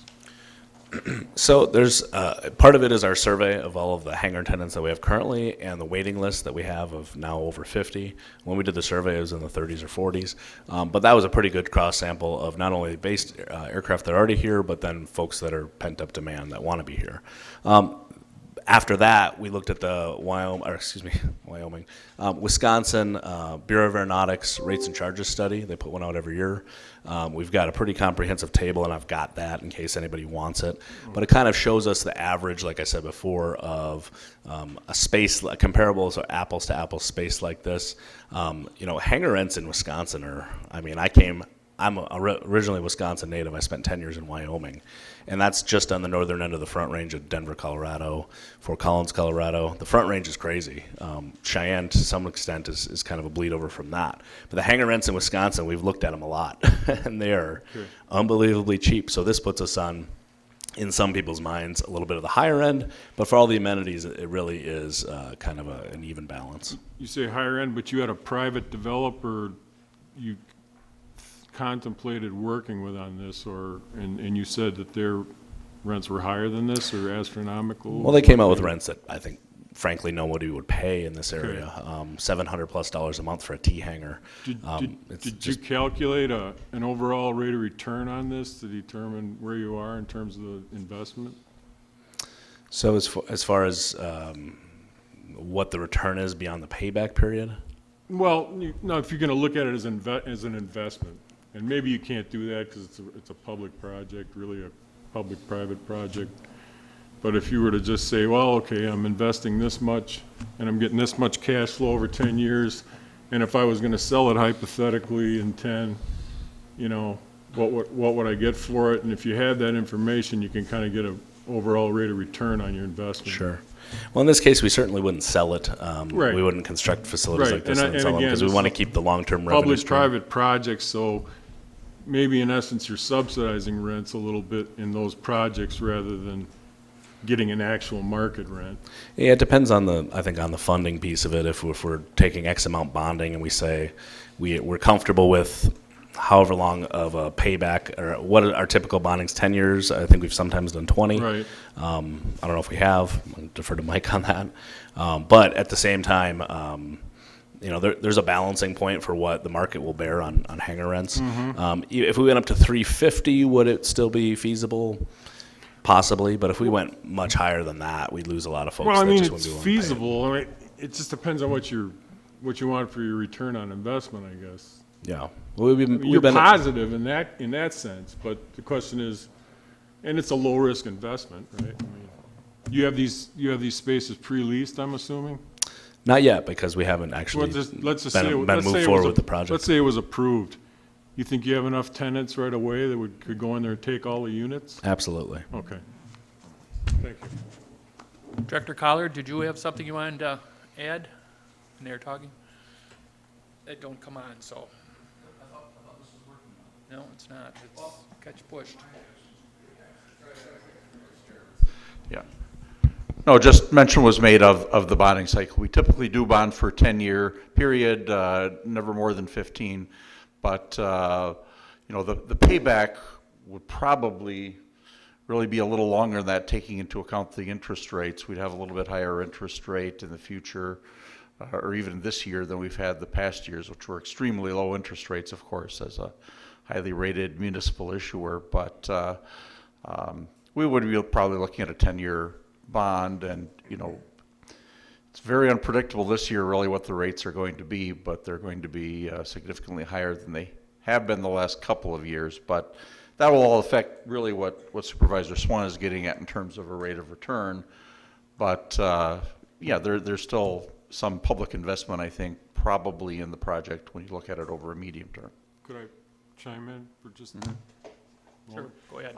So, I mean, if you were just to run these numbers with the $3 million up front and say cap it at 10 in the end and sell it, you're not going to sell it, but if you were, you'd have a 9% return on your investment overall over 10 years with the rent you're projecting. So private developer may do that, but we've been in business for almost 100 years, and that's just not, most airports aren't really, they want to keep the long-term revenue stream. That way, but We're looking at it as a 70-year investment into the facilities, and like we said, we've got a lot of hangars that have been built 50-plus years ago now. We still see another 10 to 20 on most of those as viable hangar spaces before we have to replace those. So, and those are hangars that are much, I would say, lower quality than what we're showing to build. So we do want to make every effort to get that 70-year lifespan out of a building like this. Understood. Supervisor Buck. Thank you, Mr. Chairman. As always, Director Schell, nicely done. I just want to encourage my colleagues here to take Director Schell up on that offer to take that in-depth tour of the airport. You're not just taking a in-depth tour of the general aviation facility. You're going to Fox Valley Tech, the tower, Sonics, all the businesses around there. Very eyes wide open moment for myself, and I'm sure Chairman Egan when we took the tour a few years ago. So I would encourage all of you to do the same. Take Jim up on that offer. Question for you, Director Schell. We heard there's 50 people or so waiting to get in these hangars. What is the county's policy on storage in these facilities right now? So the county's policy, and it's in all of our lease agreements, is that they're for aeronautical use. That doesn't mean you couldn't store other things in there than an aircraft typically, but they're primarily and first and foremost for aeronautical use. So we follow very closely the FAA's policy on aeronautical, non-aeronautical use of hangar space, and that spells that out pretty clearly on what's allowed.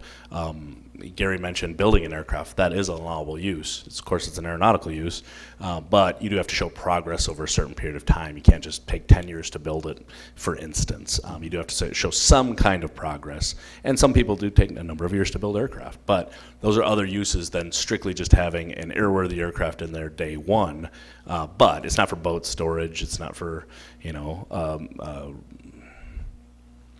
storage space, just general storage space.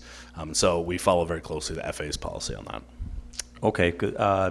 Have gotten an email from a constituent saying that he would like to get in on the hangar space, but people are storing other things out there. So as long as you're telling me that's not happening out there, I will let him know that. Thank you. Well, we do inspect the hangar facilities on a periodic basis, usually at least annually. And so we have to see like some kind of trend. I mean, because you could see a hangar with an aircraft in some cases that seems to be dismantled or being rebuilt, and you just really, you try to give folks mostly the benefit of the doubt on that. But if it's very clear that it's just not being used for an aeronautical use and hasn't been for some time, that's when we intervene and, either give them some course of remediation for a short period of time to get an aircraft in there, or terminate the lease. So, thank you very much. Supervisor Dowling. Thank you, Mr. Chairman. I heard you mention during your presentation the Lee's Beverage Building. Have you reached out to any companies in regards to naming rights for the new facility, and if that would offset the cost? the new hangar facilities? Correct. I mean, I'm not sure that too many companies would want naming rights to the hangars. But, I mean, that's something we've had that discussion with the General Aviation Terminal facility. I just don't know that. I mean, like, is that a possibility that we could reach out to other companies? I'm just thinking back, like, when the Milwaukee Brewers Stadium was sold. Not that we're that popular, but. Yeah. We've had other ideas, but I typically, as far as naming rights and other revenue generation concepts, Cameron and I talk about that at least on a weekly basis, different ideas. But I don't think I've ever seen naming rights on a T hangar facility. Not yet. Even as a storied airport as we are, given that, I mean, it's just not the type of facilities I would normally associate with something like that. Okay, thank you. Supervisor Flom. Thank you, Director Schell. I remember going to the EAA every year since I've been a really little kid, and I remember in 2009 that big A380 came and fluttered its wings and ended up having a crack in the wing root. But I have 3 questions today, and the first one is more of a kind of a federal contingency option. I don't know if we have to be in compliance of anything. Forgive me if it's a strange question, but are there any NORAD or DoD requirements for contingency operations that this may possibly tinker with in terms of apron space for interceptors or not? We do have clauses in a lot of our leases on if the FAA or federal agencies, such as you mentioned, come in and like in an act of war or something like along those lines where we'd have to surrender our facilities to something like that. I'd say it's very low likelihood, but we do build that into a number of our agreements.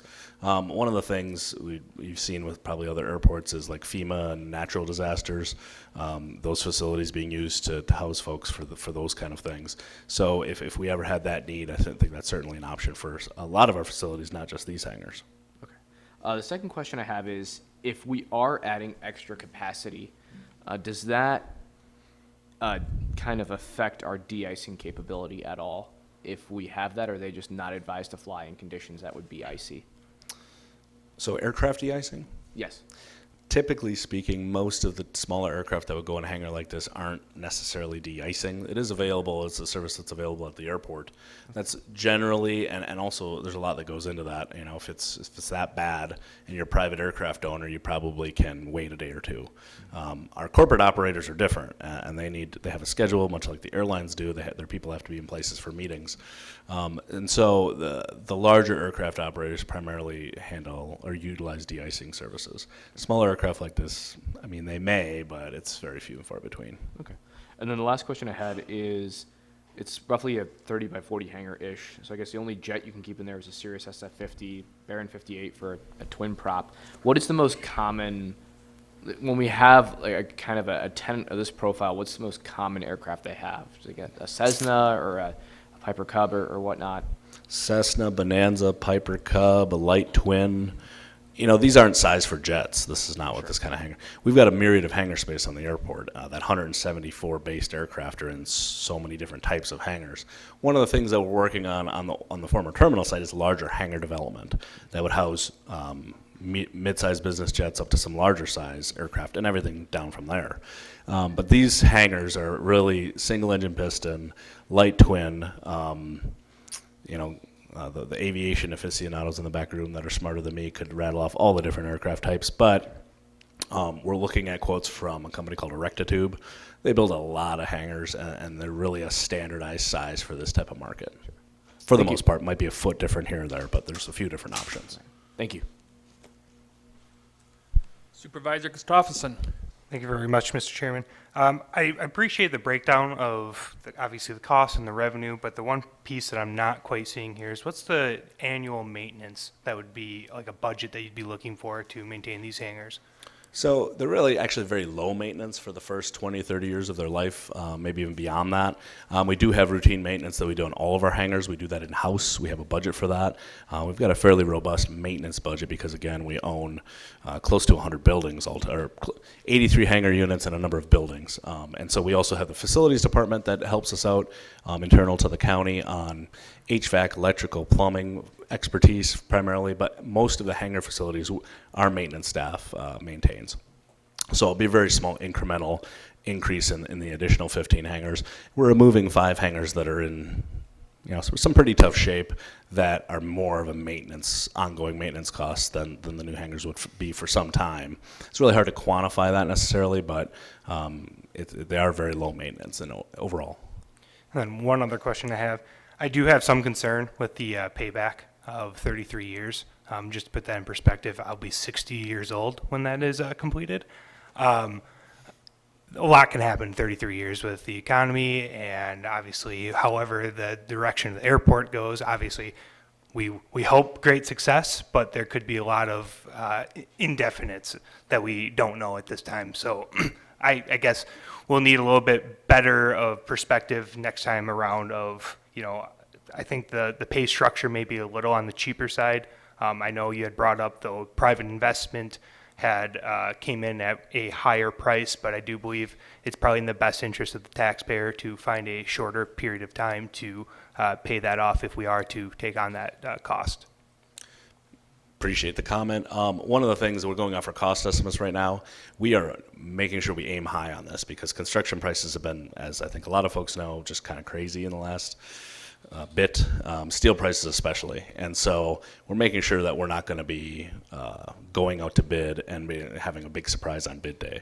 So we're building in as much of that contingency factor as we can in the project. Now, if the project comes in $500,000 under where we estimated, that's a real possibility. That's something where we can relook at the rental numbers, see what makes sense, maybe a more palatable payback period. But right now we're going off our cost estimates. It's a little bit like pin the tail on the donkey, not knowing what's going to happen when we open bids in July. But we could play this game for a long time and not get anything done, not build anything. We've been in business again for almost 100 years. It'll be 100 years in about 5 more years. And so this airport's not going anywhere. I mean, that's a broad statement, and it's owned by the county. But for everything it has, all the amenities that it has, it only has upside in my view. Most of these hangar space, you can see it all over the place. And you could talk all day long about trends in general aviation. but most of the hangars that are any kind of quality in this region especially are full and have been full for some time. When I got here, our waiting list was in the 30s. Now it's not. I thought it was in like the mid 40s, and I checked with her admin, and she's like, no, it's like 52.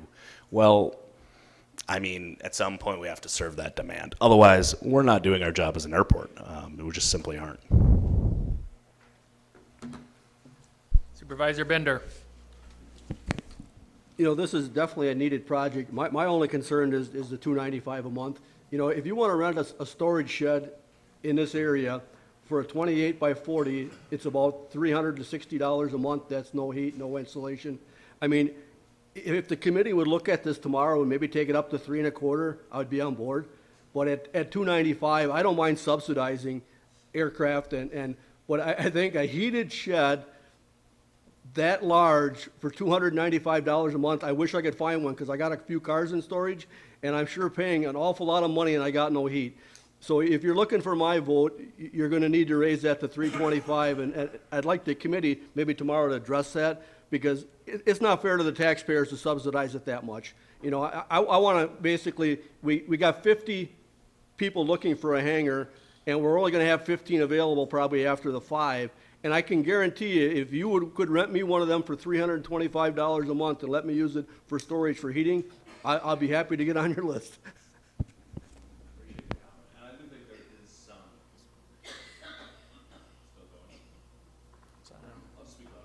There is, I think there is some availability to bring that up. In fact, we were at like 300, 305 when we were first looking at this. You know, it really still is, we want to make sure we're filling these hangars, and if you get a little bit too far out of bounds, you know, you might have a difficulty doing that on an annual basis, a long-term basis. There is increase, as it's shown in the revenue model, extrapolating that out. There is a 5% increase every 3 years, which keeps us in line or better with CPI, generally speaking. The last 2 years have been a bit of a anomaly with a lot of that, with inflation and everything you've seen. But, you know, I think that's something that we can take up with Aviation Committee tomorrow, and certainly hear your comments. It does certainly seem low, but when you look at other comparable hangar rents, that's where we're kind of trying to place ourselves. We're not trying to be too far above that. We do want to get the proper rate for the facility it is, so we can certainly take a look at that. And like I say, at $325, I would support it. Right now, the I-bond for this month is paying 9.62, so interest rates are going up, you know, and when we go to borrow in November, we're going to pay a lot more than we paid in the past years, where we're getting money almost for nothing. I love this project. I want it to go forward. I just hope that there's room in there to move it up. Supervisor Stafford. Thank you, Mr. Chair. First of all, it is a great tour, and I got to say, they answer every question, like every question that you have. I'm a question guy, and I could have gone 8 hours, but I think we had to cut it short about 3 or so. So it really is a great tour, and it's a great facility. It really is a treasure of the county. Though I know you and I have had this conversation, and it came up several different times about the hangar cost. I do think we should look at it. You know, if I think about, let's take a Skyhawk, a Cessna Skyhawk. You know, brand new, those run what, 700,000, and then you're talking maintenance, you know, and everything else. I mean, this is an expensive endeavor. This is my biggest disconnect. It's a very expensive, great endeavor. Love it, but you know, you have fuel costs, you have your annual, you have all this other stuff, and it's very expensive. But then you get to the hangar, and it's to me, it's a little disproportionate. I don't know why. It's like that, and I understand that others are like that. And the other thought around cost is, I am a free market guy. So we have 50 people. And I'd like to know if we've ever actually gone through the exercise of saying, okay, how high do we get that where we're at equilibrium? Because that's really where, I mean, if you're trying to make money, that's where you'd want to be, right? That point in the bell curve, right? Have we ever looked at that? Maybe it's 325, maybe it's 425. I don't know what that number is, but I would encourage at least the conversation to make sure that that's right, that number is right. And I understand you're looking at comparative numbers, but I think there's other things that we as Whitman and the county can offer that a lot of others can't in the region, so. Good point, and I wanted to just dovetail off of what I said earlier. The tour is open to not just new county board members, but anybody that hasn't had it before or wants to go on it again. Like I said, it's a more comprehensive tour than just the terminal facility and maybe just a quick stop out at the airport.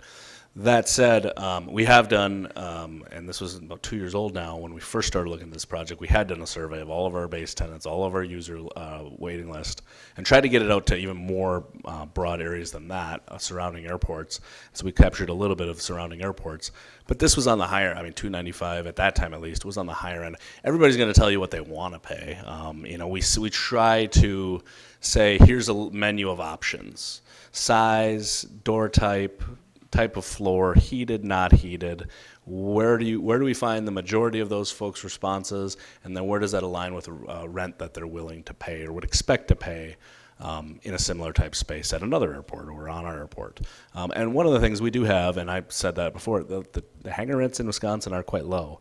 You'd be shocked at some of the hangars that you see out there, and you'd be shocked at the rent. But if you can get an airplane in a covered space, some people will just, they want to do it as cheaply as possible. This is halfway between where we are in some of the low end and where some of these private developers' numbers are way out of the stratosphere.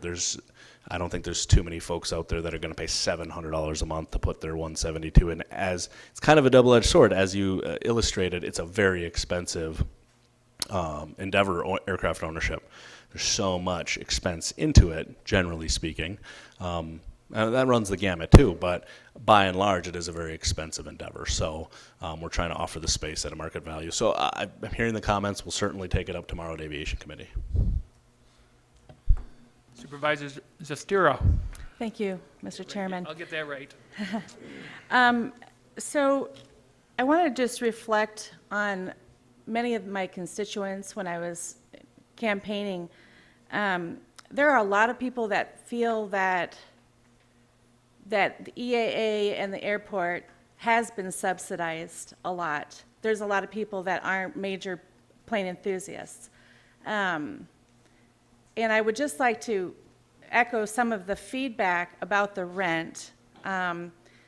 If you have 50 on a waiting list, and now you're offering heated, brand-new hangars close to a public restroom with concrete floors, I just feel that we really need to look at trying to be a little bit more free market with it because of the constituents, because of the cost of everything, and the amount of money that people put into their aircraft. Where you have the aircraft is super important. So I feel that that's a concern, with the amount that you're asking people to pay. I feel that that's subsidizing the people renting. I'll address your comment on a global Okay. perspective for the airport's finances. If you look at the $210 million economic impact that the airport event, 51 weeks out of the year that we're a regular general aviation airport operating very robustly, if on average the county board were even to be putting $2 million per year as a capital investment on the airport, I'd say it's probably more like I haven't done the 50, 60-year math, but you're putting in $1 million capital investment. You're reaping the benefits. And EAA is another topic. That's one tenant out of certainly our most famous, our largest, et cetera. But to have that event, which is the biggest part of our economic impact, ripple through our local economy and our regional economy is massive. So when you look at it, this is one project, but what I always tell folks, and we get this when we're at our venture talking to people, we don't roll up the runways after the week's done. The other folks that are here using the airport are here year-round, and keeping the lights on and paying the bills. And yes, there is some, tax levy that is associated with the operating budget of the airport, and debt levy for capital projects. However, the return on all those investments is huge in the grand scheme of things. Thank you. Supervisor Hintz. Thank you, Mr. Chairman. I was actually debating on whether I should ask this one tomorrow or ask it tonight. But do we have a number as far as the current amount of renters in the hangars that exist that are looking to move into these new heated hangars? And then, because going to some of the comments that have been made today about a higher rent for the higher quality hangars, would we be having some of that movement where people would be going from the older, lesser, more rundown hangars that you were describing that have been there for quite a few years, and would that not help sustain what you're asking, what you were talking about keeping it rented? Because then all of a sudden the cheaper ones, the ones that aren't in as great a shape, are going to come available for those people who do want to save that money. Absolutely, that's a perfect question. I should have mentioned earlier, but that is our plan of attack on this project, is to offer it up to current tenants first. I've been here a long time in existing hangars that want an upgrade. We're going to offer that on a first-come, first-served basis. So if all the units get taken by current tenants, then we'll backfill those vacancies off of our waiting list in the existing hangar spaces. So certainly is our plan of attack. We've had that question a number of times, but we want to make it available first to the folks that have been here, in some cases 10, 20, 30 more years, 30 or more years, and allow them that opportunity to get that first crack at it. After that, to quantify that, we really, because we're removing 5 spaces with this project, we're really only gaining 15 total. I would imagine we may fill them all up just from our existing tenants. But some of our existing tenants, if your rent is, and we're working on addressing our existing rents as well. We're working on an ordinance update because they're all spelled out in ordinance. But if you're paying $200 a month, do you want to go up to $300, $325 a month, or are you happy where you're at? I don't want to overstate that all of our hangars are in terrible shape, because not all of them are, but some of them are definitely well past their prime. And so this is just one project, but as the master plan looks at it on a whole, it takes into account a lot of different factors, and one of them is, upgrading our facilities. That you can't let a hangar building or any facility decay for 50, 70 years and not replace it, otherwise we're going backwards. Thank you. Not seeing any other lights. Make sure we will not be taking the whole tour, which Jim was talking about, when we go out there. So make sure and set up a time with him or his staff or the committee, and so they can get you out there and look at all that.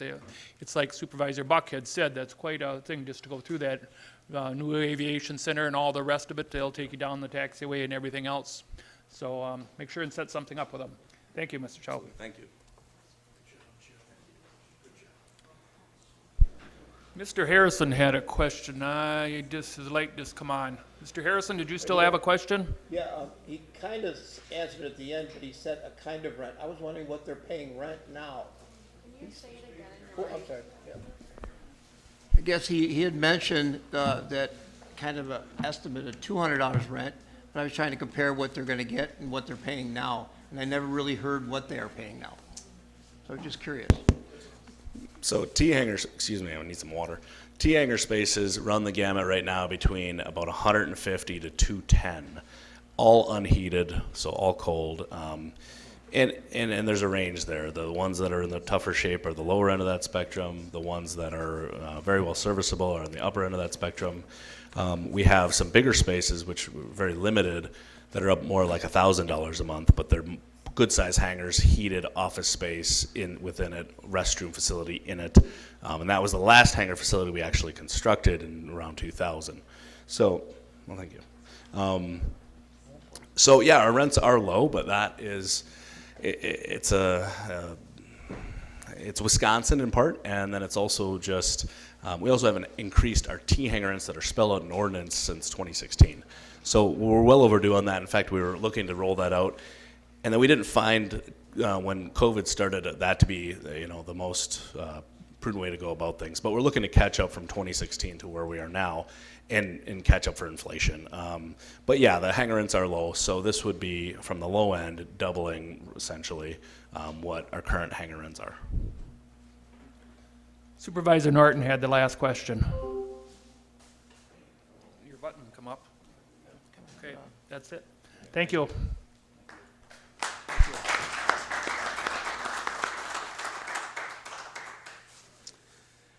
Okay, next we have the Highway Commissioner, Robert Demo. He's, and Michael Collard, the Acting Finance Director, will be talking about the Highway Department's 2022 Capital Improvement Project.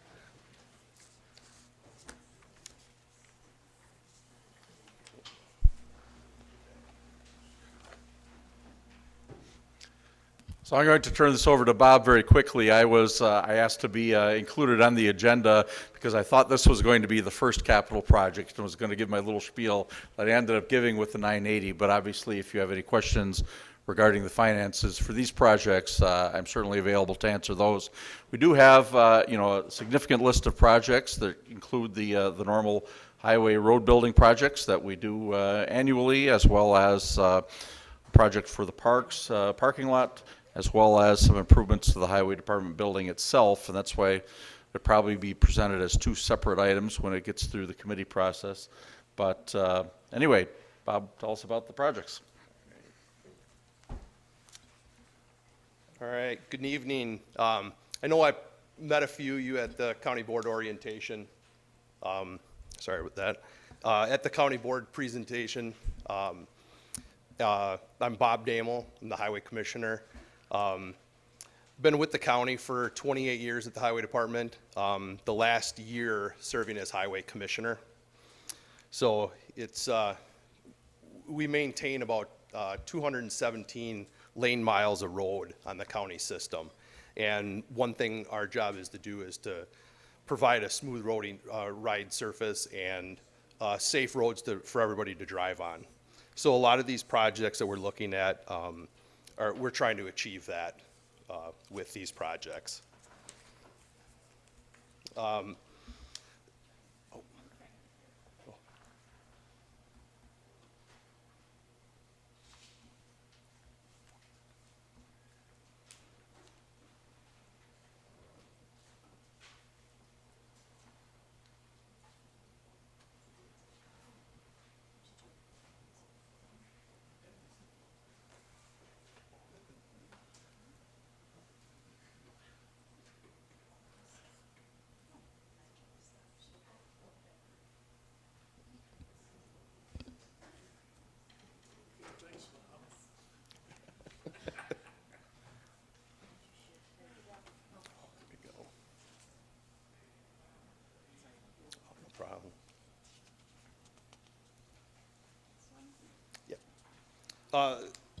This here's the list of our projects. I'll kind of run through these quick and then we'll get into detail each one. Our first project we'll be discussing is the CB-J roundabout, and that would be a full construction project. Our next project would be the County Road T. That's Pioneer Road to Double I. That'll be a construction. There's three phases of parts of this project. The second part of this would be the County Road T, Grandview Road to Double I construction with that. There's a little piece of Double I that I'll go over with that too. Next we have Double F in Zor Road intersection. We're looking at just the design for that. Then up in Menasha, County Road AP, road diet. Presently it's 4 lanes. We're going to look at dropping that down to 2 lanes with the center turn lane. So kind of what you see out on Jackson Street here, very similar to what we'd be looking at that. Then the next 2 projects are County Road G, T to 45. We would pulverize that section of road and be an asphalt overlay. Then we'll go into County Road A.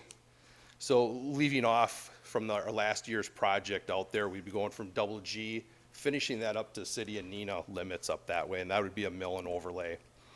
Then next we have some highway department building upgrades we're looking at our shop there.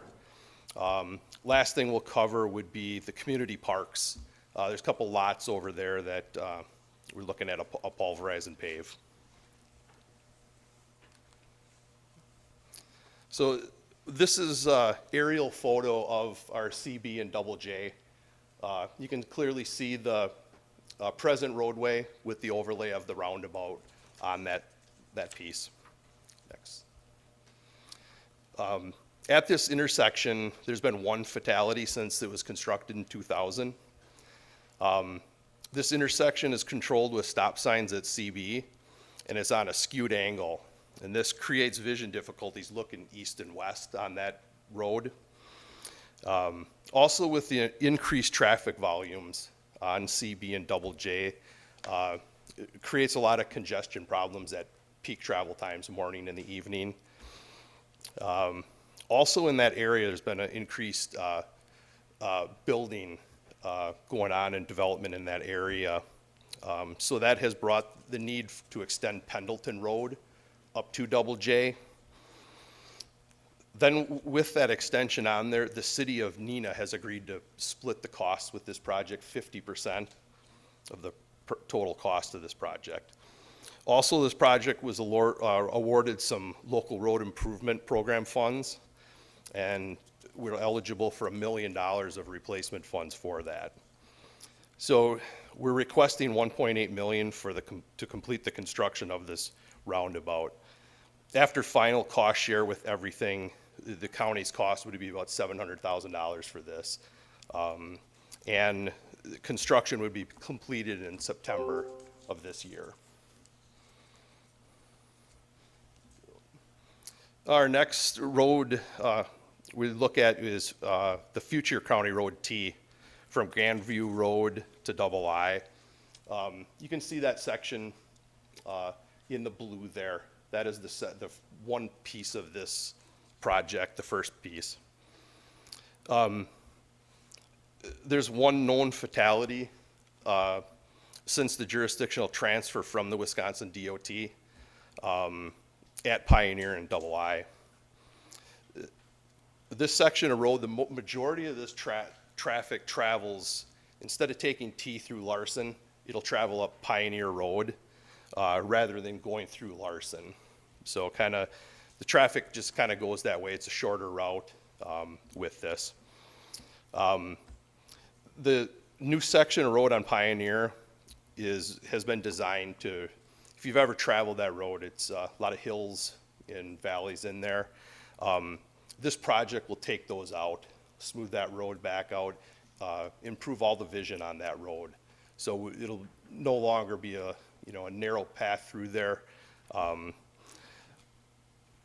Also, as I mentioned, part of this on Double I, and that would be east of the intersection at Pioneer. If you've ever traveled that section of road there's a hill in there. And it creates a vision problem at that intersection. So with this project, that hill will be cut down to improve the vision for that area, that intersection. Then once this project is completed, there will be a jurisdictional transfer from the town of Clayton to Winnebago County. So basically, we're going to be swapping these two sections of road through there. So this project, we're requesting $1 million to complete this project. And we're looking at a completion of October in there.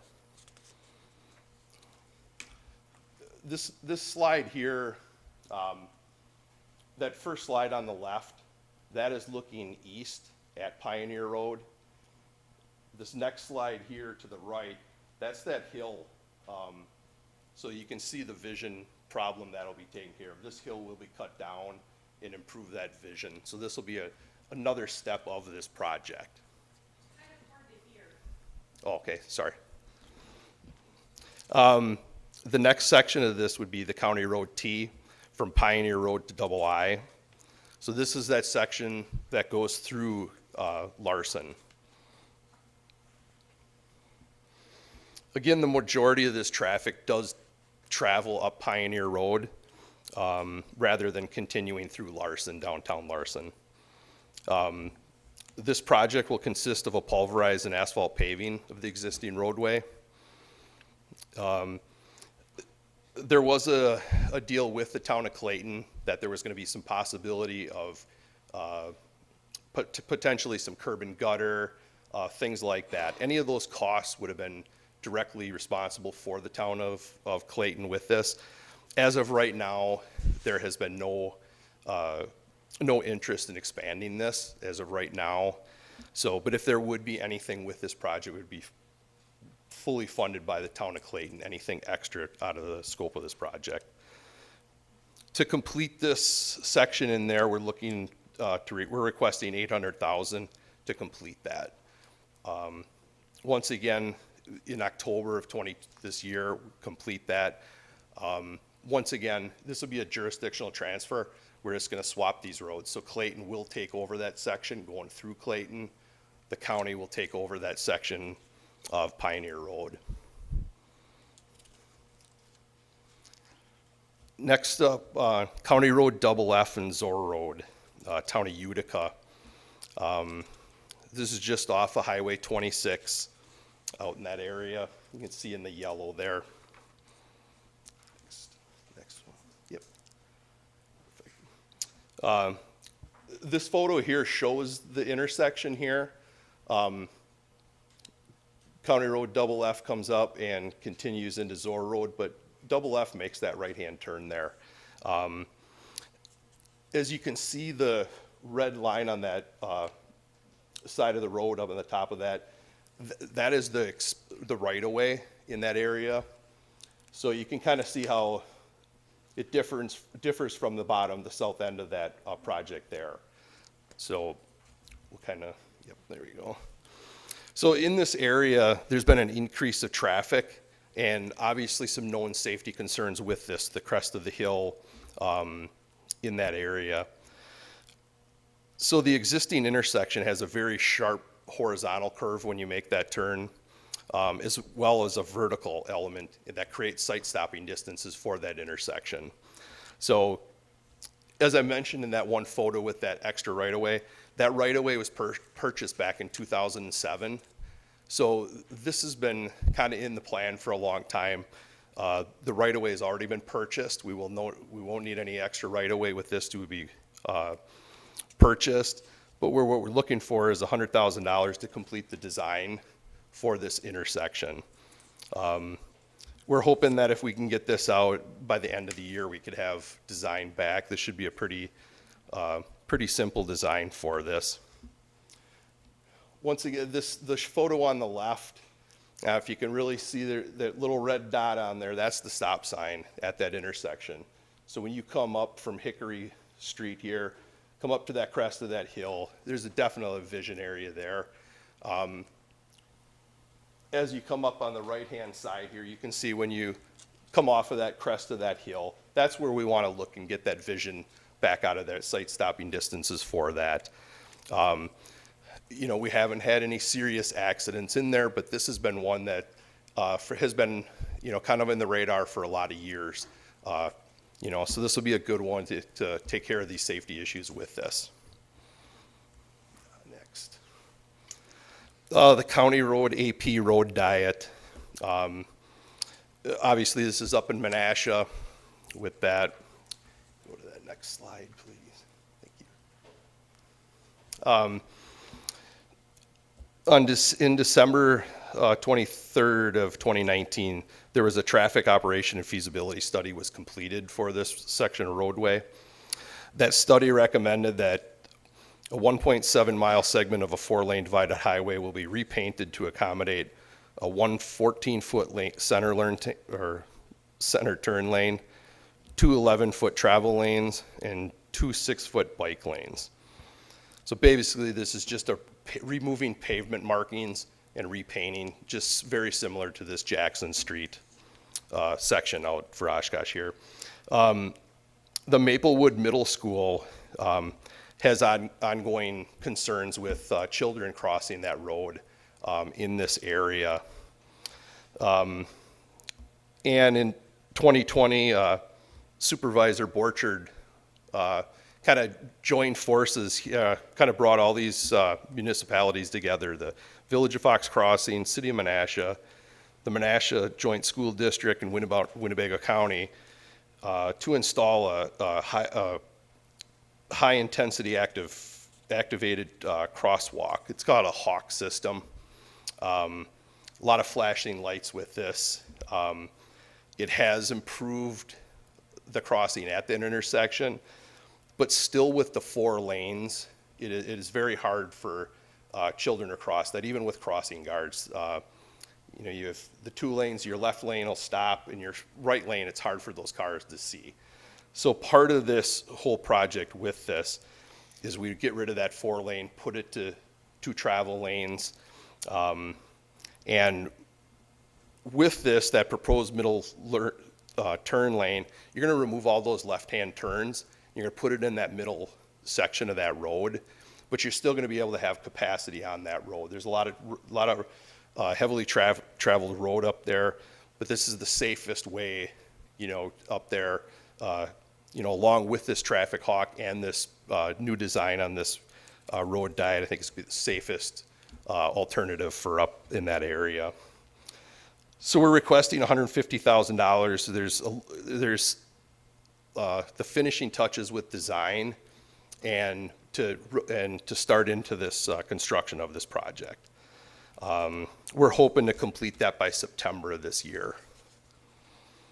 This next photo here on the left there, that is the Hawk system and the lane configuration that's in there. You can see it's a 4-lane facility, and that traffic Hawk system that is presently there.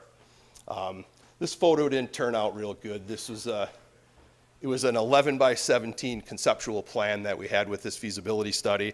To shrink it down to get it on here, it didn't work real well.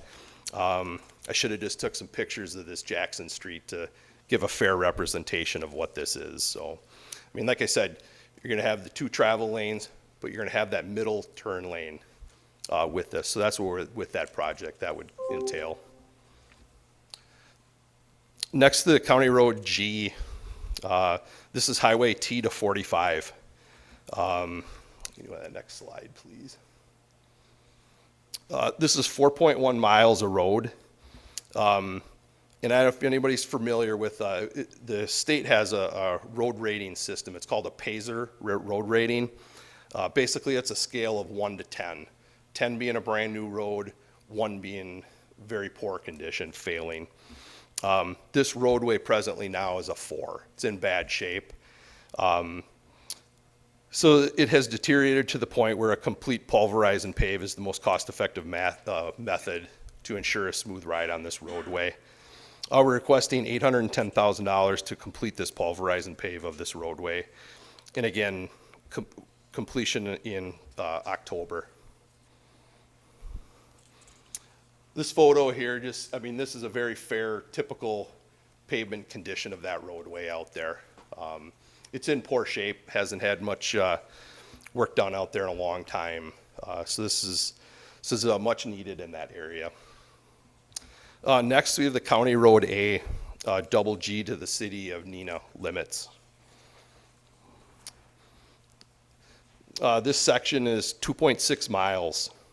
Once again, that PASER rating, this roadway is rated as a 2. So this is in a poor shape up there. At this point, with that, a mill and overlay is a preferred method with this, most cost-effective with this. We were awarded from the Department of Transportation some county highway improvement funds. That's a supplemental. The CHI-S is what they call it. So we're going to get just under $125,000 for this project. We're requesting $500,000 to complete the mill and overlay. So after the funding with that, I mean, we're roughly looking at $375,000 for that project. And that is that last leg on County Road A. We just had from Indian Point up to Double G was reconstructed last year. So this will complete that leg up there. It's a highly traveled road. And like I said, with the PASER rating at 2, it's much needed resurface up there. These 2 pictures, the one on the left is on the north end, the one on the right is on the south end of this project. Very similar road condition, pavement conditions up there. Next, the highway department, building upgrades. If anybody's been to our highway department, obviously that's the front of our facility. So this building was constructed in 1995. And since 95, we've had no building upgrades at all since original construction.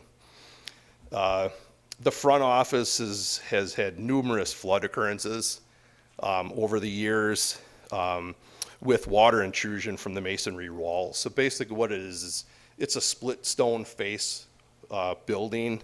The water is actually penetrating through that brick and causing mold problems within the walls.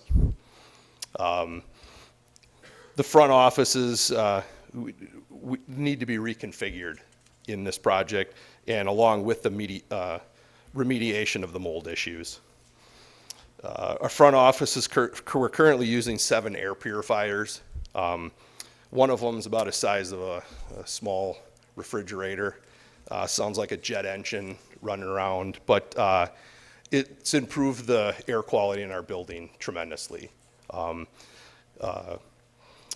Also with this project would be some exterior tuck pointing of that block wall. And with that moisture intrusion improvement. So whether they seal that wall or, that's up to the, contractors to figure out what would be needed for that. Our front conference room, it's small. It needs to be, we need more space in there to allow for public meetings or even our employee training in that area. We have an upstairs mezzanine area in there that has been used for public meetings. One thing is that it doesn't meet any of the ADA accessible standards for that. We have a freight elevator. Over the years, I think we've used it maybe 2-3 times. It's not the preferred method to be transporting people through that. It's basically, we're not supposed to be using it for that. Otherwise, we have no way to get up there, 2 sets of flights to get up to that area. Our heating and cooling system is the original system from the construction. And we've worked with facilities. They're at their useful life. They're at the end of the life cycle with those. We also have our locker room and our lunch room for our crews. And it's very small, very congested. No doubt with the COVID situation, to get any room in there, there's really nowhere to hide anymore. But with we've added some people over the years, and it's just become too small for the amount of employees we have. I was just informed that our carbon monoxide system is obsolete now, so that's one more thing we didn't think that was going to be needed. Also, our indoor parking needs to be expanded. We've just like anything, our equipment keeps getting larger, and just seems like the building's shrinking on us. But next slide, please. Also, with this, we have our fuel and oil distribution needs need to be upgraded. Right now, our vehicles get fuel there. The sheriff's department, Parks, Parkview, Land and Water, Human Services. I know Sheriff Motz has reached out to me numerous times. Our system, they can't get fuel for their squads. We're limping this system through. It's outdated, needs to be updated. Then we have our wash bay where we wash our trucks. Because of our larger equipment and as small as this facility is, we can't get our vehicles in there to wash them. Sometimes we have to wash them outside. So we'd like to try to get something expanded with that. Also, with the increased size of equipment, we found ourselves parking a lot more vehicles outside in the elements. And obviously during the winter, that's a bad time for us to be parking anything outside. We have a outlying shed up in Winchester. There's 7 bays in that. Typically, we have that plumb full whenever we can park in there. We do take the Parks Expo Center.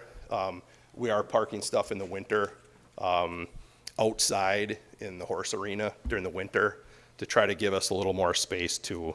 So what we're requesting is $300,000 to complete a schematic outlay and an opinion of probable project costs for this project.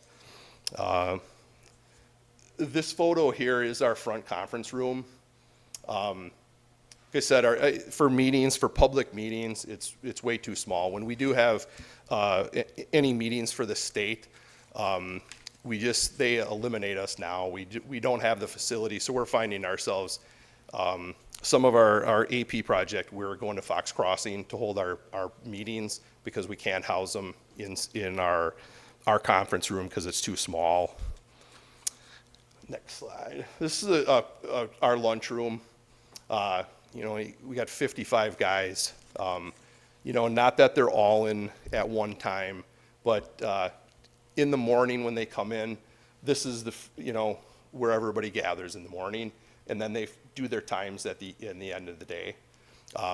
So it's just too small for where we're at with this. This slide here is the locker room. This is extremely small in here. When you get in here, when you have guys that have, their winter boots and winter clothing and everything has to go in one locker in here. So when you get 55 guys in there, it doesn't happen. It's too small. There's not enough room in there to store any of their clothing. We have guys just hanging them out anywhere they can find in areas. So that room is just definitely a little small. Next slide, please. This photo here, this is one of our typical plow trucks that you would see on a 41 section. You can see the double wings on this. And on the passenger side, in order to get in and out of this vehicle, those wings have to be dropped down. So obviously in the winter, when you drop that, you have so much room wasted in there. And you can see the other wing on that side. With that day I went through there, you can't walk through there. There's no room to even walk through there. So winter is very congested with these large vehicles. Next slide. This slide here, now this is actually at our Winchester shed. These are our tow plows. I don't know if anybody's had the pleasure of seeing these on 41. They're a pretty neat piece of equipment. This is actually towed behind that last truck you saw. When this goes down the road, it actually deploys. It looks like it's going to spin sideways on the road. That plow gets deployed, and we can plow 2 lanes of highway with this unit. So this is a very, these 2 units we have were, the one on the top there, that is our brand new one. We're still waiting for a truck to tow that. Very specific. You have to have minimum of 475 horsepower to pull this. We're just because of the difficulty of getting equipment. This is one truck we're waiting so we can get this back out on the road. By using this equipment, we're saving one more truck and one more body that has to be out there. So these units, I can see us, purchasing more of these tow plows. And I kind of put the 36 feet long, that is. If you remember that last truck that was up there was 40 feet long. So now you're looking at, roughly 76 foot of machinery. This is our wash bay. Any way you look at, there's a 90-degree turn to get into this. That tow plow, we can't get in there. There's physically no way you can get in there. We can't get any of our trucks with any trailers to get in there. Also, the width of these doors. When you have your double wing trucks, it's very narrow. You have you know, maybe a foot of play to get in there. We've had, you know, luckily there's steel buffers on there. We've had a few that, you know, rub on those. Luckily, we haven't had nothing major issues with that. But one thing is that we're finding it hard to buy equipment. So one thing is important to us now is that if we can preserve our equipment by washing it, that's why right now, I mean, I can't emphasize enough to our guys how important it is to wash our vehicles. You know that when we're out there, I mean, we're putting a lot of salt down, a lot of chloride. Our vehicles run 24/7. So there's days that these trucks don't stop for days on end. They're in the mess, the cold, and if we get into, you know, the summer, they're in the hottest days hauling asphalt. And the worst conditions you could have, our vehicles are in. So this is one thing that, you know, with this wash bay, that we can at least try to preserve our vehicles. That's one big thing we're looking at. Last on the list, community parks. Go to that next slide. So in the county parks there, off of County Road Y, in between Y and Snell is where this is. You can see the two lots that are north and south there in that light gray. Those are, right now they're gravel. So when those were built, they're existing gravel, they haven't been paved. So part of this project will be basically just shaping these, getting them to grade, and we can pave those. These other two lots up here, the pavement conditions are so bad, we're gonna look at a pulverize and pave with those lots there. So, in September of 2010, a memorandum of understanding was created with facilities in the highway that the highway department would assume all responsibilities of the capital project asphalt replacement plan. So obviously these two parking lots fall within that MOU. So basically, like I said, it'll be a pulverize and pave, and basically just a pave overlay with that. So we're requesting for those project there is $750,000 to complete those 4 lots. And obviously in a October completion of those projects. You know, one thing to keep in mind with all these projects that we've been through, I mean, everybody knows gas price, fuel prices. You know, our fuel prices are anywhere to 40 to 53% higher. Our asphalt prices have gone up about 25%. Our trucks that we have on order, we're getting surcharges. I think we're about just over $10,000 in surcharges on brand new trucks that we ordered. So with these projects, I mean, every 30 days prices are changing. So one thing on these projects that we need to realize is that where we're at with these, we hope that the prices stay right where they are, but the way everything's going, everything's fluctuating so bad. So, you know, with these prices, we may see some needs for additional funding, or hopefully prices start coming in lower, you know, so we're optimistic with that. So that completes I know it was a lot of information with that. Questions? Supervisor Eisen. Thank you, Mr. Chairman.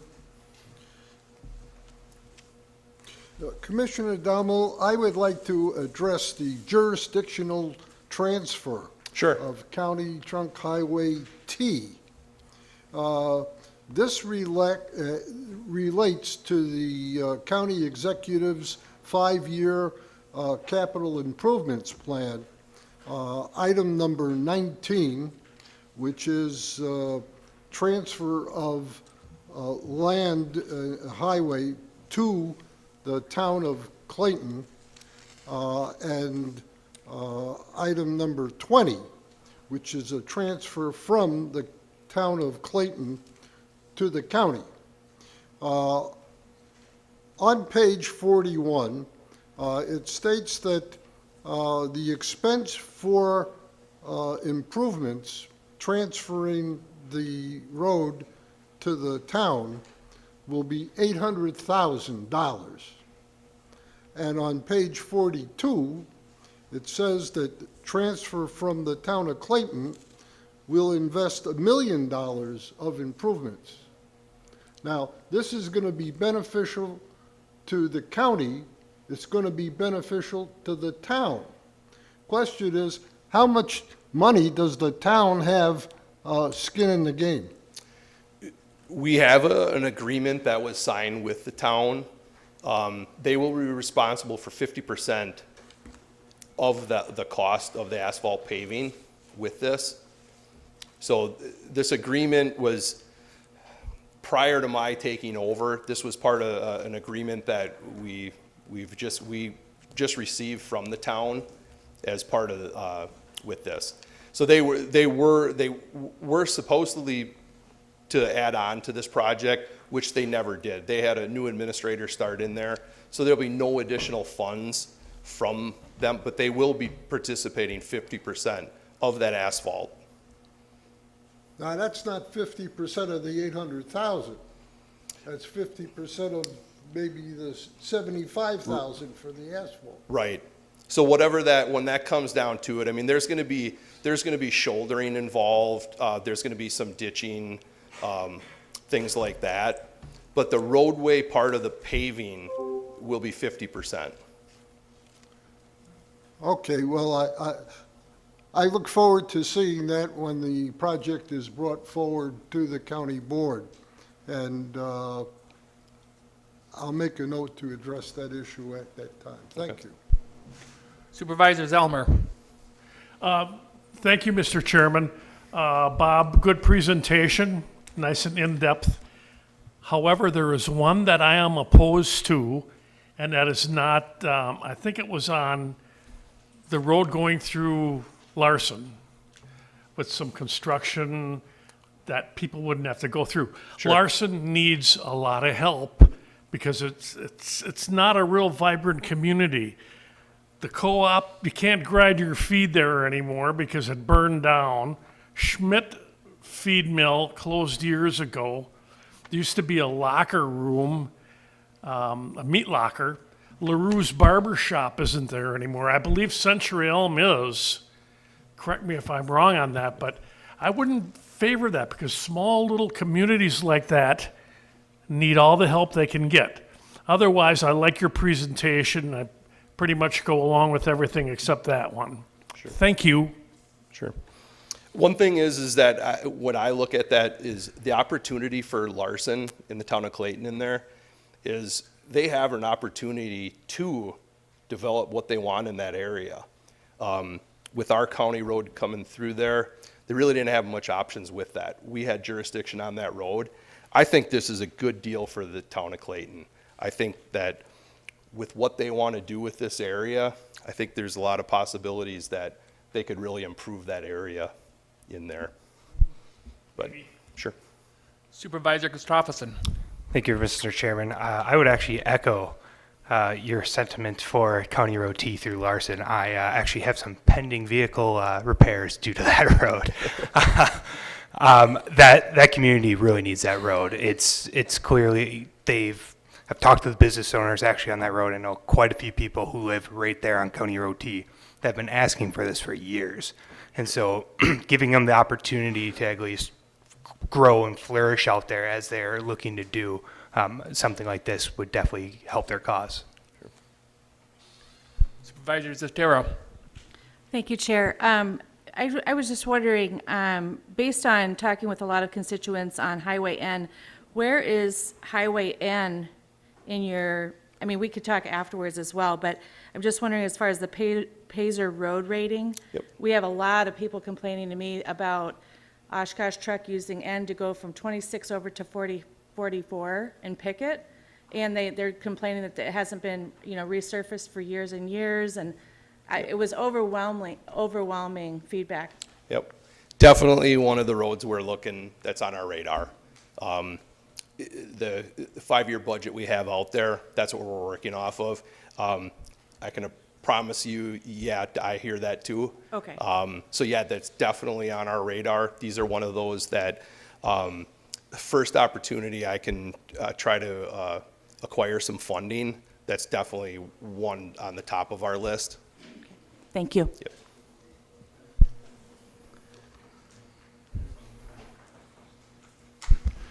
I just want to say, in our 5-year projection, our capital improvements plan, we do have that stretch of end scheduled for, I think, a design work in 2023 and reconstruction in 2024. Supervisor Stafford. Thank you, Mr. Chair. Just a question, since this is, I don't have a lot of experience within highways. Now, the first project you mentioned, which was CB and JJ, that's already started. So is it typical that we would start a project without securing all the funding? So that portion, that is City of Neenah. Okay. That is, they're moving sewer and water, sanitary in there. Oh, So that is totally their project. They're just doing prep work. Yep, so this project is out to bid. Yeah, we're behind the 8 ball with this thing, you know, that's why we're, you know, here today to do this. But yeah, once we get the funding, we're ready to go with this. Okay, and So part of right- that is extending Pendleton as well. Correct, and that was why the City of Neenah had the 50% cost share, because they wanted to see that extended up through there. Okay. So. Great, thank you. Correct, yep. Not seeing any other lights. We want to thank you, Commissioner, for coming tonight you. and waiting till the end. So, Yeah, I don't know if I drew the long, short straw. Thank you. Supervisor Albrecht. I move to adjourn until Monday, May 16th at 8 a.m. Motion made and second. All those in favor signify by saying aye. Aye. Opposed say nay. Carried.